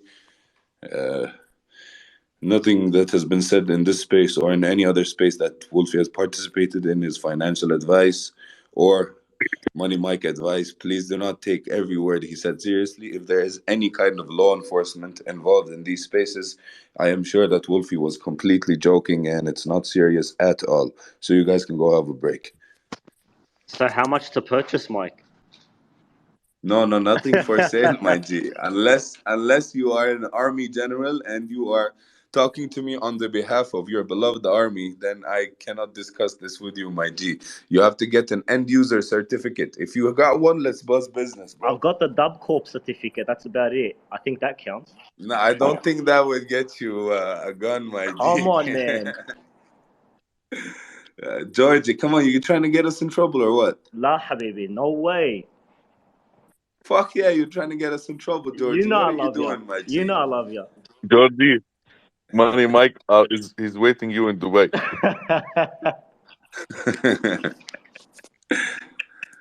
Yeah, just like we always say, Habibi, come to Dubai. We got it sorted. Everything is covered. Well, no, that's a late space, guys. Well, what time is it over in Australia right now? It's 2 o'clock in the afternoon, Habibi. Oh, that's good. Yeah, but I'm working at the Yeah. same Too time. early. Money Mike, do you Enough, remember Wolfie. when you Come on, Wolfie. Stop with the money mic. Money mic is not in the space anymore. You've already gave out too much, my G. Yeah. do you remember the business restaurant that we opened and we didn't sell any food because we ate the whole kitchen every day? Yes, yes, yes. We opened this VIP kind of place. And yeah, me and Wolfie used to take the crew all the time there to do our meetups. And whenever we meet, we do a meetup. It turns into a private place. And like by the end of the start, it had became a private place. And yeah, it served nobody but the crew. So yeah, that was that was a very necessary project that we launched and executed to standard for ourselves. So yeah. That was one of the stories. Oh, the another story that is extremely similar to this, guy. So built the when I built the fitness complex, a few $1 million investment, the corona had just hit, and after the corona had just hit, the roof of the complex was done into a 7-star um, spa. Everything like the largest jacuzzi, which you can literally swim laps in, a full panoramic glass sauna, steam rooms, everything up to standard. So when the corona hit, they came out with new regulations. No spas, no nothing is okay for working, yeah, for the public because it's like extremely dangerous for the community and all that. So we had to turn that spa of the fitness complex to our personal spa. So we used to turn up there, put some music, and yeah, that's another story of a project we did for the people and use it for ourselves. So yeah, And we that didn't lose happened any quite a few and we times. didn't lose any kilogram. Yeah, bro, it's not the fucking gym, it's the spa, bro. Aldo, that's so funny story. That's real stories, by the way. Aldo, you should have turned up with us, man. You and Abraham should have pulled up like there's no tomorrow, my G. You should have seen this roof, man. It's never too late, my G. Man, I got a Lebanese DJ. She's got like 300,000 on Instagram, man. She came with like seven other Lebanese chicks, and then the party started, bro. That's all I'm gonna say. Mike, my girlfriend is Russian, man. Come on. Bro, is your girlfriend on the space right now? No. Good. You're in the OP. You're in the OP. Mike, hey, Yeah. listen, Ibrahim want to meet you. We have to Bro, take it's care of an honor. Ibrahim. It's an honor. I'll meet you. I'll meet you We so have good you're not gonna remember you met me. Hey. Hang on there, Mike. But don't worry, we're gonna take a few stories so he can remember something for sure, bro. We need to write them down. Aldo, I swear you better be with him, man. His girlfriend's not on the space, but his dad is. Abraham, we'll discuss later when Aldo's not on the space, bro. Whenever you want. But wait, Wolfie's the host. Can't he kick anybody he wants? Oh, I think some motherfucker's getting grounded now, my G. We're gonna have a good old fashioned Italian sit down after the space. Ah, guys. I'm sure the only person that's gonna resolve this conflict with the least amount of collateral damage is Big G. You guys come, both of you, to Dubai, and I sort it out here. Everything will be over here. No Italian sit up, no Italian meet up. We do the the money mic sit down. You know, it's a bit different. You guys are gonna be so busy, you're not gonna even discuss family issues. he's pretty much he's pretty much screwed because his dad is Italian, his mom is Lebanese, so he doesn't have much of the go. So don't worry about it. He's gonna Abraham, you get it better on not both send sides. reports back to the Ministry of Interior. You know what I'm talking about, yeah? Aldo's gonna. You better not report what happens in Dubai. It's just like Vegas, my G. What happens in Dubai stays in Dubai, my G. And that's like undisclosed information, 100%. NDAs signed before I welcome anybody, guys. 100%. 100%. Do you As see his my legal security advisor, guard, Max and Zach, I, the ones I Wolfie was talking about? They always have a set of NDAs with them. They come in hand quite oftenly, guys. it's okay. As his legal advisor, I'll be reviewing said NDAs, so no worries, my G. Perfect, Aldo. But you're the first one to sign it, by the way.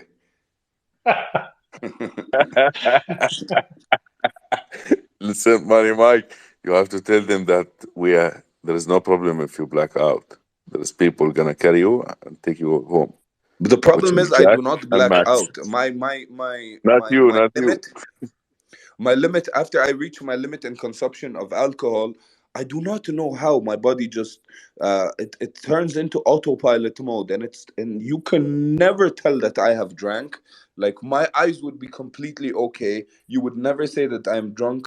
Apart from the fact that if I blow my breath on you, you would be definitely drunk from from the amount of alcohol you would have consumed by that. But otherwise, you would never know I have drank, especially if I had a few pieces of spearmint chewing gum. You'd be like, yo, guys, let's start this day or something.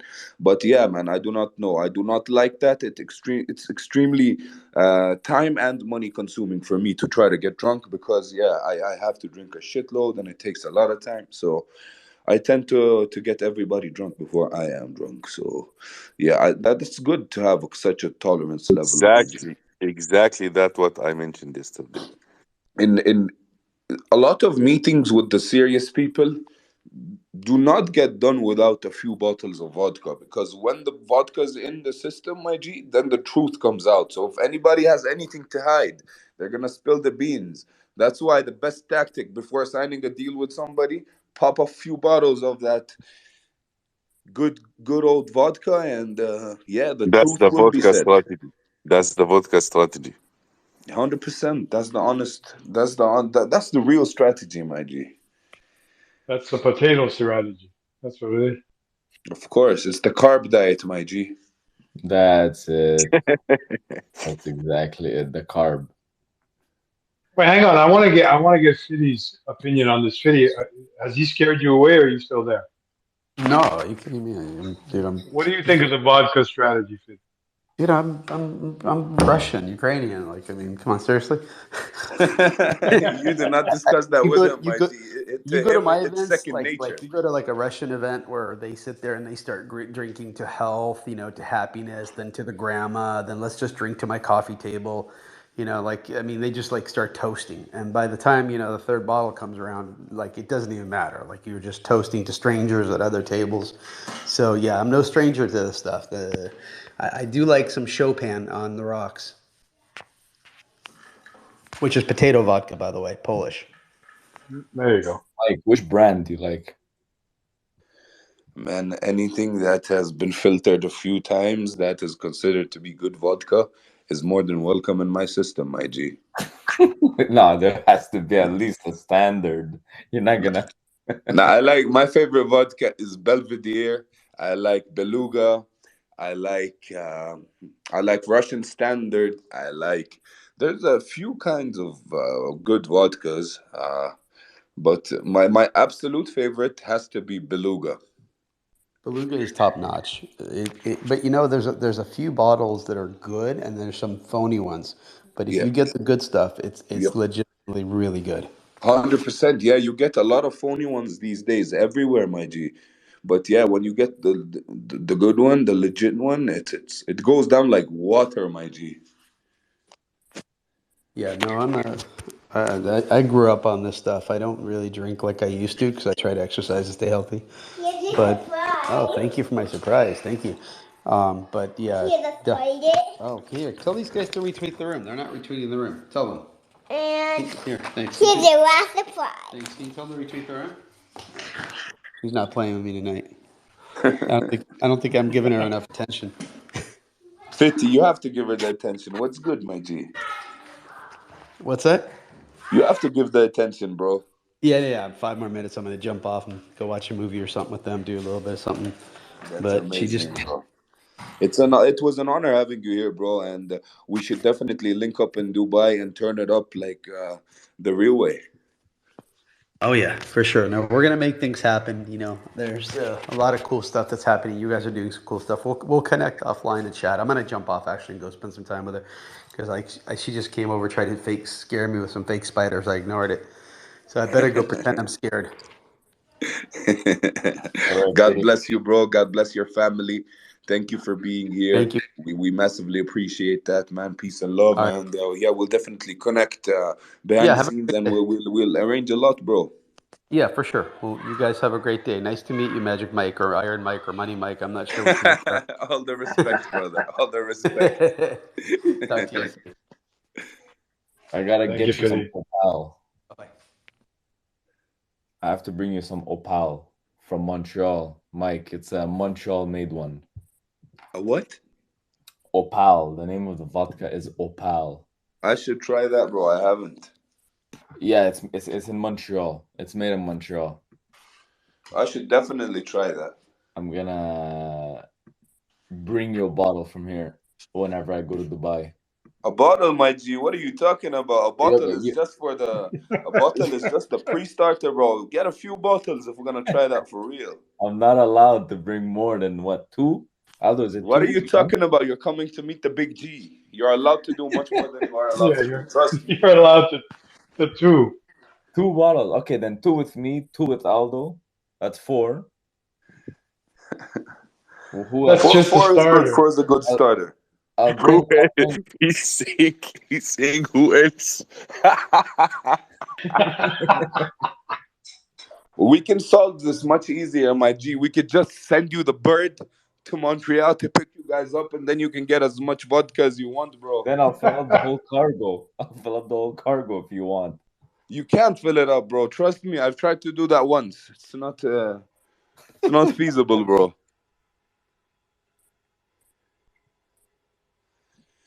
Actually, Gulfstream have an extremely large cargo space. I do not recommend anybody trying to fill that up with booze. A bad experience. No, it's not such a bad experience. It's an unnecessary money waste kind of experience, you know?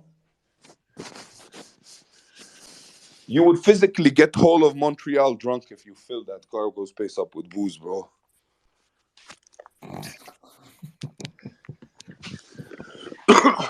You're crazy, man. You're crazy. I think Aldo is not extremely encouraged about the fact that me and you are gonna meet up in Dubai. No, don't worry Did about you? Aldo. I'm gonna take care of Aldo. Don't worry. All right. I will handle Aldo. Don't worry. Wolfie, brother, Yeah. it's 7:06 here. I have to go jump in the shower and get ready, get my suit on for the Ittihad meeting, bro. Well, when I'm gonna be on the way, I'll call you. I'll discuss with you a few things that we need to point out there. But if you need anything added to the contract other than what we agreed on, just let me know, bro. I'm gonna have to bounce now, Wolf. You need anything, guys? It سلامة was always قلبك good مايك. speaking to you, G's. حبيبي سلم على البوتيتو. By the way, so that everybody knows, yes, we do go hardcore with alcohol, but that does not mean we are fucking alcoholics. I haven't consumed alcohol in over a month now, so Oh wow, that's too we know long, how to bro. start. We know how to stop. It's about consistency, guys. You have to continuously stop yourself from doing the fun shit to do the productive shit. That's why when we I'm have gonna time, tell we go extremely hardcore, and I cannot stress enough on how extremely hardcore we go. So, yeah, let's go guys. be productive, guys. LFG, my G's. Peace and Wait, love to Money Mike. everybody. I wanna mention something. Please. Do you remember the last time when you let me drink? I was fucked up. Then I blocked you for 5 days. This is when I bought the other house in Jordan, remember? Yeah. Yeah, I remember that, bro. Of course, I remember that. Wolfie stopped taking my calls for 5 days after that, guys.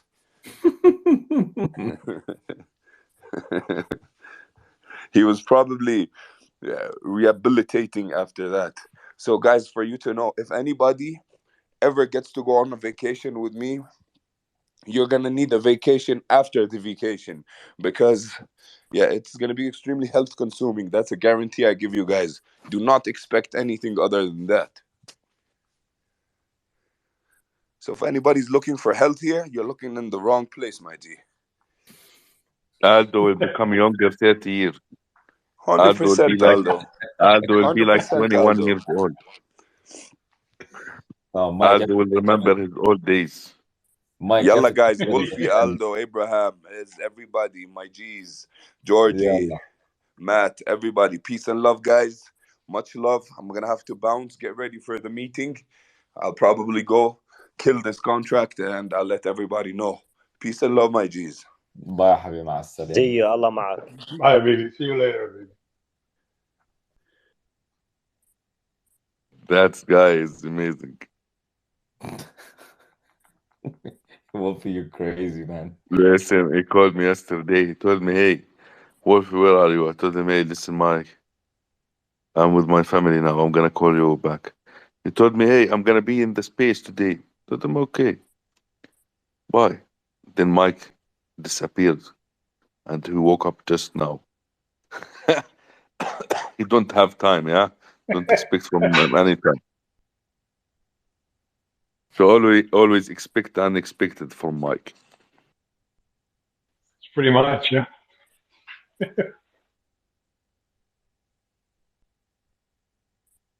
Hey, Ease, what's up, bro? Yo, man, I'm just here trading, listening for the alpha. We were waiting, Habibi. Come to Dubai. We are waiting for you. I'm not joking. I'm serious. No, I'm serious. I would actually go It's in end of October because there is a UFC the game. 12th. End of October. And I might can make it. I'm gonna be like 11 days in the There. Bahamas, so then I get back Okay. and but I know Listen, we have the Bahamas also in United Arab Emirates. I know It's that. That's called. what I seen that. You seen Yeah, it? I've seen pictures of it. Yes, Yeah, yes. we have a Bahamas. No, we made the island like Bahamas. I seen that. I seen the pictures. Yeah. Yeah, in Abu Yes. Dhabi. It's called Naroza. I forget the name. Narozao Island, something like that. There is dolphins and it's blue crystal water. It's amazing with very luxury villas. They made it like Atlantis, right? No, not the Atlantis. No, I'm talking about an island. We made the island there like the Bahamas, exactly. We changed the water and we planted an island. Imagine they planted an island and we changed the water to crystal and we threw the dolphins in the water and it become like Bahamas. It's called Narozai Island. Neurozai. Nurazai. I'm gonna have to look it up. Let, let me check on Google. Wait, Okay. wait. Yeah, Wolf, it's called Maya, did you want? Nurai Island. Maya, did you want to say something? You requested to speak. Go ahead. Hey, GM. I am actually in Dubai. What is this event you guys are talking about? Aha. I will Zaya let Nurai Island. Zaya Nurai Island. It's called Zaya Nurai. Zaya Nurai Island. It's the Bahamas, so you can change your trip to Zaya Nurai. I would have to get the other 12 to change. Yeah. Who's in Dubai? Who's in Dubai? Hey, Sorry, I was Maya just came up. She's in Dubai. Yeah, okay. So are you a gym or fitness gym or something like that? Yeah, I have one gold medal in bikini bodybuilding in Canada. Oh, Nice. Canada. Canada. Where are you from in Canada? Abraham and Aldo is from Canada. I'm from Vancouver.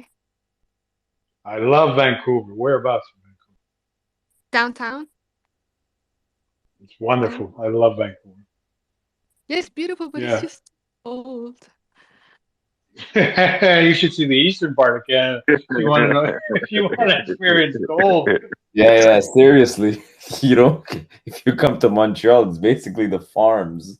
The thing is, I did live in Canada, but I studied in States. I'm a pilot. Like I do a lot of things. So I got my pilot licenses in Florida, and moving from Vancouver to Florida, I was like, no, I cannot go back to the cold. So I thought between Dubai and States, and Dubai won. I've been here for over a year now. You made a smart move. Smart move. I gotta say that. Yeah, I love Dubai. It's amazing here. Well, Wolfie can tell you about the event that is being planned. So Yeah, tell me about it. I'm excited because I last year I went to a lot of crypto events, a lot of NFT events. So I've been in DeFi for about a decade now, about 10 years. So I'm very like bullish on DeFi and crypto, anything in Web3. And I haven't been to any events for the past few months since summer got really hot. So tell me about it. Yeah, it was too hot. Very hot. It was so hot, Aldo. The last DUBX Miami was with us on the mega yacht. It was so hot, man. Yeah, man. the first Crazy event, hot. the first event, Maya was on August 13th. There was an event organized by Dub Corp, the events management side, which was on a super yacht at the marina in Dubai. It's not a super yacht. It's a mega yacht. Oh, There is Or a I mega difference. yacht. actually My went to apologies. that one. I went. Is that the one for Satoshi? No. So we coordinated the Satoshi one. No, it's not for Satoshi. This is a different event. So it was in August. I missed it. Oh my god, I should have met you guys earlier. There's another one coming Yeah, up that's been planned for end of Yay! October. When is it? it's gonna be We'll maybe see. uh, it's gonna be an atmosphere, Burj Khalifa. Nice, nice. When you said that, end of October. Yeah, Excited. Is that a crypto event? Tell me more. Oh my god, you're just giving me. I can't disclose the whole info right now because we still didn't confirm it.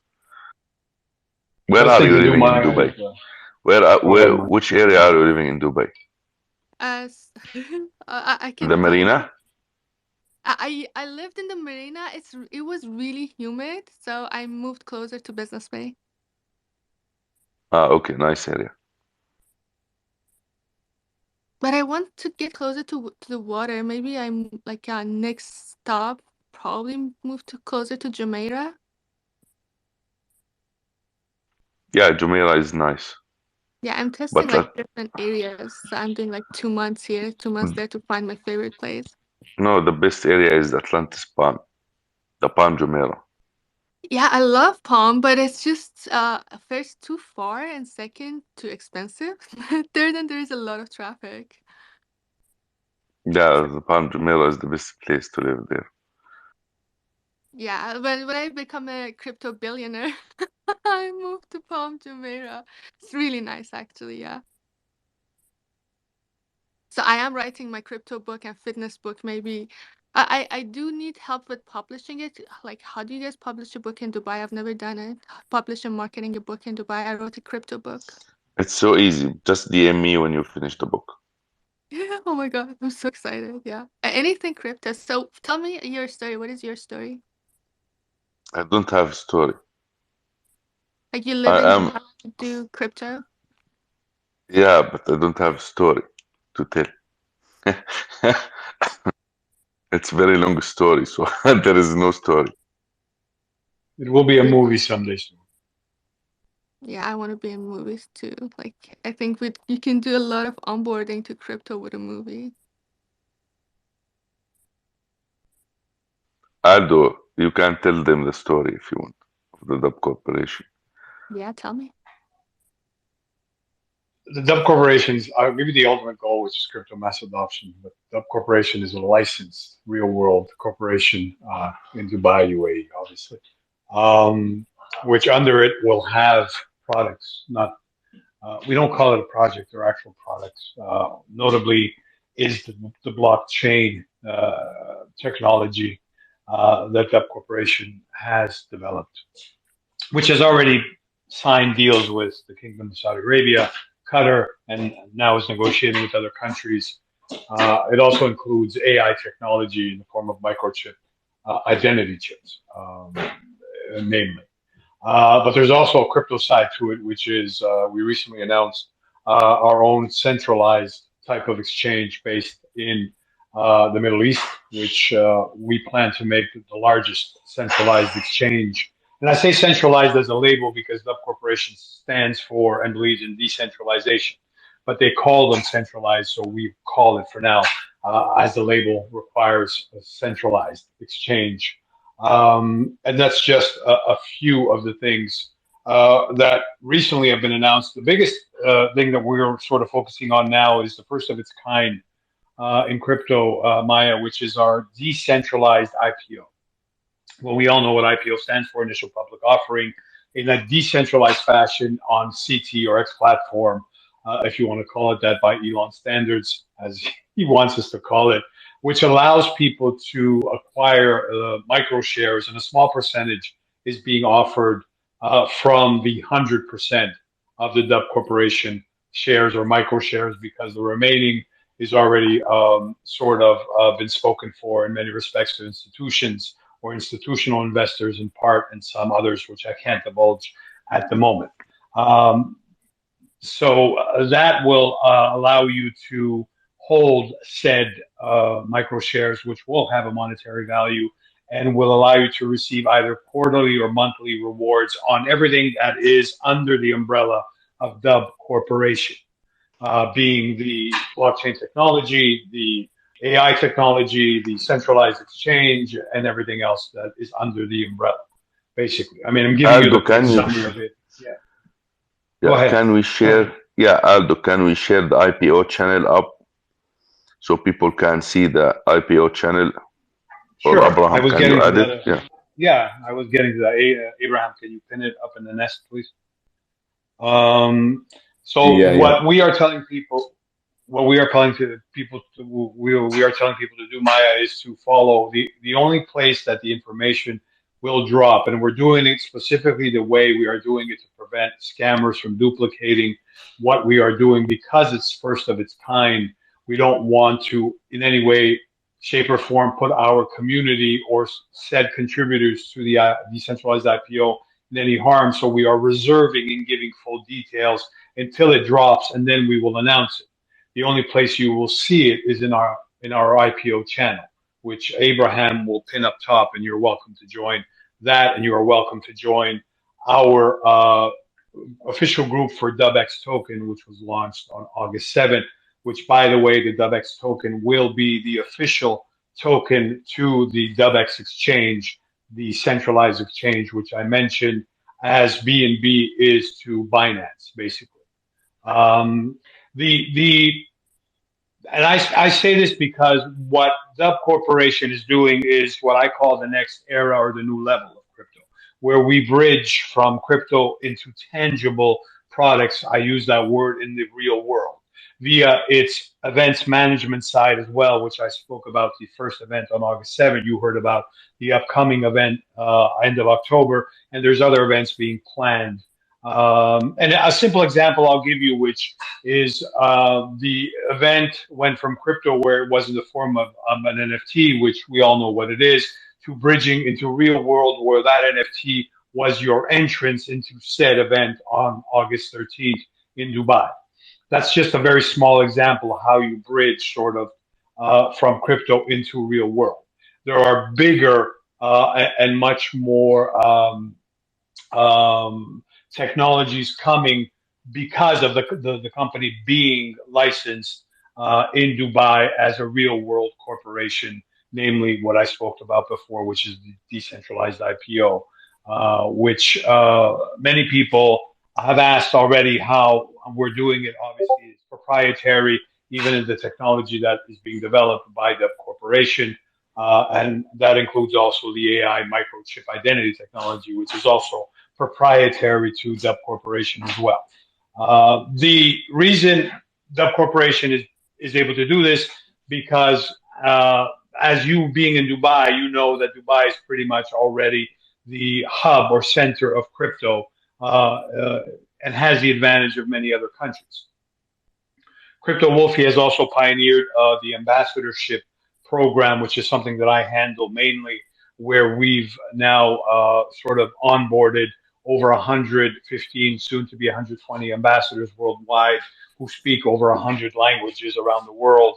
And that is a huge resource to us as Dub Corporation in getting, let's say, the word spread from Dubai as cementing it as the center of crypto and then branching out into other countries and communities with the ultimate goal, as I said, of crypto mass adoption. But we have spaces like this, and I can look around the room and see many other communities here with us who believe and are like-minded with us. And that is the ultimate goal, is that we as the people, because Dub Corporation is first and foremost for the people, have the power to make the change that is necessary to bridge from crypto into the real world collectively together. So that is sort of the short and brief, and I'm not going to sort of ramble on. I think if you have any questions, please feel free to ask. Maya, go ahead. Yeah, I just want to say, sorry to cut you off, Maya, quick. Up top, you're going to find the IPO Telegram channel that's pinned. And then if you go to the second one, to I am Crypto Wolfie's post, you'll find in that pinned message all the links from CoinGecko to CMC to the DEX tools, the Discords, the official Telegram of DubCorp, and all that stuff. All right. Yeah, thank you so much. I actually did go and join both the channel, and there was a group that's you guys too, right? There is a group on Telegram. There's two. There's the IPO channel, which the link is up top, and there's also the DUBX official group, which is the active one with chat and everything else. I So you're welcome. Go ahead, Mike.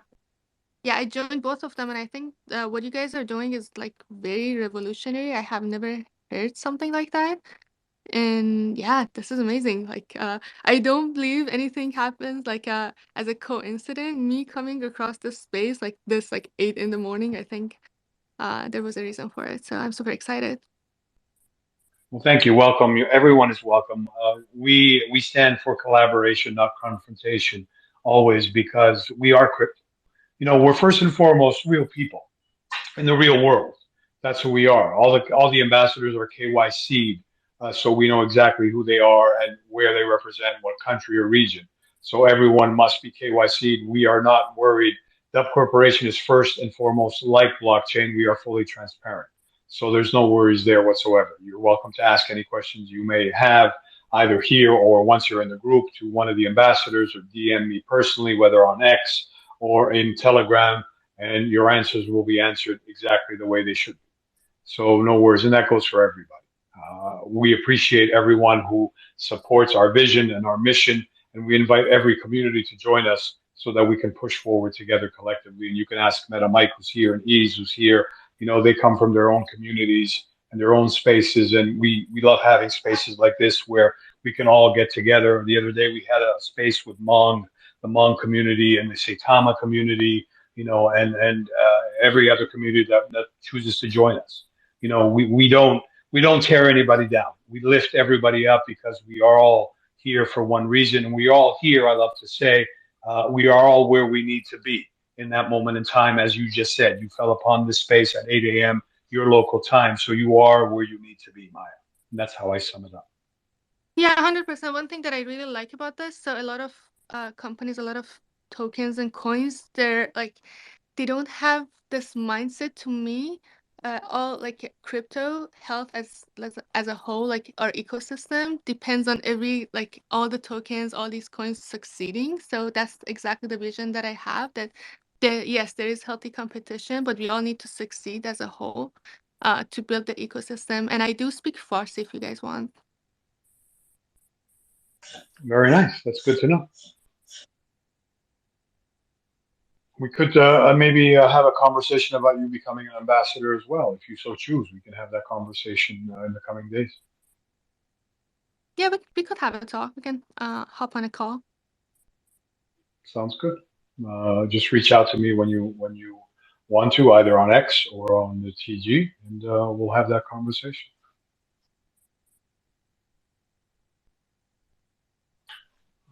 Matt, go ahead.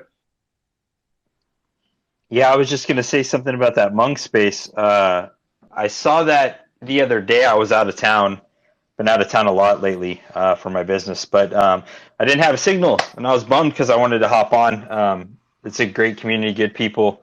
I hope we have more because one of my really good friends, my close friend, that I actually used to do a lot of different things with in DeFi and run projects and stuff. He's on the Hmong team, and I'm friends with Ryan, the head guy. He's a really solid guy. So I really like seeing what I'm seeing lately as far as different DeFi communities coming together and having like joint spaces. I think it's really healthy and really awesome for the space. So I'm going to be looking forward to the next ones. We're having more for sure, with even more communities. I spoke with Ryan earlier today, and yeah, man, I love their Tuesday night sort of show that they put on. Sort of I call it a variety show, a quiz show. And we had so much fun. It was incredible. The 5 questions. I mean, Wolfie was there. Those were tough questions. I mean, Wolfie was there. He can tell you those were tough questions. And some of the people, and I always say it, man, there's so many great and talented people in the entire space from various communities, and that's what I speak of when I say collaboration, not confrontation. Because everybody has a talent. Everybody can offer something to what we're doing. It's not only about Dub Corporation. It's about everybody. I mean, I heard Ease speak before, and he has so many wise words to say. And I know the number of years Ease has been in the business, right? And what he's gone through, like we've all gone through, you know, or Fiddy, or yourself, Matt, or anybody else in here. You know, we've all gone through those moments where we've acquired knowledge, right? And that's the beauty, where if we share the knowledge, not only with ourselves or our communities, but with other communities, we learn off each other. And it makes it a much better place or a much better space to be, which I mean either CT or X or the crypto space in general. And that's what we're trying to do as well at Dub Corporation. You know, laying that foundation also by, take Maya, she's now in Dubai. So if Maya decides now to have her own fitness sort of business in Dubai, Dub Corporation can offer her the pathway to getting a license for fitness in Dubai, using the business team and the legal team of Dub Corporation to facilitate said license. And if they like the idea of her startup business, which obviously will require, you know, the KYC and the business plan, they will finance part of it or finance it in whole.